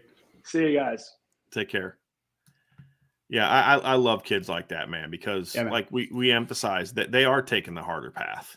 And you Mhm. see other kids taking an easier, and there's nothing wrong with that. There's nothing wrong with taking an easier path. It's okay. It's just more of like you commend it when kids take the harder path, Mhm. and it's admirable. And so we had 3 kids on, but what you all saw in the film is these are good football players. Henry Garrity's a good football player. Luke Talents is a good Yep. football player. Jordan Faison's a good football player, and you need that. You need that walk-on program to be strong in order to really, build up the kind of depth you need. And you start getting these guys where, dude, I mean, I just remember especially early on at Notre Dame when I first started covering the team, you'd watch some of the guys that were on the walk-ons. You're like, they're just not able to. Like, you're almost concerned they're going to get hurt. Yeah, because you're just like they don't belong out there. And then you start to see that the walk-on program built up, and you're like, dude, these guys can play. You know what I mean? Like maybe this kid's couple inches too short, or this kid's 20 pounds too light, or maybe 0.2 of a second, just a little too slow to really be an impact player. But man, this kid's a good football player. Whether it's a guy that's giving you a great look Monday to Friday that doesn't get the recognition of other guys, or guys like the Matt Salernos and the Chris Finks. I mean, people forget Chris Fink started his career as a walk-on at Notre Dame. he did. And by the end of his career at Notre Dame, he was a guy that NFL teams were looking at. He was a very key part of that 2018 playoff run. And we've talked about it before. I mean, USC in 2018, they were like, you're not going to beat us with Miles Boykin and Chase Claypool. You're going to have to beat us with somebody else. And Chris Fink was like, word. I got that.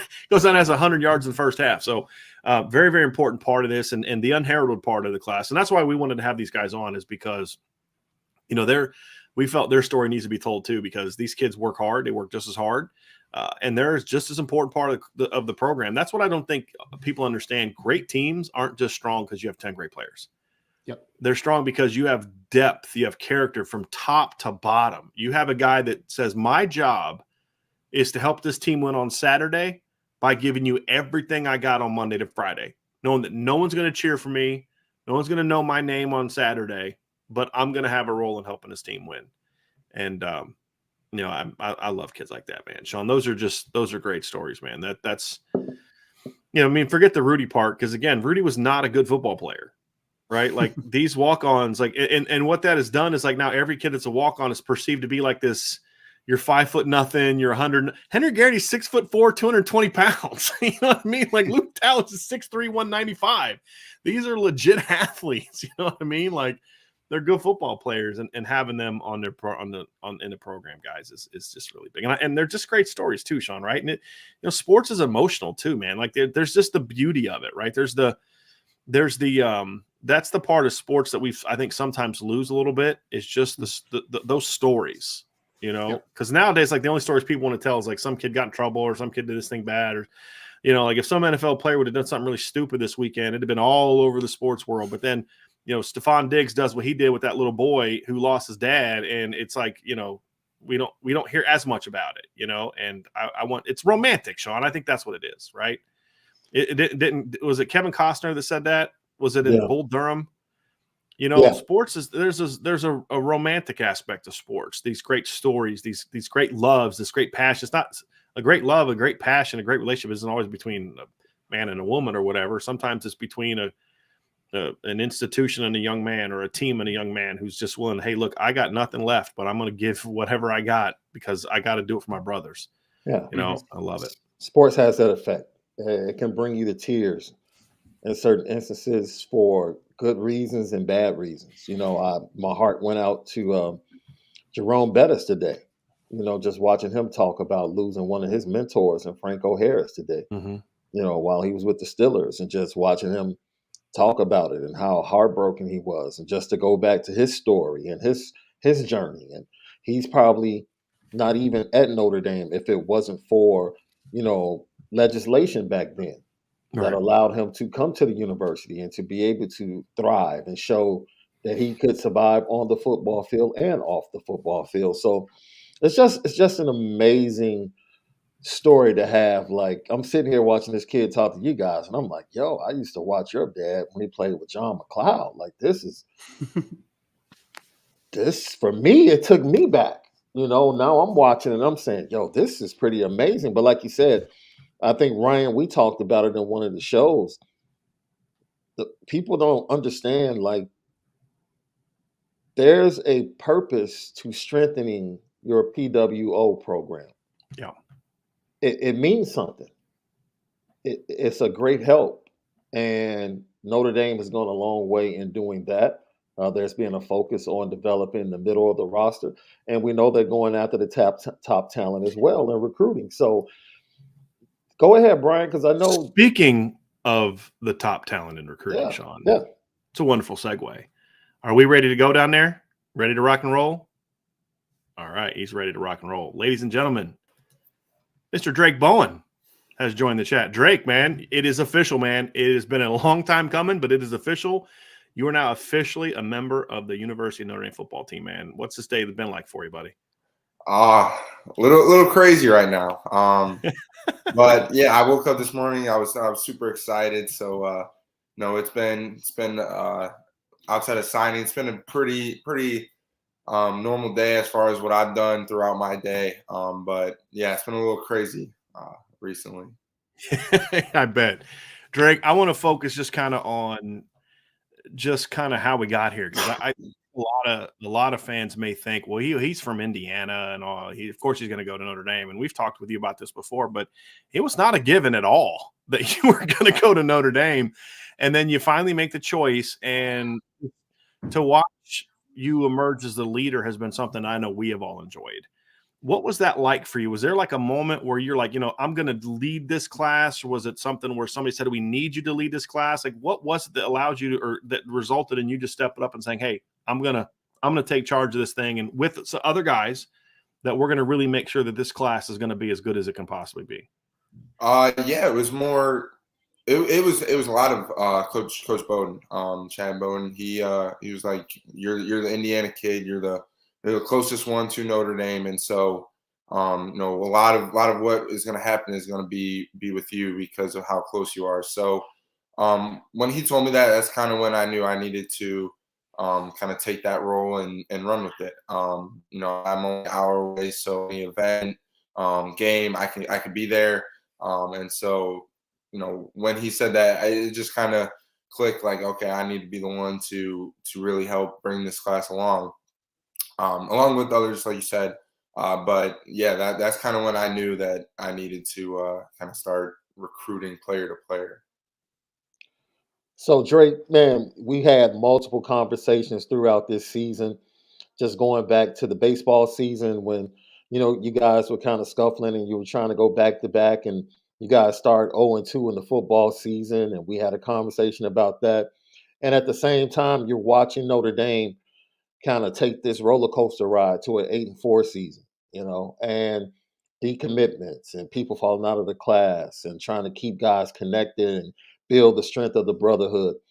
Just talk about the culmination of all of that leading to today, and like what it felt like. Was it a release, or kind of like just finally wishing like, man, I'm glad it's all over? Was that the feeling when you finally got to put pen to paper today? Yeah, it was kind of a relief. Like, okay, I'm done. We got the guys we wanted, and so it was a ride throughout the entire year. So whether that be with football, ND football, ND recruiting, stuff like that. So, but it was a ride. But it kind of is just a relief. Like, okay, I'm done with kind of the recruiting of 2023s, and so I can just kind of be on my own now, get ready for the season. You know what I mean? So what's the next challenge? I know you're getting ready to go and finally get to South Bend in a couple of weeks. What's the next challenge for you? Because you're a workout warrior already. So I mean, Matt Bayless probably won't be a challenge for you, but I'm sure he's going to ramp it up for the entire class. But for you personally, with your game, whether it's physically or in the classroom watching film, like what do you think is going to be one of the early challenges for you as you translate into college football? Definitely, probably the mental side of football, of college football. That's something that is a lot different than high school football, whether that be playbooks, watching film, studying in the classroom, and so that's probably going to be the biggest challenge for me is taking my mental side to that next level, next step, and learning the playbook, getting my studies right in the class, watching film. So. definitely the mental side is going to be the next challenge for me. So you guys as a class have been known as, you know, I want to say the video game experts. That's kind of how you guys establish your relationship. But what's the meetup spot? Whose room is going to be the meetup spot now? Because you guys did everything online. Whose dorm room is going to be the meetup spot for the video game challenges? I don't know, man. Probably me and Don play a lot. I know Christian plays a lot. So we'll see what it is. But yeah, I don't know yet. We'll have to figure that out. Yeah, it's gonna be fun to see how you guys figure it out. Go ahead, Ryan. Well, Drake, I was just going to ask, man. I know it's been a wild last few days for you, man. You finished up school, doing all that great stuff. You got Christmas right around the corner, the signing day, obviously, and then a couple weeks you're going to be on campus in South Bend, man. So, what's the emotions been like the last few days for you and your family, and just enjoying the last part of the process, I guess? Yeah, it's been super exciting. I got to finish school on Wednesday. Kind of just hung out Thursday, and then went back. Found out I won Mr. Football Friday. So that those 3 days were pretty fun, pretty exciting. And then just the past few week I guess has been pretty enjoyable. Just hanging out at home with my family, getting ready, working out, getting ready to go to San Antonio. We have family coming up from Texas for Christmas today, so we're super excited. I'm super excited to move in to get there, get into San Antonio and play an All-American game, and then get to South Bend. So, the emotions are pretty exciting for me. I'm sure my parents are a little less excited than me, that I'm leaving. But for me personally, it's a super exciting next couple of weeks. Well, Drake, I'll be able to see you down in San Antonio. I'll be down there for the game, which will be exciting for me to see you in person finally. I haven't gotten a chance to do that, obviously, yet. Well, let me ask you this, man. You just got off of a big run to get to the state championship. Obviously, the game didn't go quite the way you wanted, but you had a tremendous season. Now you're going to San Antonio, and you're starting in Notre Dame in a couple weeks.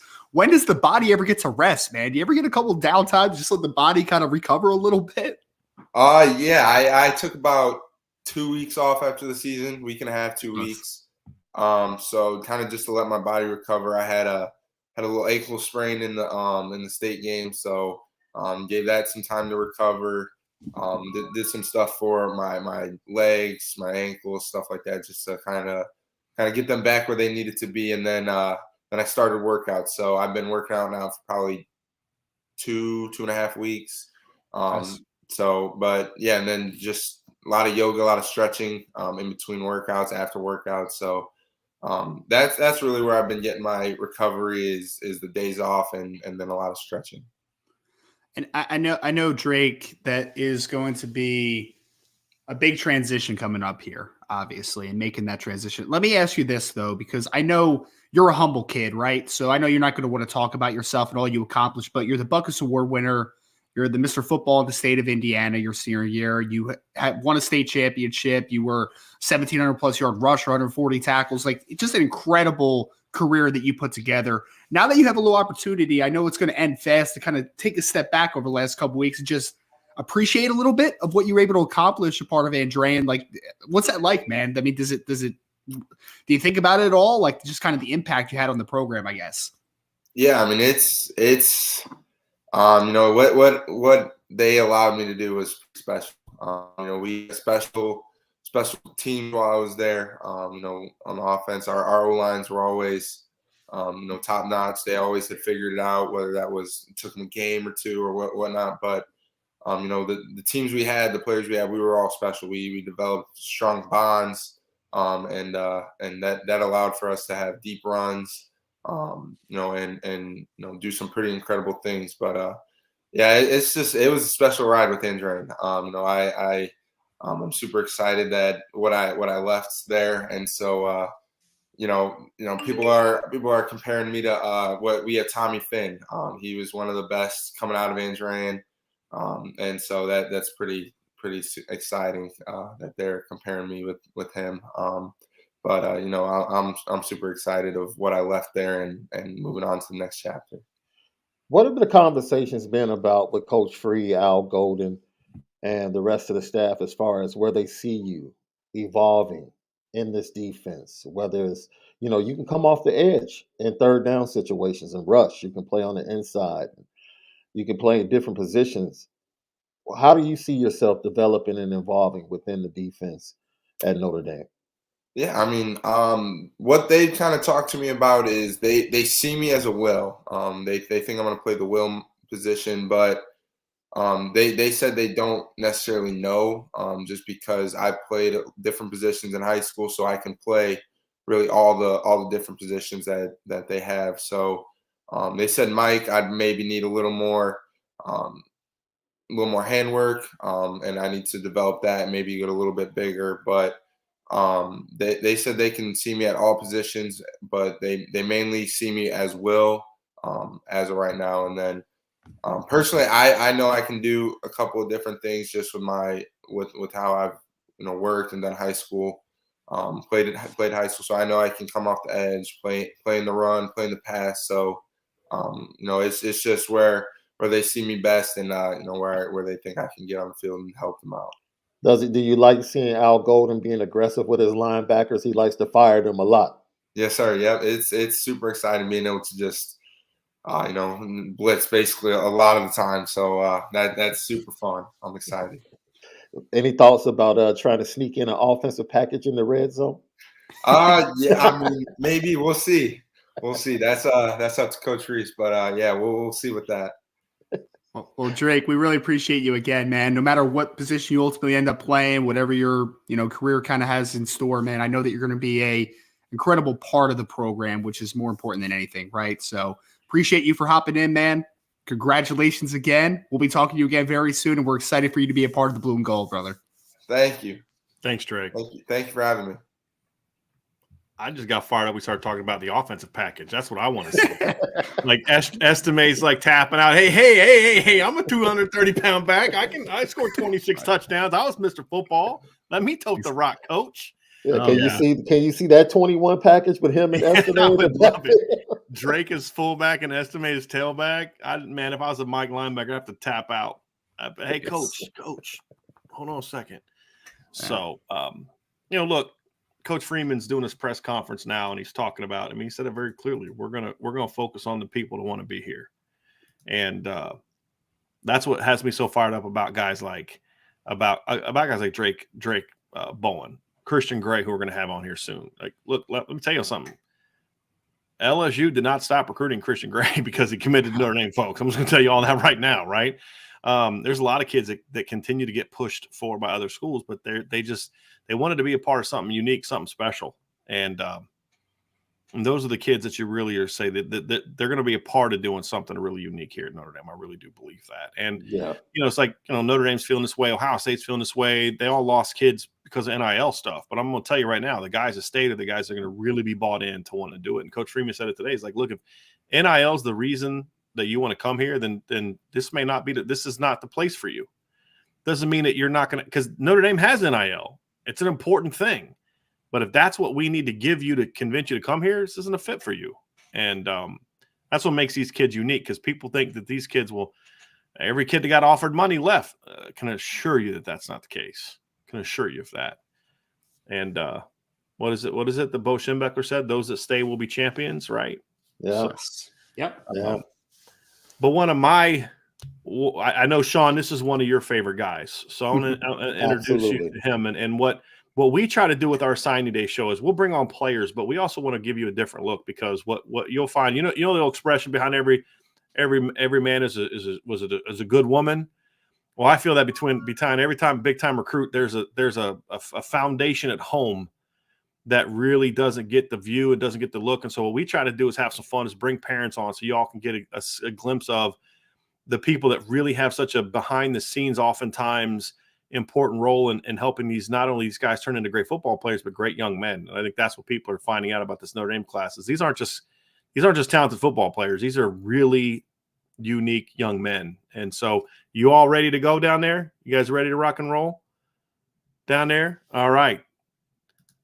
We have the Gray family now with us, everyone. This is Mom Shonda Gray, and of course, one of the newest members of the University of Notre Dame football program, Christian Gray, who officially today, Christian, it's official, man. You've been committed for a minute, but it's official.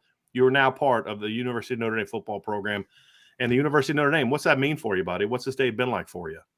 I mean, it's just a blessing, really, just all of it, because this was my grandpa's dream. Like he just thought of me about succeeding at Notre Dame. His favorite college was Notre Dame, and he just said, "If you play at Notre Dame, I could watch you for free." So, but it's just been a dream come true, and it's just been great.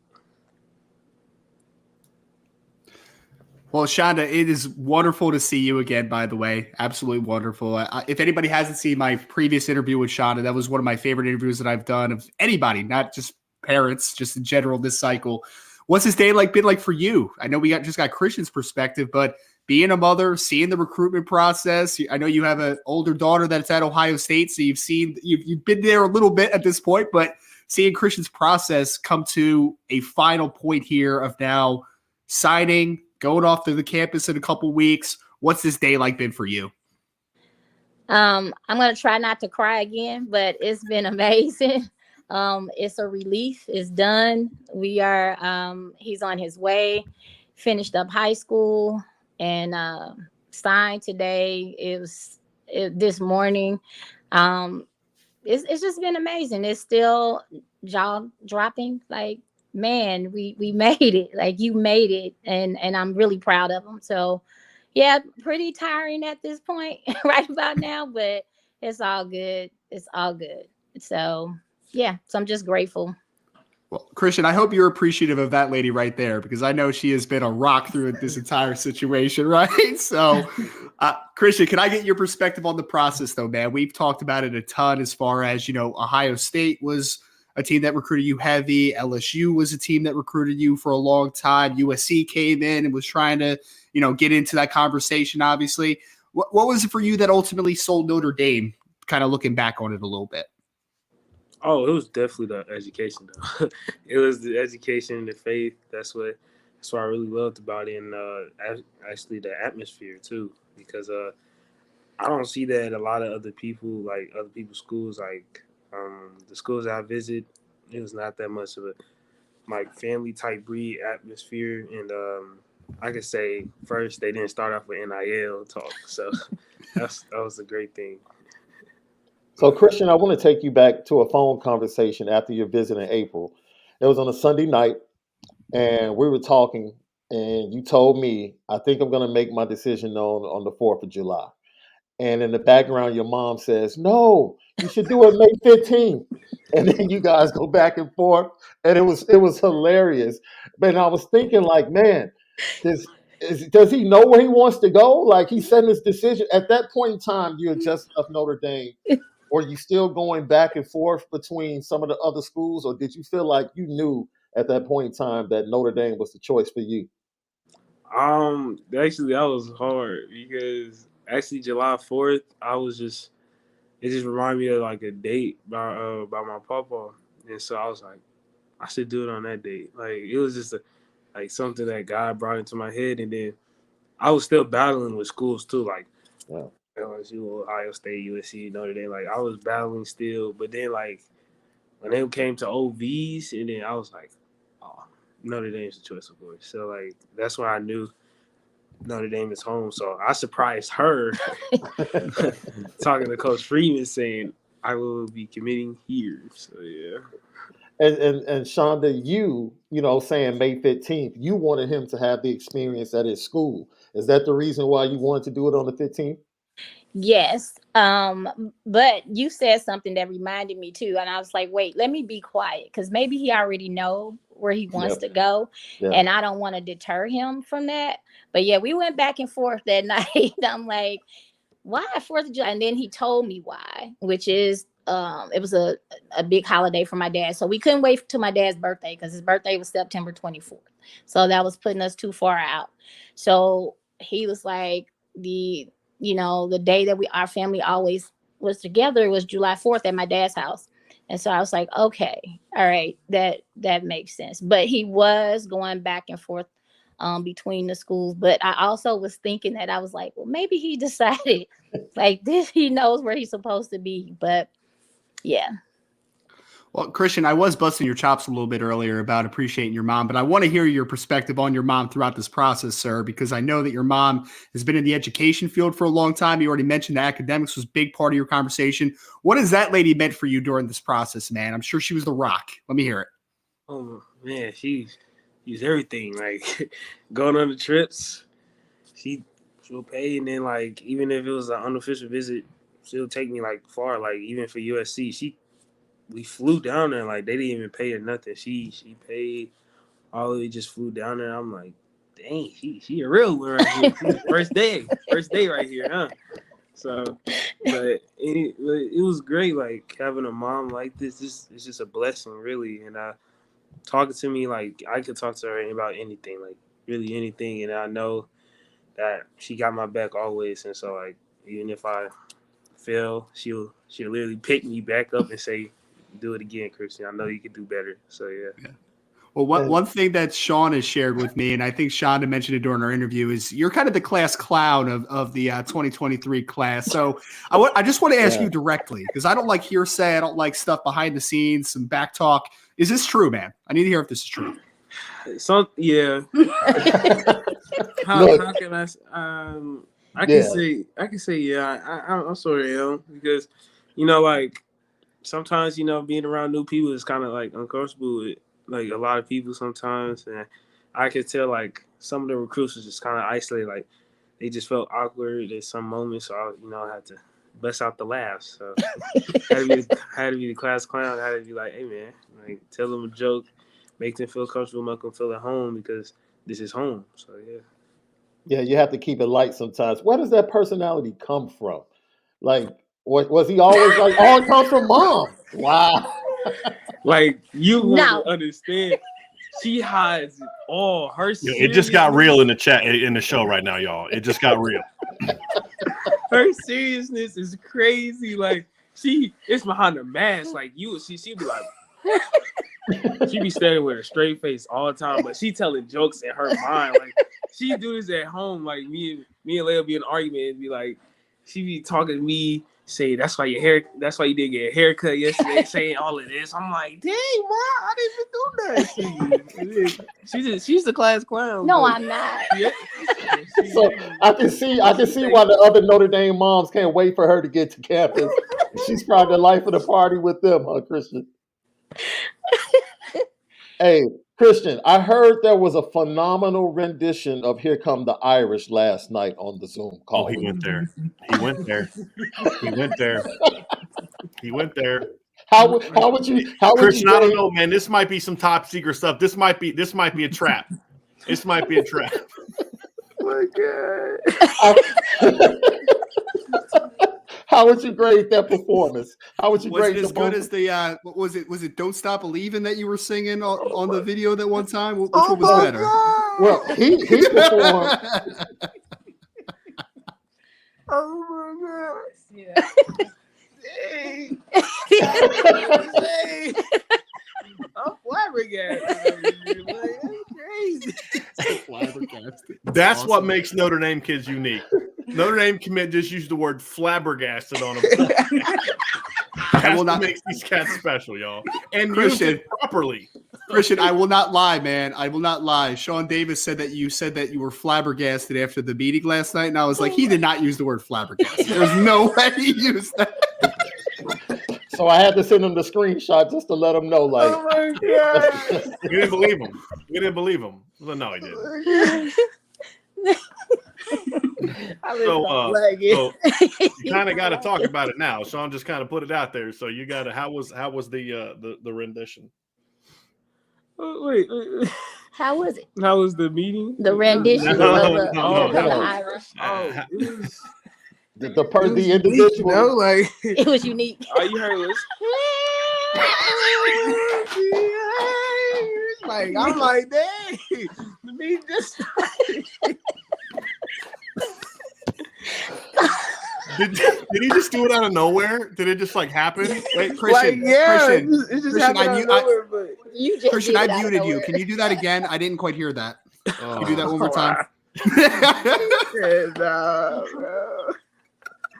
It just came out of nowhere, but everybody everybody was good. Everybody was laughing, but we just all. It was just a great time, though. Oh, Christian, I want to, on a serious note, I do want to, you know me, I always got to bring it back to seriousness, guys. I apologize. What has it been like this? What is this class like? What are people going to remember about this class? You know, you guys talk a lot, and there's words that we hear a lot, you know, brotherhood, things like that. But the thing that I've been really fascinated by is how often you guys use the word championship.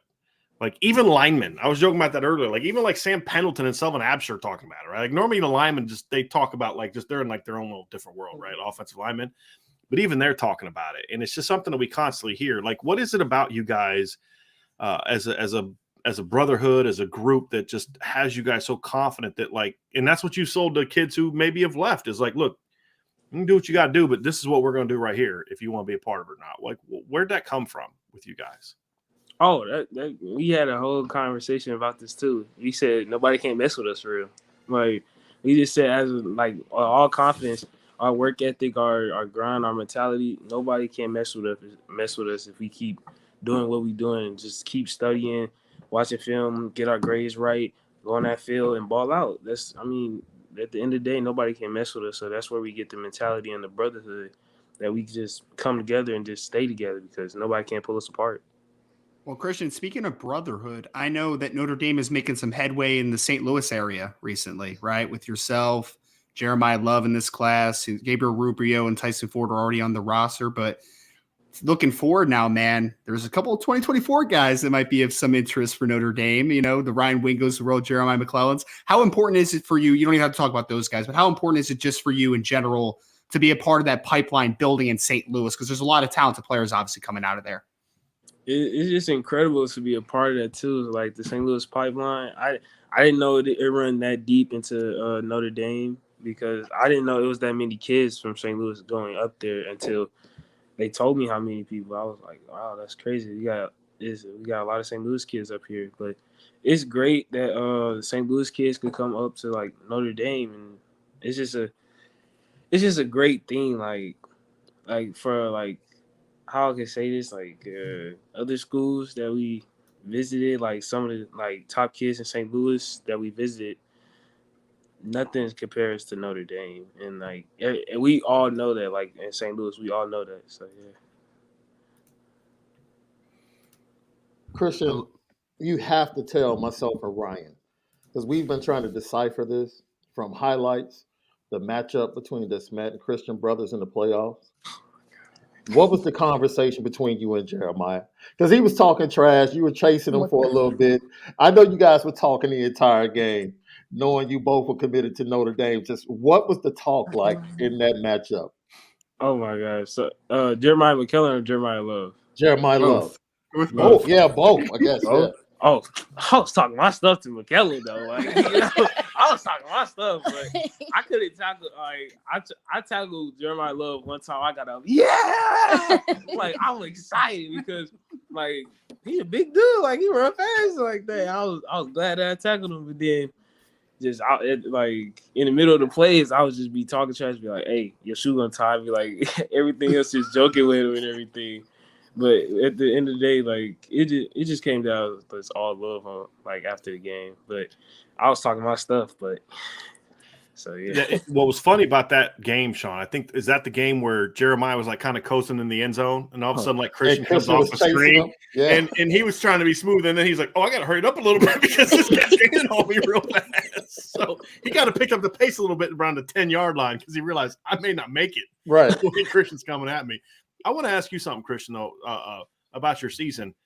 I was looking at your schedule and then just like, it's like, did his coach say, let's put a schedule together that's just going to challenge Christian every single game? Yeah. You know, and it's just like you were playing like Aaron Scott at the beginning and then IMG and then Ryan Wingo. But in a serious note, like how – I would assume that's got to help you as far as like really getting ready for that next leap to say, hey, look, I can be Benjamin Morris next year. I can be that freshman that comes into plays because talk about being battle tested, and then of course, not only did you get tested, but you shined, man. I mean, if we're being real about it, like that, my recruiting pitch to Ryan Wingo, if I was you, was like, hey man, the good part about coming to Notre Dame is you don't have to face me on Saturday because you put them on lock. in that game, and that's my guy. You know what I mean? So, but in all seriousness, like, how does that help you as you get ready for that next level? Saying, hey, I'm playing D1 dudes like every Saturday at wide receiver, and I'm showing that I can not only handle them, but I mean play with them, but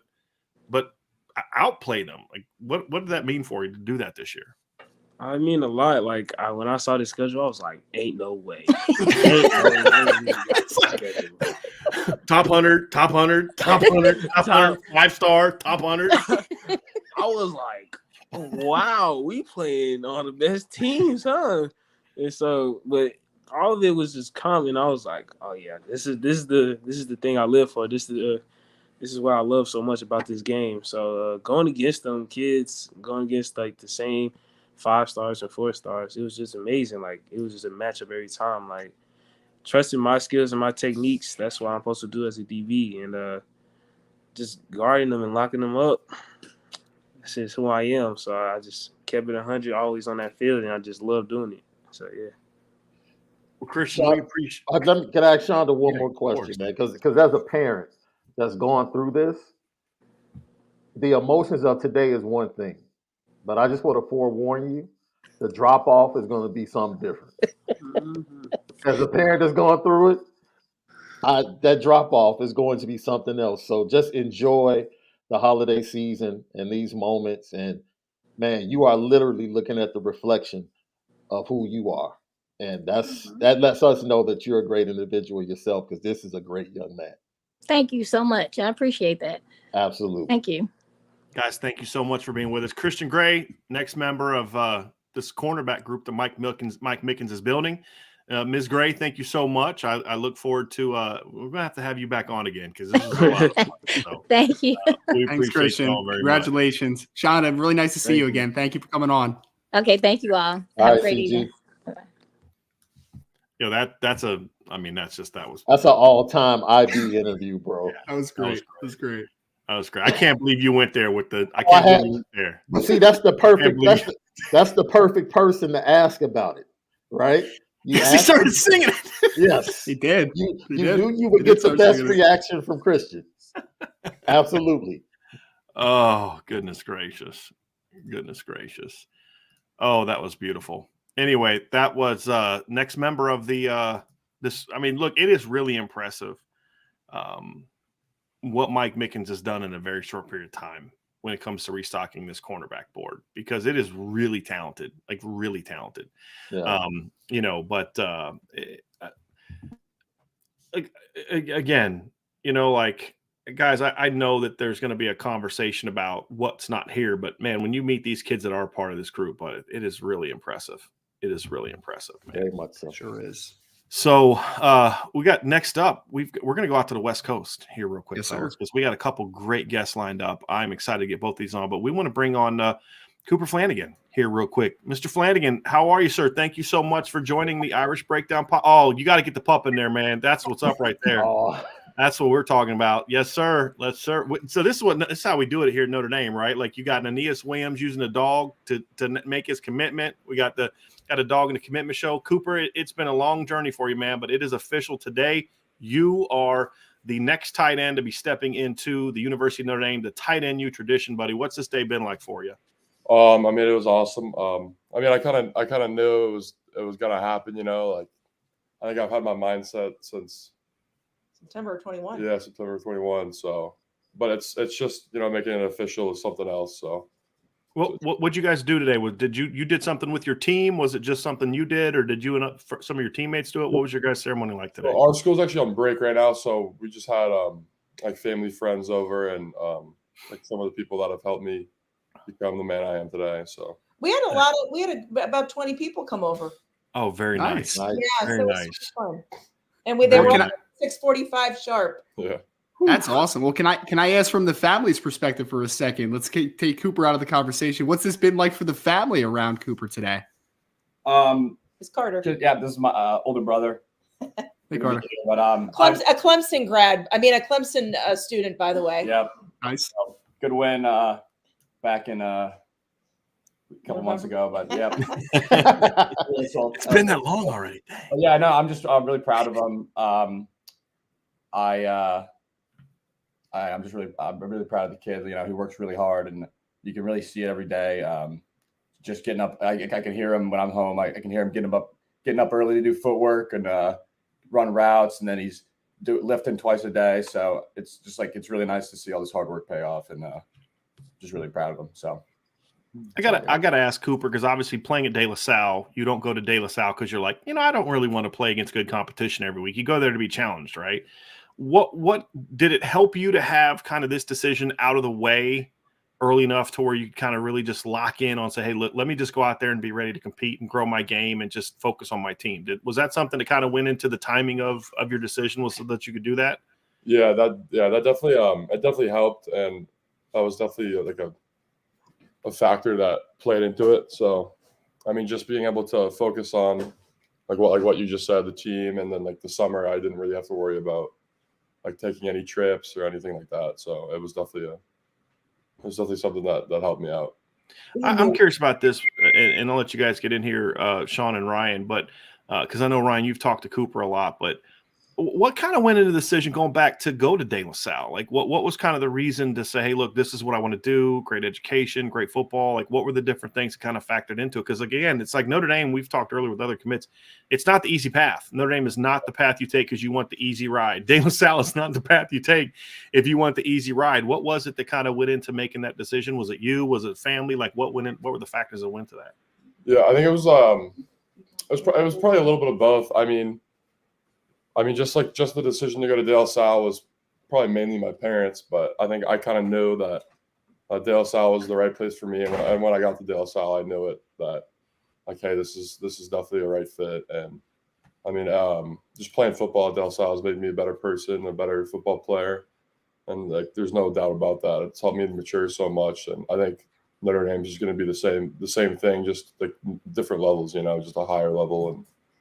And I mean, just taking visits, you kind of know, you kind of have that feeling. I know people say it, and it's kind of cheesy, but you just kind of know it. It feels like home. So, well, Cooper, let me ask you, man, because you've had, so you're going all the way across the country to go play football and have an education, and I know that can be daunting for some, but when you look at your situation with Notre Dame, the tight end room obviously has been a big thing, I'm sure.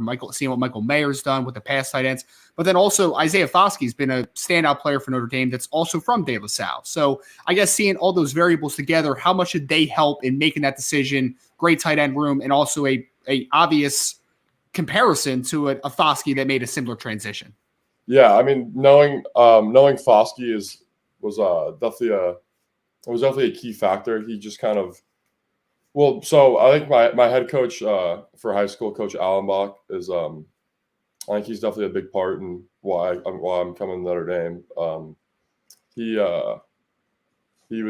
super high on Foskey. He compares us. Well, I mean, I guess compares us mentally, I guess you could say.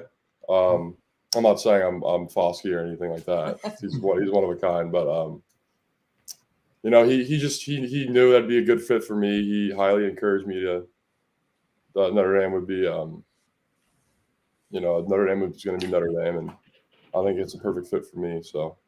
Well, you say you're not a Foskey, but this dude above me on the screen keeps talking about, I really wish Notre Dame would move him to defensive end because he loves your film on defense. And that's because he's a biased defensive guy. I'm an offensive guy. I like your tight end. But, kind of what does playing defense do for your game as an offensive guy? I've always kind of been fascinated by that because some guys feel like, hey, being a defensive player makes me better on offense and vice versa because I know how the other side of the ball thinks. Is that true for you, or do you just kind of do it because, I just love playing football? Yeah, I mean, I think it's just the love of playing football. I think that's probably the biggest reason, but it definitely helps you be more physical. I mean, it's just fun. It's just why not go out there and play as much as I can for the last year of high school, just because I know college it's not gonna always be like that. So.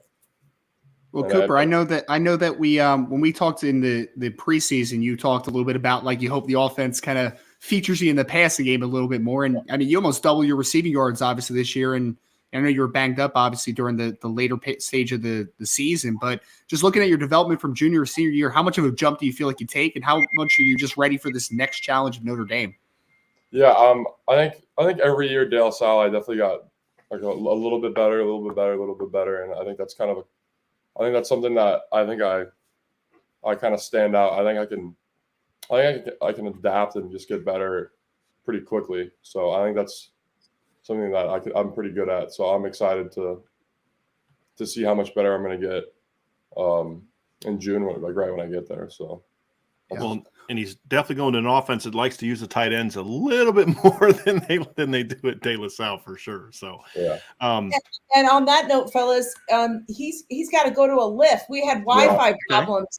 We had Wi-Fi problems earlier. I'm so sorry, but that's the best reason to have to leave, right? Like I got to go work out. I got to go get ready. So I mean, we totally get it. Wanted us the opportunity. He wanted to talk to you. I know he's talked to Mr. Roberts a ton over the years, so we want to make sure we got on. Well, so we are super happy for you, Cooper, man, and congratulations again. We're looking forward to seeing you get out here to South Bend and putting on that blue and gold, buddy. Appreciate you and congratulations. Yeah, sorry I was so short. I'm sorry. It's all good. Oh, you're fine. No problem. We appreciate you. We appreciate you. Sounds good. Take care. Sounds good. Thank you guys. Bye. Well, I'm ready to transition to my guys. Are you all ready down there? These are my guys. I love these guys. Let's bring these on now. Braylon James, Glenn James. How are y'all? What's good, y'all? What's good? Down in the Lone Star State. Oh man, it's love down here, man. It's awesome. It's awesome. Yeah.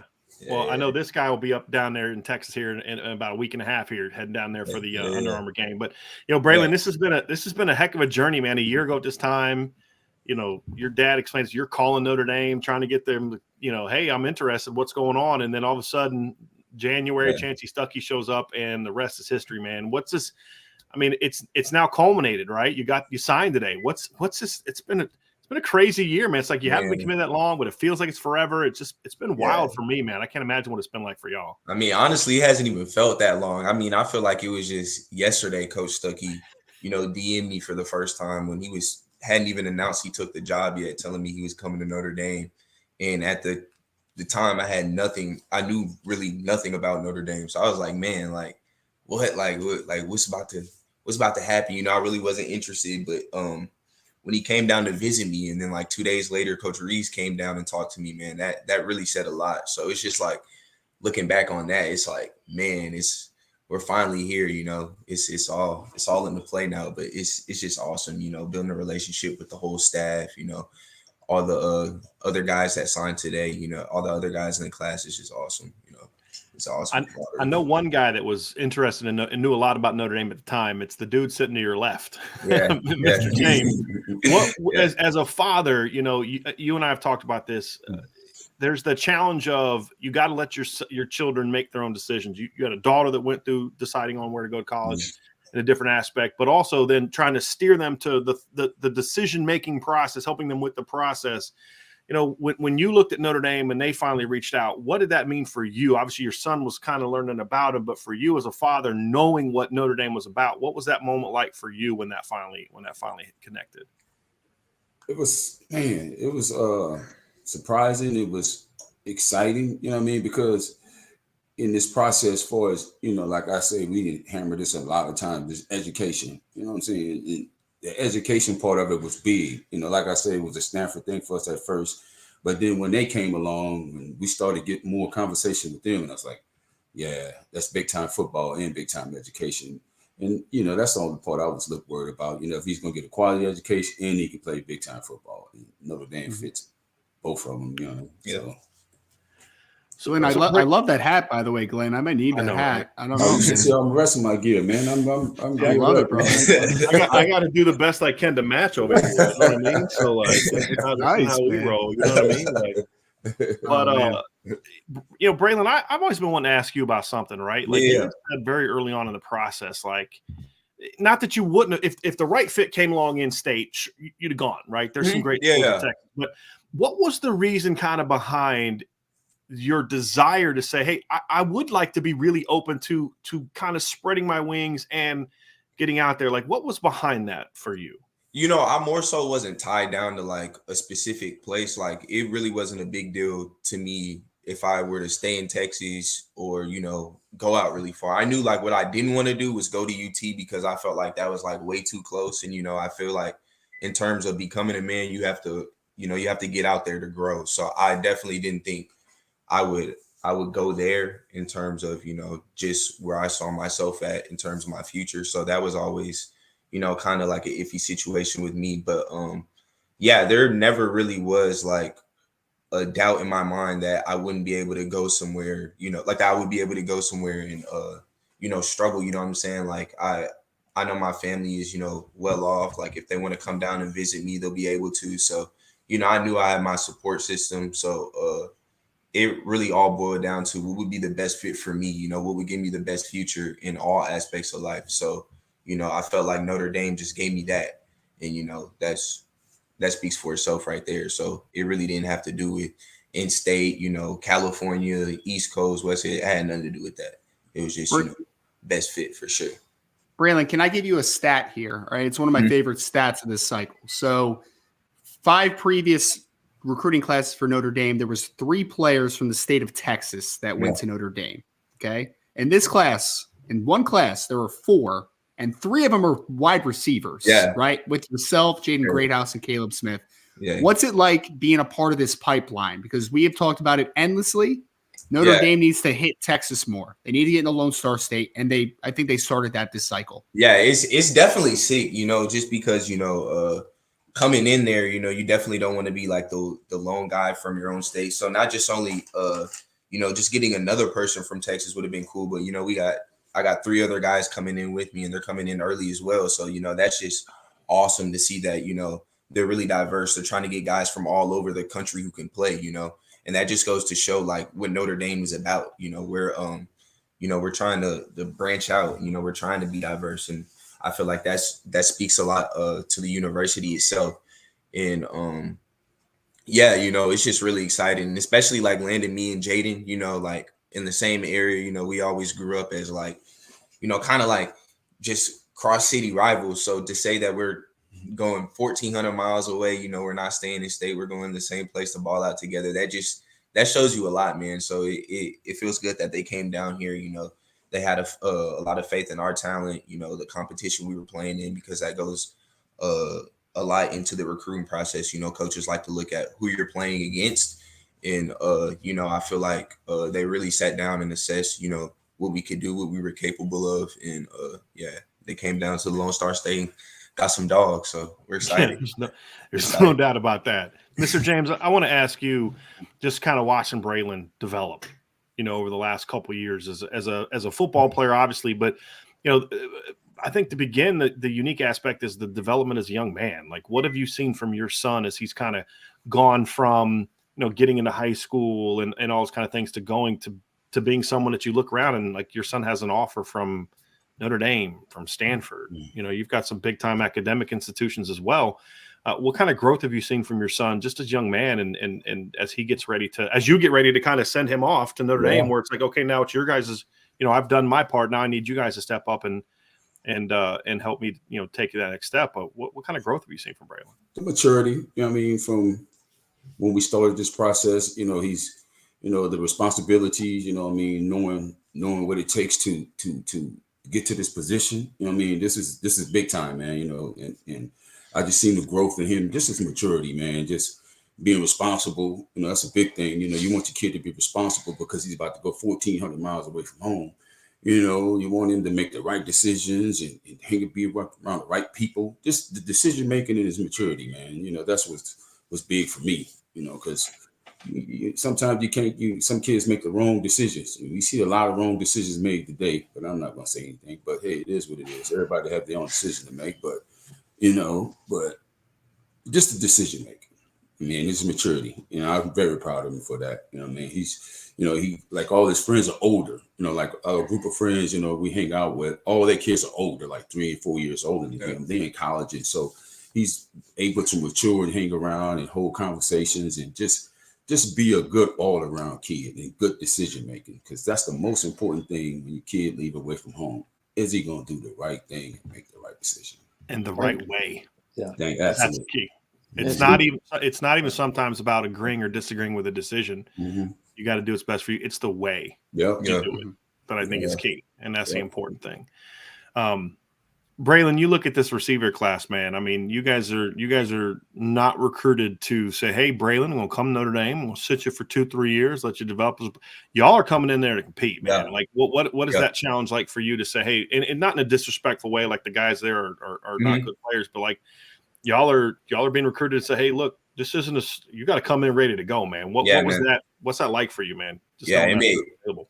Yeah, it just makes my hunger and my drive for this sport, like, just intensify like 100 times more than it already was. Just seeing that I finally have the opportunity to come in, and achieve my goals early. Like I've always wanted to play collegiate football, no matter where it was at. That's always been my main goal. Yeah, the NFL was cool, but like collegiate football was where I wanted to get to. So just having the opportunity to come in and make an immediate impact, was definitely something that stuck out early in my recruitment as well. Like that's really like another 50% of why I chose Notre Dame as well, because I know the opportunity to come in and compete, earn a spot is there. So yeah, I'm excited. I'm hungry, and I've been working. I know what it takes. So yeah. I want to ask you this too, because like it sometimes in this era of I don't get too much into it, but guy, hey, I want to be the guy. Yeah. You and Jaden and Caleb, and then of course there's the Texas kids, and then Rico. I mean, there's 3 receiver spots, and there's 4 dudes plus guys on campus. Like some people may look at it like, well, there's too many good players. Y'all, that was never a thing I heard from any of y'all, man. Like, what is kind of the bond you guys have built? Because we hear about the the offensive linemen and all that, but what kind of bond have you guys been able to build as a group of wide receivers as you guys get ready to go do this thing together? Like we're all kind of just trying to take it on together, especially us coming in at the same time. It's like, maybe you may get your shot earlier than I do, but we're gonna work together. We're gonna go at it together, and that's kind of just been our whole thought process going into this. It's like, yeah, it's competition, but at the end of the day, we're still a team. We're still a family. We're gonna break bread together. We're gonna be on that field together. So we still got to be close. We can't, let any animosity get between us. At the end of the day, whoever's getting the job done is gonna be the one who's touching the field. So like, it kind of is what it is. It's just the game itself. So, we all kind of just have an idea of, what to expect and, the reality behind it. So yeah, we're excited. Braylon, can I ask, because obviously you have your dad there that I know is a big support system for you. You have your family in general. And I know you talked already about not wanting to stay as close to home because you want to spread your wings and grow and all those great things, right? But in order to do those things, your family has to support you, obviously. Oh, right? yeah. Oh, yeah. So can you just talk a little bit about the support system you have and just, they let you really take advantage of every opportunity and to explore all options. Oh, yeah. And this starts like all the way back from like the 6th grade, like even them, going out their way, taking off from work to take me to camps, just that little stuff, that adds up. And, I wouldn't be in this position without that, even my whole transfer to Del Valley, that kind of helped my recruitment a lot as well. So, we made a lot of sacrifices for that. My dad had to, take off of work early to come pick me up from school, even though it was 35 minutes out the way, you know what I'm saying? So there's a lot of stuff, it was a lot of sacrificing to get me to this position. So, that also is like another reason why I chose Notre Dame. I wanted to, like I said, pick the best place that's going to give me the most benefits in all aspects of life. So, like I can go back and support my family, when they're, looking out for me, when they need some cash, you know what I'm saying? Like that's what I want to be. Yeah. Right. I want to put my family on my back. That's the goal. So, Brian and Ryan, one of the most commendable moments, in my opinion, this season from the recruiting class, which has exemplified brotherhood, was post-game Marshall. And I don't know if you guys remember this. We were doing the post-game show, and all of a sudden we look on social media and we see these 3 receivers like letting it be known, like, no, we're still locked in. According to the chat, every kid was going to decommit by the end of the night. Right. According to the people in the chat. The house was caving in, right? Yeah. And then all of a sudden you see these 3 receivers like make the statement like, don't worry. Yeah. When we get there, you won't have to worry about this. Yeah. Just talk about that mindset in Marcus Freeman and this staff, whatever mortar they use with the bricks to hold this class together. But that just goes to, it's not even, it's really just us as people, like the people they're recruiting. And that goes to show like that goes to show you what the Notre Dame culture is about itself. You know what I'm saying? Like, we're all like-minded individuals. We all have the same goal. We want to come in and win a national championship by any means, you know? So, whatever route we have to take to get there, you know, whatever BS we have to go through to get there, you know, we were all willing to go through that in order to, you know, put Notre Dame back on the map. So I feel like that was kind of like, that's been, you know, the whole entire class's collective thought and idea. So we all want to come in and do our parts. You know, we see the team struggling. We're like, man, you know, this isn't right, man. Like, we're trying to come in, we want to make plays, you know, that's like, it's just little stuff like that we see. It's like, yeah, man, this is getting real. We actually have an opportunity to come in here and, you know, change this thing around. So yeah, that's definitely what that's been about. And it's been about that the whole entire process for sure. That's what's Well, last I checked, Sean, correct me if I'm wrong, Mr. Davis. Mm-hmm. Receivers can't throw themselves the ball, right? No, I think that's still a thing. Okay. Normally in recruiting, it starts with the quarterback, and then you kind of build on top of it, right? That's the 24 class. You get CJ early, and then then Cam comes and all that. Y'all did this without a quarterback. Yeah. At least not when it was like publicly and like locked in. Yeah. What was it like for y'all when Kenny Minchie decided to flip and come? Oh, yeah. It was kind of like a big relief. Yeah, for sure. I mean, just because we didn't know if we were going to get one. So it was like, man, you know, it's not like we knew he was going to come in and start right away, but it was just the thought that we have somebody to, you know, come in our class, work with us, build with us, you know, and over time, we're just going to keep gradually getting better and better together. So that was definitely like a big, just a big sigh because, you know, earlier on, like our big push was Dante Moore, you know, so that's who I thought we were going to end up getting. But seeing that Kenny decided to, flip, and he had faith in Freeman and what Notre Dame could do for him is really relieving. It was really exciting. So I'm ready to ball out with him too. And so now you've got him in 23 and then CJ in 24. Yep. Does it give you guys a little peace of mind? Like, look, because if you trust Tommy Reese and Marcus Freeman enough to go there, then you're going to trust them to say, get those guys, develop those guys, and that kind of thing. Does it give you some like, okay, we're going to do our thing, and now between the two of them,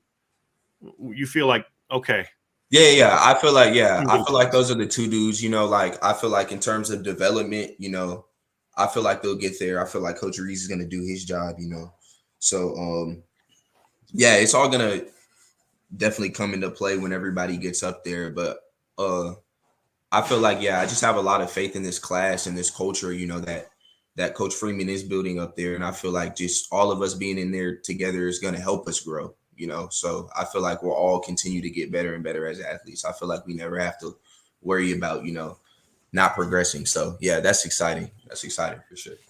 Braylon, you may not be comfortable talking about this, and if you don't want to, it's totally fine. But like, my thing is just like, there's this assumption that the only kids that get offered NIL deals are kids that take them and leave. Yeah. Right. There's a lot of that going on in your class. What was it like for you guys in those conversations to say, hey, look, we're going to go a different route. Man. Everybody else is doing this. We're going to go this route. I'm sure it wasn't easy all the time for you guys with some of that stuff, right? I mean, what was it like for you guys to have those conversations? Well, for me, you know, it wasn't about money. You know what I mean? It's about fit. It's about future. You know what I mean? So the money was there. I mean, let's not get it. You know, we had opportunities to chase it. You know what I mean? But is it going to be there as a long-term thing? You know, we could get the short-term money, or we want the long-term money. So we went for the long-term money instead of short-term money. So it was there, several schools, but it was just not what we was about. We didn't want to chase it. What we had at Notre Dame was perfect for us. So definitely, everybody have their own decisions, their own path, and what they need financially. We can't speak for everybody. We don't know everybody's pockets, but we're not rich. You know what I'm saying? God has blessed us. You know what I'm saying? For what we have. So we're not going to be hanging out in your mansion when we come down for the game. Yeah. There's like 8 other rooms y'all have, you know, because you're just rolling in it, right?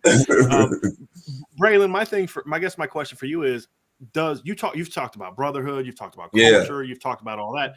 Are those the things that allow you to say, okay, I mean, look, I was 18 once. I consider now as a 44-year-old, business owner and say, no, I can turn that down. But when I was 18, I don't know if I could have turned that down. Yeah. Like, it does that brotherhood, that culture that your dad talked about fit? Are those the things that you are allowed? I mean, how do you focus on those things when there's this madness going around you that is the current landscape of recruiting? Just by definitely looking at what you want in your life, what you want in your future, yeah. And, just all money isn't good money most of the time. All money you don't have to work hard for, isn't always good for you. So, that's what I've been taught in my life. And, I just kind of want to go out there. I know that if I do my thing at Notre Dame, I really believe in that network, just from being committed here so long, I've already met people, I've already been introduced to so many, executives and entrepreneurs and stuff like that. So I definitely believe in the network, and I see it's real. So that was definitely kind of just like a, just a easy getaway for me. Definitely. That's just good, looking at that. That's good. So you're an early enrollee, correct? Yes, sir. Yes, sir. So, I mean, you're about 3.5 weeks away from leaving home, 2.5 weeks away, something like that, right? Yes, sir. Where are you at? I mean, where's your mental space right now with that? I mean, like, I know you're excited, but also there's the bittersweetness. Like, I'm going to ask you where you're at, Braylon, and then Mr. James, I'm going to come back with you. And because you've kind of been through this as a parent, right? Sort of. Your daughter didn't go quite far away, like she can hop in the car and drive home for dinner. You know what I mean? But like, Braylon can't do that. Where's your headspace at right now? I mean, it's real now, man. You just signed, and you've got a report date coming up here. Yeah, and now that I'm kind of signed, I've been saying this, but man, I'm just so hungry, to get in there and go to work because I know what I want for my future. So I'm definitely excited about that part. But in terms of leaving home, yeah, like I'm definitely gonna miss my family. But like I said, they've been huge supporters up until this point, so I know that won't change.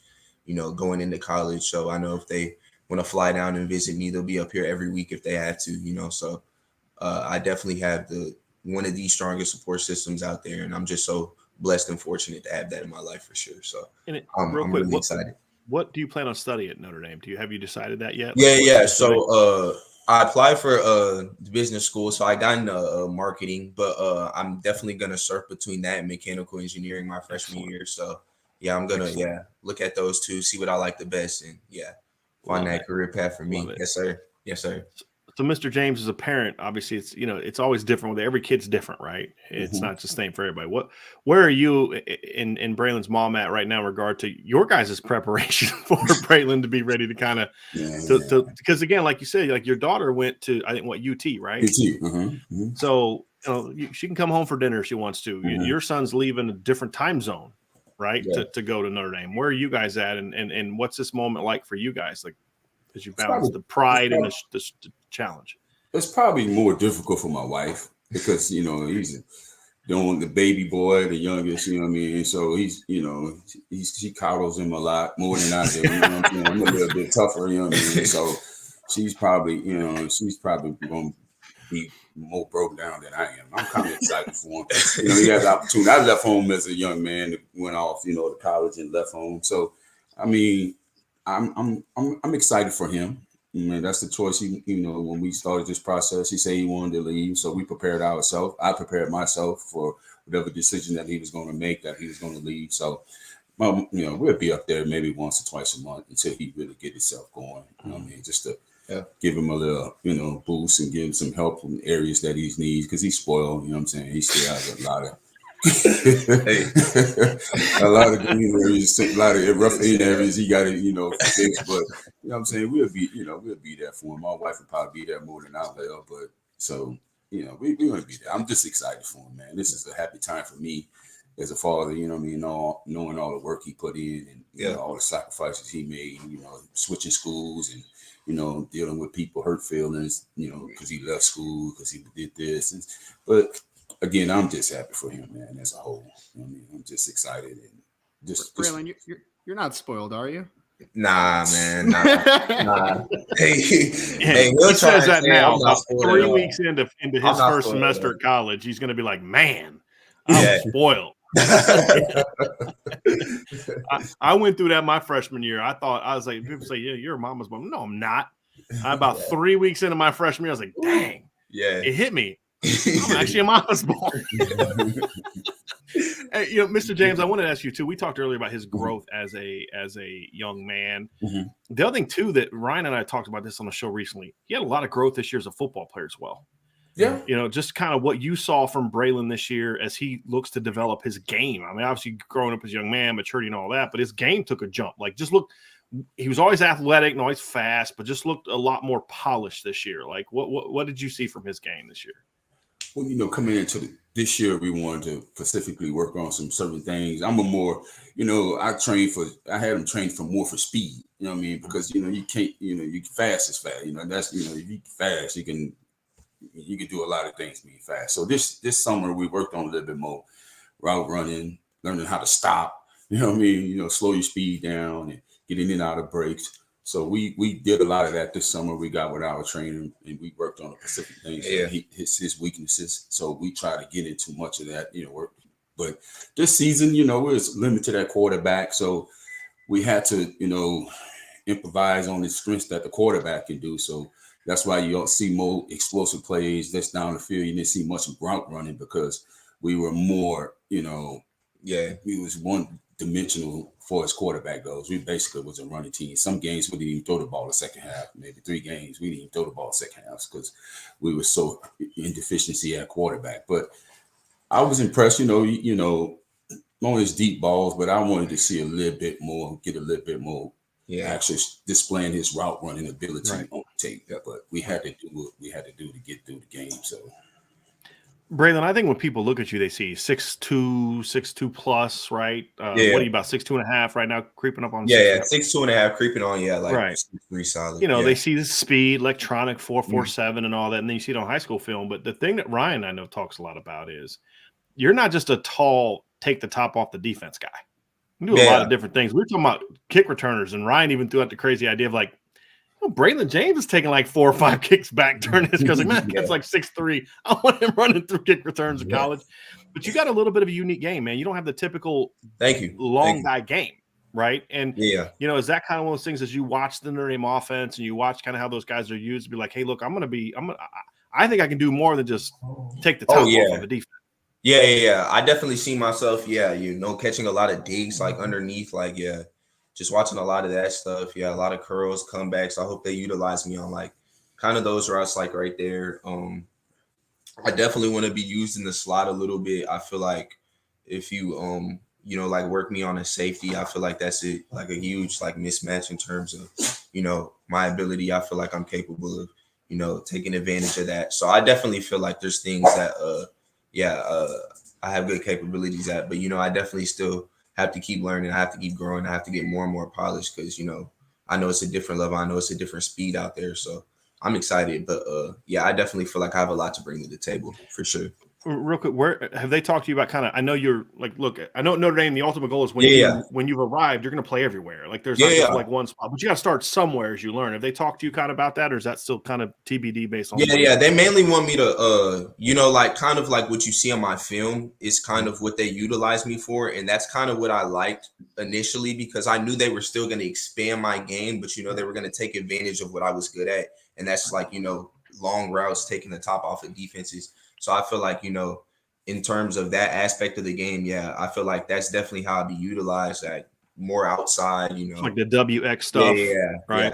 Definitely, more of that. So, once I get more familiar with the playbook, I definitely see how, I'm worked in, but I definitely feel like that's how they'll try and use me. And, any way they want to use me, I'm ready to do it. So I'm excited.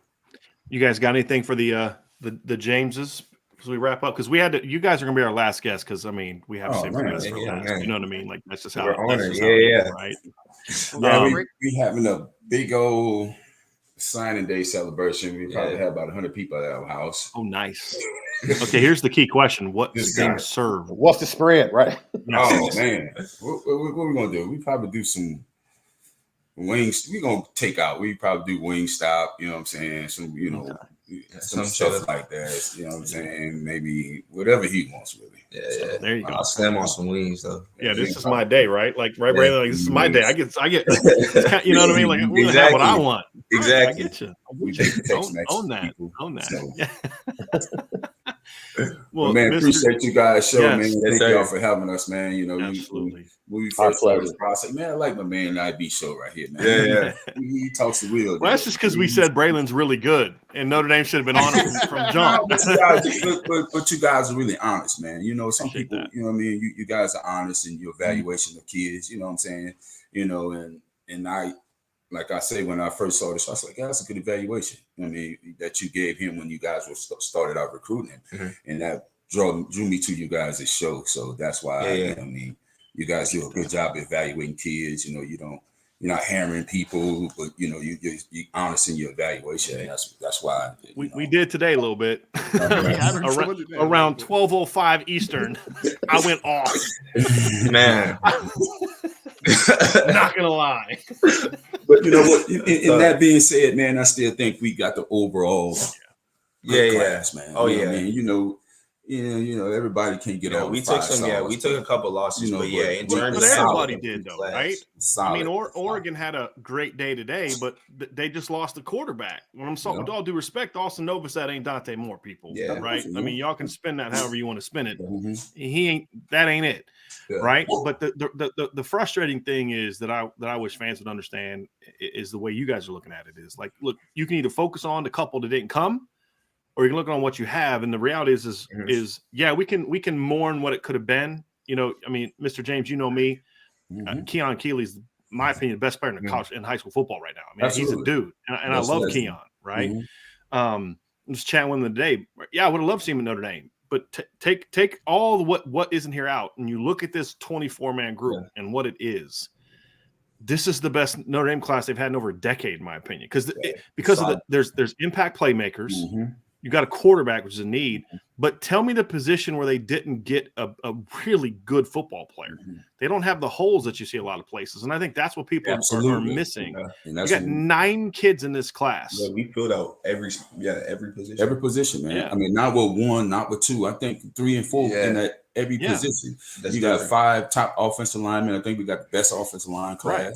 I think we probably got a top 10 receiving class. You know what I mean? We loaded. So here's some numbers for y'all that I think y'all appreciate. So Notre Dame in the 2022 and 2023 classes had 30 kids that were ranked as top 250 players by at least one service. Most that Notre Dame's ever had in the rankings era, which goes back to 2002. Right, 11 front 7 kids that were ranked in the top 250 by at least one service, most they've ever had since 2002. 6 front 7 commits in the top 250 in this class, which is the most I've ever done. And then you had 5 linebackers the last 2 years that were ranked as top 100 recruits by at least one service. And then this receiver class, I mean, this is one of the best receiver class they've had in a long time. We just had Cooper Flanagan on, who's a legit tight, like 18 in the last 2 classes, 18 kids in the last 2 years were ranked as top 100 recruits by at least one service. Wow. And that's Notre Dame's never done that before in back-to-back classes. 9 this year, 9 last year. Right. So I think that I get that people are frustrated, but 5 skill kids in the offense this year are ranked as top 200 players by at least one service. That's been tied a couple times, but never had more. I don't think people appreciate, and this is without Peyton Bowen, right? And I'm not trying to bring his name. I'm just making a point so people understand the numbers I'm giving. Like there's a lot of talent being brought into Notre Dame since Marcus Freeman arrived. Absolutely, there's no doubt. There's no doubt. Ready, man. We loaded, man. We good. You know what I mean? We got the people who want to be here, who want to be a part of this thing, want to be a part of this national championship run that we about to go on, and that's just that.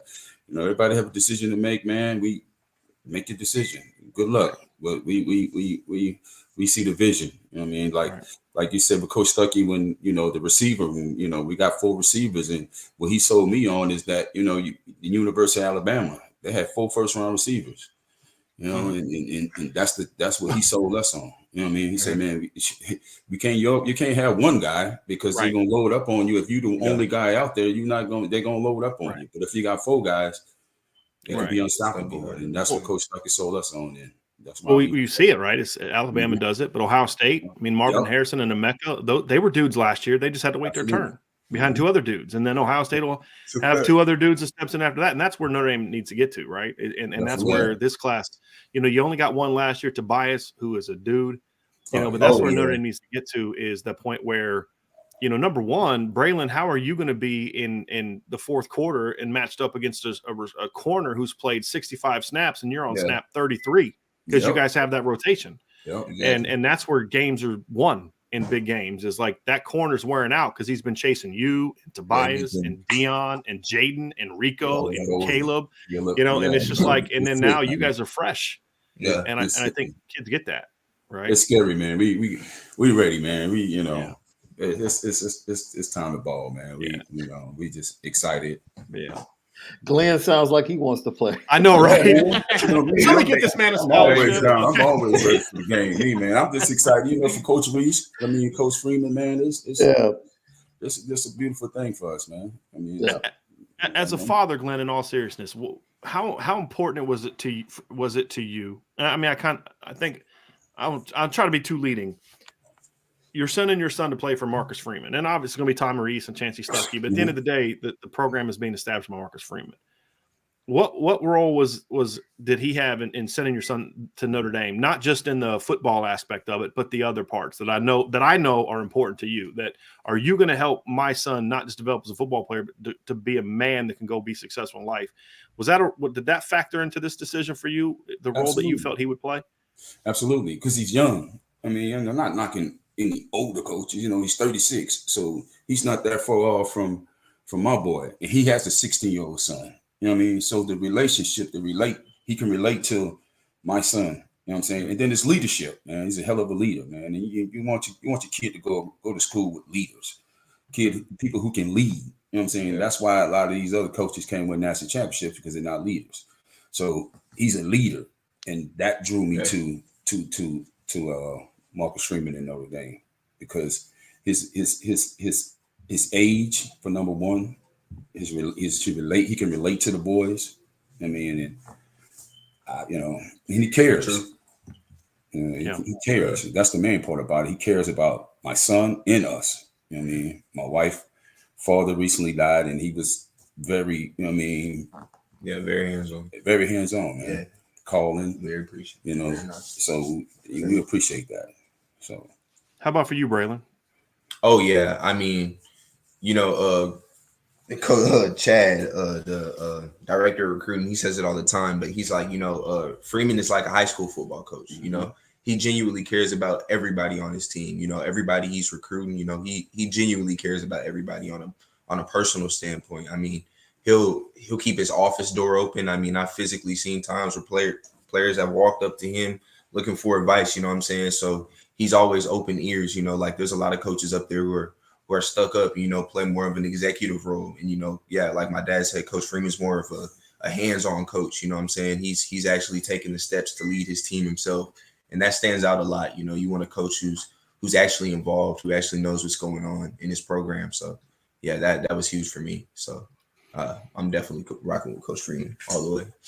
Well, fellas, we appreciate y'all so much for being Yes, on. sir. You guys got anything else for them before we let them go enjoy their wings? Because now I'm hungry at this point in time. Right? I appreciate you guys for hopping on, Glenn. It's been awesome to get to know you over the last few months, brother. Absolutely. Yes, sir. We appreciate y'all always. Keep up the good work, man. Y'all guys do a good job over there, man. We'll do our best. Braylon, congrats, man. Yes, sir. Proud of Thank you so much. Yep. Yes, sir. Talk to you guys soon. Appreciate it. So, fellas, that is we have been blessed to get to know the James family, right? Forget Braylon's talent. Like, they are, like, I really love that family, man. They are really, and it's like, it's with Sean DeGray, it's Don Schuler. It's Debbie Otting. Yes. These kids, it's April Pendleton. These kids, Sean, you got to know Charles Jagasol's mom. Right? Like, these kids, He's a doll, you get why these kids are how they are. You get why they are where they are when you meet their parents. And that's why we try to do this signing day show the way we do. We want these kids to celebrate their moment, but we also want to kind of let people get a look at, like, it's not just about what they do with the helmet on. It's about the kind of young people they are and why. there. Now, some kids turn out great in spite of their upbringing, right? But these young men, you get a glimpse into why they are who they are, and know that like why it's important, because every kid is going to be like I was, like Sean was. When we get away from home, right? Yeah. But knowing that boot is still there to encourage is one of those things that really helps these young people be strong and to thrive. Whether it's even if football doesn't work out with these kids, these kids are going to be successful whether football ends up being that way to that path to that or not. I love it. And it's kind of a sad day, if I can be honest. And what I mean by that, Ryan and myself, we spend time building relationships with these young men and their parents. And, today is kind of the end of like that segment of that relationship.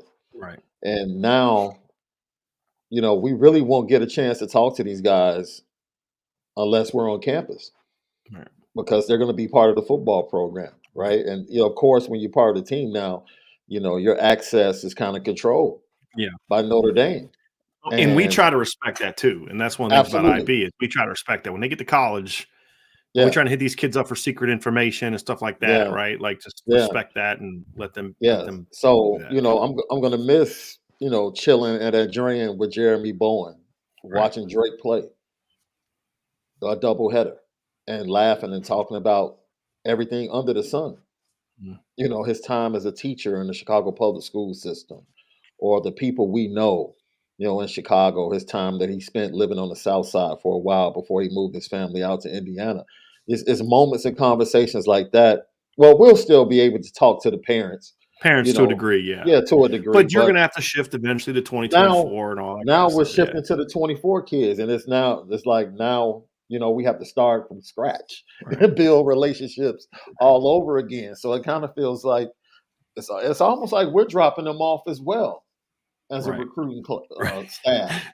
Like, we're letting them go, letting them graduate and move on to the team. So don't cry, Sean. Don't cry. No, it is. Sean's had to go through this though, Ryan. I mean, he's had to. He knows what these parents are going through. And I'm being serious. Like he has had to take his daughter to a college far away from home, 3,000 miles away. Right? That's wild. Yeah.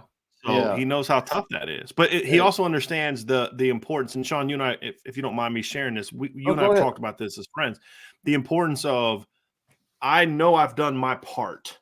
And now I trust that, your daughter, these sons are going to go do those things because of the lessons. Now, sometimes they're going to mess up like we all do, but like you trust that, your wife and you did what you needed to do to raise your daughter that way. And that's what you see from Mr. and Mrs. James. That's what you see, from Mrs. Gray. That's what you see from the Pendletons and the Oddings and, and all those kind of people. It's like, and they're also different, like you talk to Jason Love and he's completely different than Glenn James, but it's the same foundation, right? And Glenn James is different from Don Schuler, but it's the same foundation. Yep. And those are the things that you love about this class. And that's what makes this group special. It really is. Yeah. Really it's is. a special group of parents. And like Braylon James said, and he said it eloquently, like, it's all good because I know we have like-minded people in this class. That's why the class is what it is. He came real close. Glenn came real close. He did. Real close. He did. Yeah. He did. Let's get to some super chats here before we get out of here, because I do want to thank the people that have given us super chats today. Jojo Pineda, can't wait for the IB show to begin. Thank you, IB. We appreciate that super chat, Jojo. Hopefully it was worth the wait. Real Coconut with super chat. As ready as I am for this day to start, I'm equally ready for it to end. Man, ain't that the truth? I got about 2 hours of sleep last night, so I am running on fumes. But hey, I'm still here screaming Oregon. So, John, you know where that's from, right? Yes. So, little end of 8 Mile. Joe Papiti. Joe, thank you so much for the super chat. Welcome to all the new Irish players, and congrats on beginning of the next chapter of your life that will last a lifetime. On another note, my favorite thing that Lemming said is that the star system is basically made up. I mean, yes, from a dude who was part of making it up and the arbitrariness of it, right? Derek Galloway. It's a great business model, though. It is a fantastic business model. It is fantastic. It is. Derek Galloway with Super Chat. Thank you, Derek. Here's wishing the new Notre Dame players success on their journey to reach their career goals. Go Irish. God bless to all. Absolutely. I love how much Sam Pendleton talked about the importance of God in his decision, too, by the way. I love that. Chris Todd with Super Chat. Thank you, Chris. With NIL, transfer portal, and the flipping of commits becoming a sport unto itself, I feel like National Signing Day has lost a lot of its importance. Well, I think it's actually gained more importance because you now have to really see it through. You can go into the day with a kid telling you he's coming and then end up without him. So there's no let up, right? I mean, you can have a kid committed for, hypothetically speaking, 11 and a half months, right? And he tells you he's coming and then just doesn't, right? So it's added to it. It's taken some of the – here's what I think. I think maybe this is where Chris is meant. It hasn't lost its important, guys. It's lost it's not as fun. Because you see all these kids flipping and you know, and now you know where it's coming from. Like, where the freaking heck did Austin Novosad and Oregon come from? Right? Oh, they've been building a deep relationship for a while. Sure. Now. Okay. Yeah. Whatever. Because we're all idiots and we believe whatever you tell us. Sure. Jacob Mears was Super Chat. Thank you, Jake. No safeties last year and no high impact safeties this year. What's the word on O'Leary? Just can't miss like that. Jacob, we will talk more in depth on this tomorrow, but we'll kind of evaluate every position just so people know this show was about talking about the class, but just introducing you all to the kids. Tomorrow, we'll take a deeper dive we'll talk more about the Peyton Bowen situation. We'll talk more about the class as it is, though. That's what the folks are going to be on. The good and the bad. The areas where they do got to get better because it was not a perfect class. It was not a perfect class. There were some needs that didn't get met to the full degree that they needed. But I know at least one dude in this chat that would somewhat disagree with you on the notion that they didn't get any high impact safeties. Yeah. And I maybe two, right? Yeah. So, but I get it. It's a loss. But I think that's a conversation we need to have, and we'll have that tomorrow. Yeah. There's no doubt. Because some coaches have done a phenomenal job, but a couple coaches are in a situation where, like, 2024 might be a make or break year for you to really show what you can do. You know, and that's going to be important because Marcus Freeman has said you can't just be a great coach here. You can't just be a great recruiter here. You got to do both, and that's going to be a key. David Prevo, the Super Chat, beer for Brian. That was some real BS. Granted, he's a young kid, but he burned everyone involved. Feel for his mother. She knew it was coming. It was wrong. I went back and watched that again. So the way she acted, the way that Peyton's mom acted, this is how I read it. I think he had told her right beforehand that he was picking Oregon. And because she didn't, she just looked upset. And then when he picked up the Notre Dame hat and started to put it on, she went like all excited. Mm-hmm. And then he put it down and then did that whole thing. And she just went back to being like, I can't. This is just like, that's how I read it. You know, so the whole thing, I didn't know till the last second. Yes, you did. Come on now, dog. Right? Like, just own, like, it's not even the decision that I have a problem with, guys. It's really not. It's the manner in which you handle your business like a man. That's the thing. And some kids did that. Some didn't. Right. So you didn't know who you were picking to the last minute, and it was between a team that just came in late with we know why, and a team that you have been committed to for 11 and a half months and you build great relationships with. Got it. Right. I think that says it all you need to say. Sure. And those people that you apparently couldn't find the courage to tell them what you're going to do. Mm-hmm. Right. And not only did you not tell them, but you told them the opposite of what you're going to do. So, well, Brian, that's what happens. You know, we learned as youngsters, in order to lie, you have to lie to cover up the lie. Right. And then lie to cover up the lie that covered up the lie. So, yeah. Just own it. That's why I say, I know some people get tired of hearing this, but like, that's why I look at Keon Keeley and Elijah Page's situations completely differently because of how they handle it. Of course I would like Keon to be here because I don't have a problem with kids flipping. Kenny Minchie flipped. Caleb Smith flipped. Right. I mean, Notre Dame has benefited from flipping kids from other schools. It's not flipping or deciding on another school that bothers me. It's the how. And, you know, yeah. And then I guess the final straw for me was to put the hat on and then put it down was like that finals. You know, guys, you guys know me. I'm not a big fan of the hat game anyway. But I just playing the game, man. Just playing Yeah. the game. Yep. So, and see ya. Next one here from Joe Papiti, another super chat. Thank you, Joe. Remember, weak people do weak things. They look for the easy way out. When they are asked to do such strong thing, they look for the easy way out. I think the thing that I've heard from some of the people I've talked to is the way that it went down. You have to ask yourself, would he have made it, and would he have been bought into what? Ryan, you brought this up to me last week. You're like, you've always had it. You've brought this up before. Like, whenever you talk to Peyton about why pick Notre Dame, you'd always first go to like the depth chart. Yeah. Right. Which is fine. But he never, yeah, we'll get into it. There were some red flags I think we can learn from looking at those things like, hey, look, sadly, we've got to just not, our part of our job moving forward is to not always take people at their word. Yep. You know, Actions speak louder than words, man. Yeah. Yep. AJM with a super chat. Thank you very, very much, AJM. Dante and Bone were supposedly kids who didn't care about theatrics or money. How can the staff improve on evaluating kids' character maturity to avoid these moments in the future? Or does this just come with fishing in that pond? It's both to me, guys. Like, there are things you got to learn, right? And there are other things that you say, this is part of the business. Like, to me, you know, like Keon's thing was, again, different. He had interest in other schools, so he decommitted, right? Where Peyton kept taking other visits and then would say, no, I'm just going to be with my girlfriend. I'm just going because my friend goes there. I'm not interested in them and all that. I think you got to start as a staff. You got to start saying, okay, we're not going to get burned like this again. I think you're going to see them double down on their visit policy, right? Like, you want to go to a school on a Saturday? Cool. The second trip you make to that school, do what you got to do, but we're going to do what we got to do. I don't care who you are. Right. Yep. That's the big thing for me.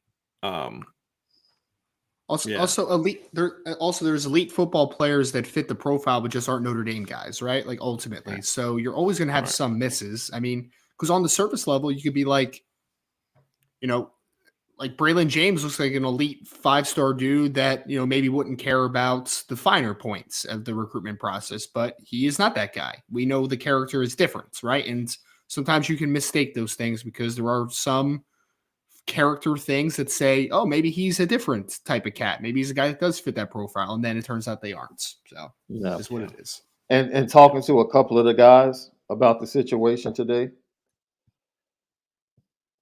how do you evaluate parents in this situation? Because you can have a kid that's genuinely in love with Notre Dame. Could be more important. You can't because, you know, the feedback I've gotten is it's the dude on the left. That's the key right there. You have to decide. You have to be able to figure out which parent is going to have the biggest influence on this kid's decision. Because one parent in this recruitment, in my opinion, from everything I've been told, was I want him at Notre Dame. I want him at Notre Dame. You saw from her reaction. But clearly, she wasn't the one that was having the biggest influence in this decision. Clearly. So that's another part of the learning process for us and for Coach Freeman and this staff as you deal with his NIL stuff, because that's what this is all about. Let's not kid ourselves. Let's not disrespect our audience and try to say it's something that it isn't. For him, it was NIL. It was. For Jaden Lamar, it was other stuff. Yeah. Right? Maybe he got NIL money from Oregon, but there was a lot of other stuff there that's legitimate. And you could say, you know, it's different, right? It's a different situation. But I think the other thing too is when you hear a lot of smoke coming out as much as it did with another school, you have to start asking yourself. But then at the end of the day, you also say, but that's not the school he went to. Mm-hmm. Right? Like, that's the final lesson too, guys, is he didn't even have an Oregon hat on the table. What did that mean? I mean, Oklahoma hat on the table. Oh, he didn't. So he didn't. There was no Oklahoma hat on the table. So did he not want to disrespect Oklahoma? It was perfectly fine disrespecting Notre Dame. Didn't Oklahoma drop out? Because, you know what I mean? Like, there's so much stuff here that you look at and say, something doesn't smell right, and you need to look back as a staff, we will look back as a staff at Irish Breakdown and say, okay, what are the red flags we need to be looking for where we will, and then, because I do think we did one thing well, I'm not going to lie, is we will tell people this is what we're hearing. Mm-hmm. People say, well, you guys said Dante Moore was going to do this. No, I never said what Dante Moore was going to do. I said this is what our sources are telling us Dante Moore is going to do. Mm-hmm. Right? And so, maybe putting more cap, we'll learn from it for sure. Because this NIL thing is new, man. This is some weird stuff, though. I have to be honest. Your gift was working a long time ago on this situation, though, Brian. We can go back to the summer in our conversations when you would tell me like, something doesn't feel right about this. I just don't know. And you kept saying it, and I was like, I mean, Brian, what is it? He's like, man, it's just something in my gut about this Peyton Bowen situation. I just don't know. And here we are, National Signing Day. But like part of me, like I didn't want to be the one to say that, Sean. I give Ryan that credit because he's been doing that. But like I hate people that like don't say something and then all of a sudden, well, I said this 6 months ago.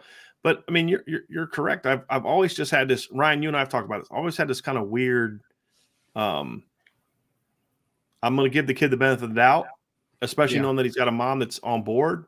But there was just something about the kid that just, I don't know, didn't seem like the same fit that like when the Keon thing hurt because I felt like Keon was such a great fit. Yeah. The Peyton Bowen thing hurts because I just felt like he was dishonest with people. Not because I'm like, man, that shocks me. That kid was such a great fit for Notre Dame. I don't necessarily agree with that. Yep. But not every kid that goes to Notre Dame and thrives is necessarily a great fit in Notre Dame. They just make that choice and they make the most of it. Look, man, Peyton Bowen's a great talent. There's no doubt. But my biggest thing, and it's always been my thing, and we've talked about this a lot, Brian. I can't stand people that aren't honest. I can't stand it, man. Like Keon Keeley was honest from the get-go. As soon as the decision was about to be made, he's like, guys, like this has been on my mind, and I'm going to do it at a point where you guys can potentially recover from it, right? Like he had that forthcoming to it. It's just there was a lot of dishonesty in this one in particular, and that's my pushback. I don't care. Elijah Page was that way too, Ryan. As soon as he started having doubts about it, from what I'm told, as soon as he started having second thoughts about his commitment, he let Notre Dame know. Well, and Brian, that's a great point because I even forget about Elijah Page even being in the class at some points because he did it so classy. It was just like, it's not a good fit, and like, okay, we get it. He didn't want to go. He didn't want to go away from home, and I get that. Yeah. That's cool, man. Like whatever. It is what it is. Like I got nothing but love for the kid, right? Because I don't mind kids flipping, y'all. I don't, because if we're gonna say a kid is wrong for flipping, then we got to say Kenny Minchie was wrong for flipping. We got to say Caleb Smith was wrong for flipping. Yep. Right. We got to say that. I'm trying to think. There's some other kids in the class that they flipped, right? Boubacar Traore was wrong for flipping from BC. Armel Mukum was wrong for flipping from Stanford. No, it's not about that. It's always about how. It's not what. It's not. You always got to do what you feel is best for you. Always. Yep. As long as you do it the right way. There's a right and a wrong way to do it, and that's my thing. Yep. And I don't care. I don't care if Peyton Bowen ended up in Oklahoma or Oregon. I really don't care. I care that he strung it along and lied to a lot of people. That's the only thing. That's the only thing. Yeah. And this is the kicker, because the more we learn, he purposed to lie. It wasn't like I just really no. You purposed to deceive people. Yeah. That makes it, for me, when you in the court of law, the degree of the punishment is based upon intent. When the intent is there to deceive, that's a whole nother level. That's an entirely different level. At that point, it's like, okay. It's like you don't sit up and purposely do what you did last night to that group of people. Yeah. And then pull what you pulled today. You don't do that. If that was the case, you could have stayed off of that call last night. Mm-hmm. Right. If you were stuck, stay off the call. Right. Yes. Stay off the call. You And don't tell intended, commits. And don't yes, tell yes, tell other commits in the class 3 days ago that you are signing with Notre Dame. Right. Don't do that either. It's even been more recent than that, according Yeah, to true. conversations I've had. True. Yeah. So, next super chat here from Senior Francis. Thank you for the super chat. All the recruiting drama makes me appreciate the Otting family and the Vernons and Drake Bowens of the world even more. True loyal sons and daughters of Notre Dame. IB Nation, best coverage, period. Appreciate you, go Irish. Yeah, and that list isn't nearly long enough. We only have so many characters, right? But it's the Grays, it's the Jameses, it's the Great Houses, right? It's the Micah Bell family, you know, who had the defending national champs in the playoff, where his brother goes to school, step up and with an offer late in the process. And he said, no, this is where I want to be. Right. Yep. And so we can go on. Pendletons. I know for a fact that Sullivan Absher had schools coming after him the whole time. Right. Jaden Osbury had schools, including one that's on the campus where he goes to high school, still on him the entire time. So, and a lot of these kids were offered deals. I mean, you could see it from the Jameses, and if y'all knew what the offers that Braylon was getting, I mean, that's his business to put out there, but it wasn't a Big Mac meal. You know what I'm saying? It wasn't a weekly sub from Subway deal. You know what I'm saying? It was, it was important. You know, you're hungry when you start talking about Big Macs and Subway, and I'm starting to get really hungry. I know, right? Seriously, because that's not two things that should normally make you hungry. Not at all. That's why I said those two things, because that's like it's bottom of the rungs right there. Yeah. Thank you for the super chat, Super Senior Francis. Joe Papiti with a super chat, and again tells you that Bowen and his family are all about themselves, no one else, just themselves. I would be very cautious throwing the entire family under that same boat. I mean, you watch that video, you can't tell me that they're all on board with that. And from everything I've heard about the conversation went on leading up to this, that they were not all on board on that. You had one going one way, one going another way. And that's something that family's going to have to deal with. It is what it is. AST12321, super chat. Thank you, sir. Bowen was just straight gaslighting people for no reason. It's so bizarre. And that's the thing for me, is like, these are people's livelihoods on the line, right? Just be real with them. Yep. Right, because look, Oklahoma got screwed too in this, fellas, and I don't feel so bad for them, because I think they did some dirty stuff during this recruitment, some real shady stuff, including like if I was Peyton Bowen's family, I would have got a restraining order out on one of those cats from 247 who was everywhere my kid went. Right, like I'm not gonna lie to you, like, bro, you don't even live here. Why are you everywhere my son goes? That's called stalking, and it's frowned upon. But they did some shady stuff, but like, look, if they'd have known he was you know, apparently he was telling people there too that he was coming. And, you know, they didn't make offers they could have made to get people because of it. So you said they didn't even have a hat on the table. Didn't have a hat on That's the table. wild. That's Which wild. is either they weren't in it or he didn't want to disrespect the No. Oklahoma hat. You know what I mean? It was you have to understand. This was all about leveraging. Yeah. At some point after the season, the conversation was had, and it became about leveraging. It became about leveraging. That's it. You're probably right. Easy to see. Right. Right. Dakova Huckabee with a super chat. Hey, Peyton, if you didn't know until the very last minute, why were you on the Zoom with all the commits reinforcing your allegiance to Notre Dame? It's a fair question. It's a great question. Just say, hey, look, I'm not sure what I'm going to do. You know, and yeah. Matt Lass, not to stay on, thank you for super chat, Matt, not stay on Peyton Bowen, but how might the way he handled this situation affect his brother's recruitment in Notre Dame or anyone else? Is unfortunate if he suffers.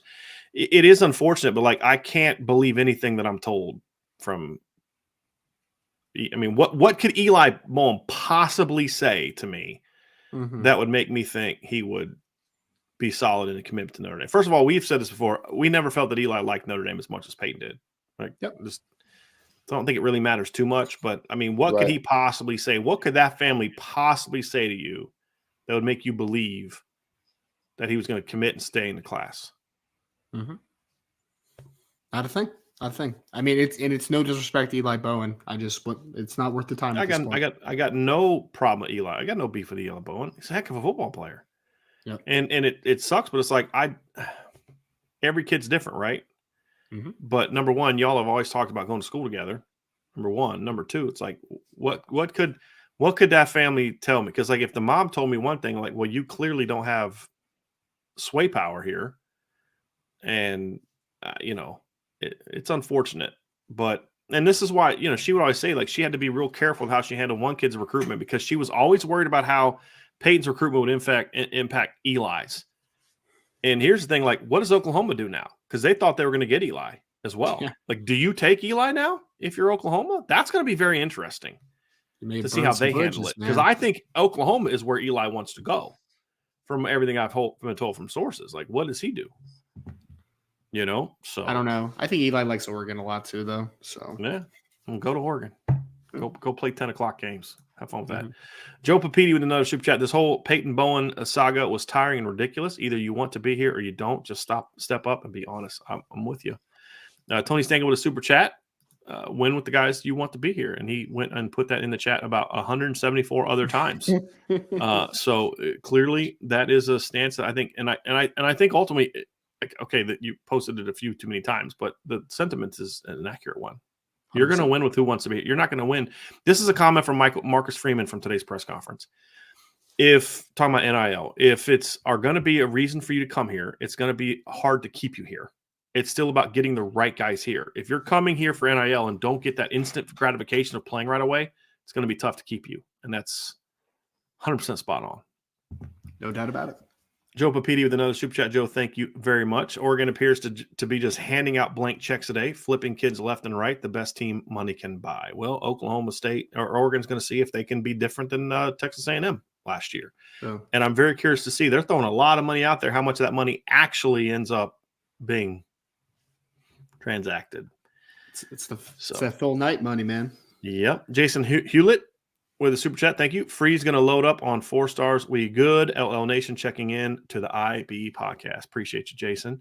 Brian Kelleher, great job today, gents. Interviews were awesome. Thank you, Brian. And just so people know, we will dive into the class more detail.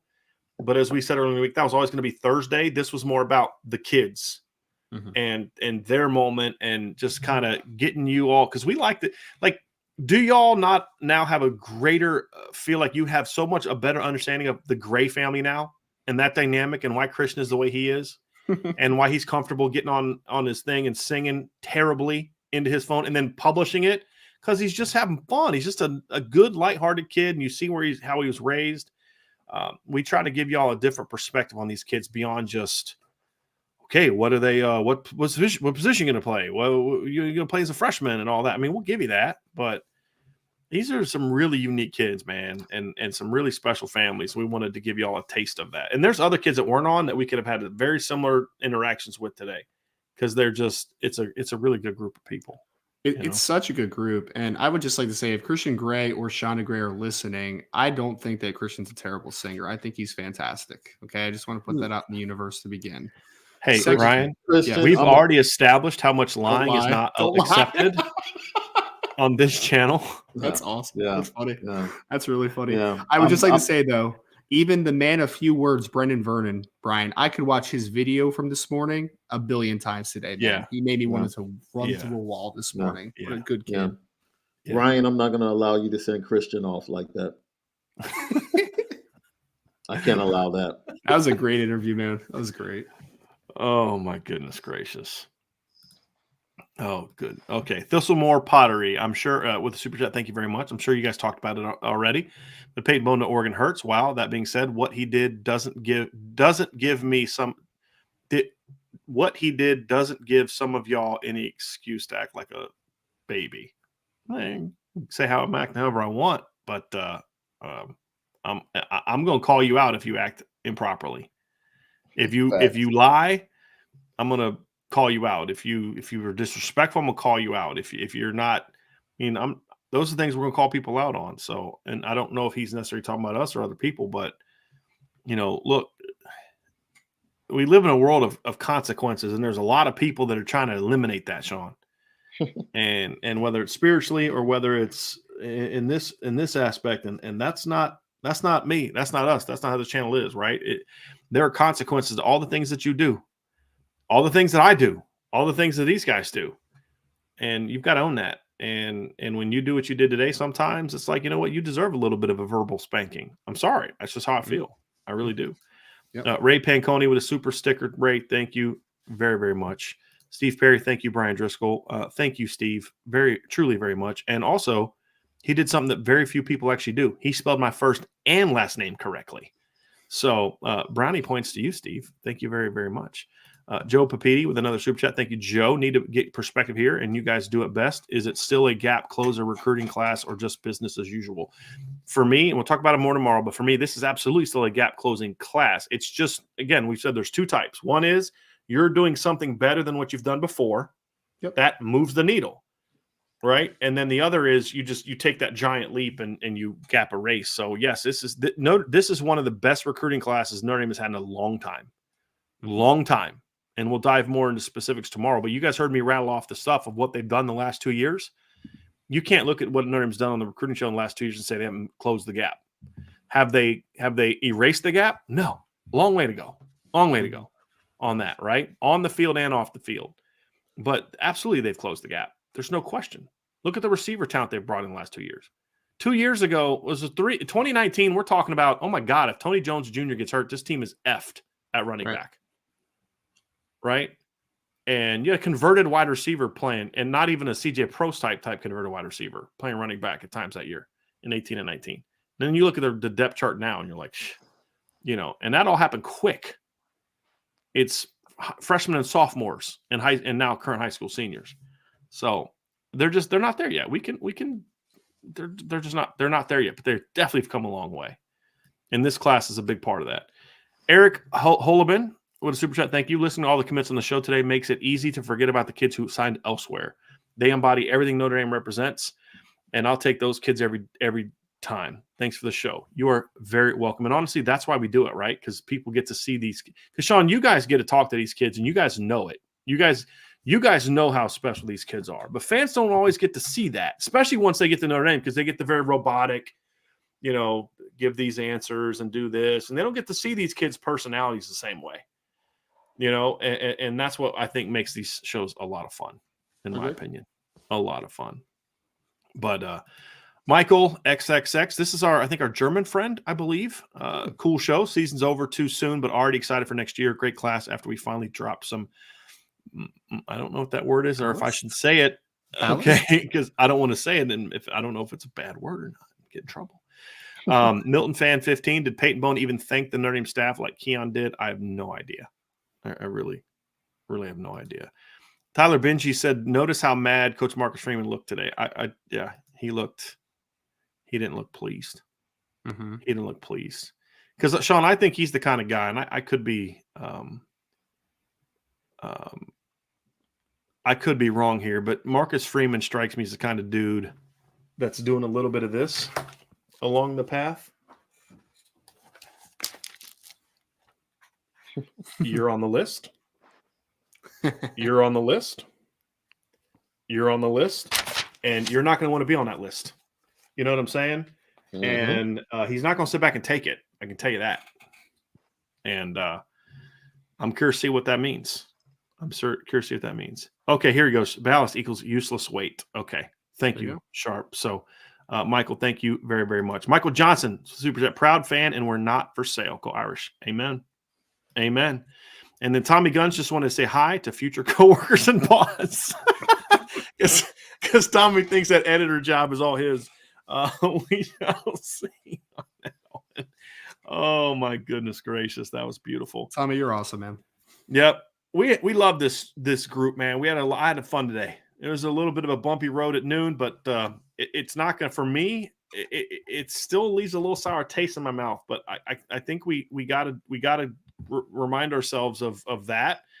But guys, this is a really good group and a really unique group of players. We'll talk to Sean tonight. We'll talk a little bit more. I don't know, what are we going to be talking about tonight at 7:30 on Lucky Lefty, Sean? We're going to recap the class. I mean, I'll give Malik an opportunity to talk about that other subject. Am I going to get another chance to talk about that? Sure. I'm done. When we end this show, I am officially done talking about it. Yeah. I feel your pain. Our show tomorrow will be focused 99.9% on this class. We will talk about this other situations from the standpoint of missing out on a kid, and what does that mean for future classes? So we'll talk about it more practically speaking. Matt, 2011 GT with a late super chat. Thank you, Matt. That kind of character will show up on the field at some point, most likely during a period of challenge and struggle. That's what I'm very curious to see, how all these kids that just like the kid, DJ's younger brother, got no beef with what he did. He was uncommitted. Do what you got to do. Mm-hmm. But these kids that kind of just took the back, because like you've been building a relationship with Oregon this whole time while Oregon has had Dante Moore in their class. Really? Really? Right. Okay. Right. Sure. Marky Stewart says, I think the gap closing we discuss is more dramatic with top flight quarterbacks. We have one this year and one next year. We are fine. That's such a huge part of this, because Kenny Minchie's a really unassuming kid that's not a real big social media guy and all that kind of stuff. Like, that's a big part of this is getting, and this is the thing we were talking about with Braylon, is getting them in back-to-back classes. And it's that margin for error we always talk about, right, Ryan? Mm-hmm. Right? Like, you get one great quarterback, but what if he gets hurt? Right? We Right. saw it with Tyler Buckner. What if he doesn't pan out? What if he gets hurt? There's a big drop-off. If you're going from C.J. Carr to Kenny Minchie, or Kenny Minchie to C.J. Carr, your odds of having that kind of player greatly go up. And then the last super chat here before we wrap up here from Michael. Ballas was from Google Translator, but trying to improve. Amazing show. So love that, kids and families. And Michael is our German friend, our German member of our family here at Irish Breakdown. So we appreciate you very, very much, and everybody else. So y'all guys, great show today. Thank you for all your hard work. We're going to meet tomorrow to go over 2024. I'm kidding. We'll take a couple days off. But very, very happy to have this team of mine together. We will continue to pump out great content over and over and over again. Sean, you know what I want to talk about tonight in our show? Can I make a request? Sure. I want to talk about what you talked about earlier, because I've been trying to avoid this, but I'm not going to now. Some of the comments, like, okay, can we just talk tonight about the accuracy of the manner in which my report last week was handled? Can we? Can I speak on that a little bit later tonight? And how somebody else tried to throw you under the bus, being too scared to stand on their own reporting? Yeah, we can talk about it all. I'm going to talk about that. We can talk about it all. We'll talk about that. That'll be fun. Okay. Excellent. We I look sure forward to can. that. I look forward to that. For that guy, Ryan, that guy, Sean, you all were great today. Thank you all so much for the questions, the conversation, the super chats, all of it. Y'all are amazing. Check out the boards at irishbreakdown.com. We'll continue talking about this stuff there. And then, of course, tonight, 6 o'clock, we're going to have a IB Nation Sports Talk show at 6. And then 7:30 tonight, I will be on with Sean and Malik. They're going to allow me to be with them tonight on their crossover over there. I look forward to talking about it. So that'll be 7:30 on the Lucky Lefty podcast. And then we will be back tomorrow to kind of break down the class in more detail. So the class is signed, who is signed, what are the grades, all of that kind of stuff. And, of course, I have lots of articles at irishbreakdown.com grading the class. I've got my rankings done. I just got to put that in an article. I have my 2-year grades, articles done, all that kind of stuff, the grades of the class, all that good stuff. And I look forward to that. Super chat from Mike Nolan. Remember, ND built with NIL, name, image, likeness of Lady on the Dome. So very well done tonight. So appreciate everybody. And thank you for the super chat, Mike Nolan, very, very much. We'll talk to you all again very soon we'll talk to you all very again soon. First on the Lucky Lefty podcast, but then again tomorrow on the Irish Breakdown podcast.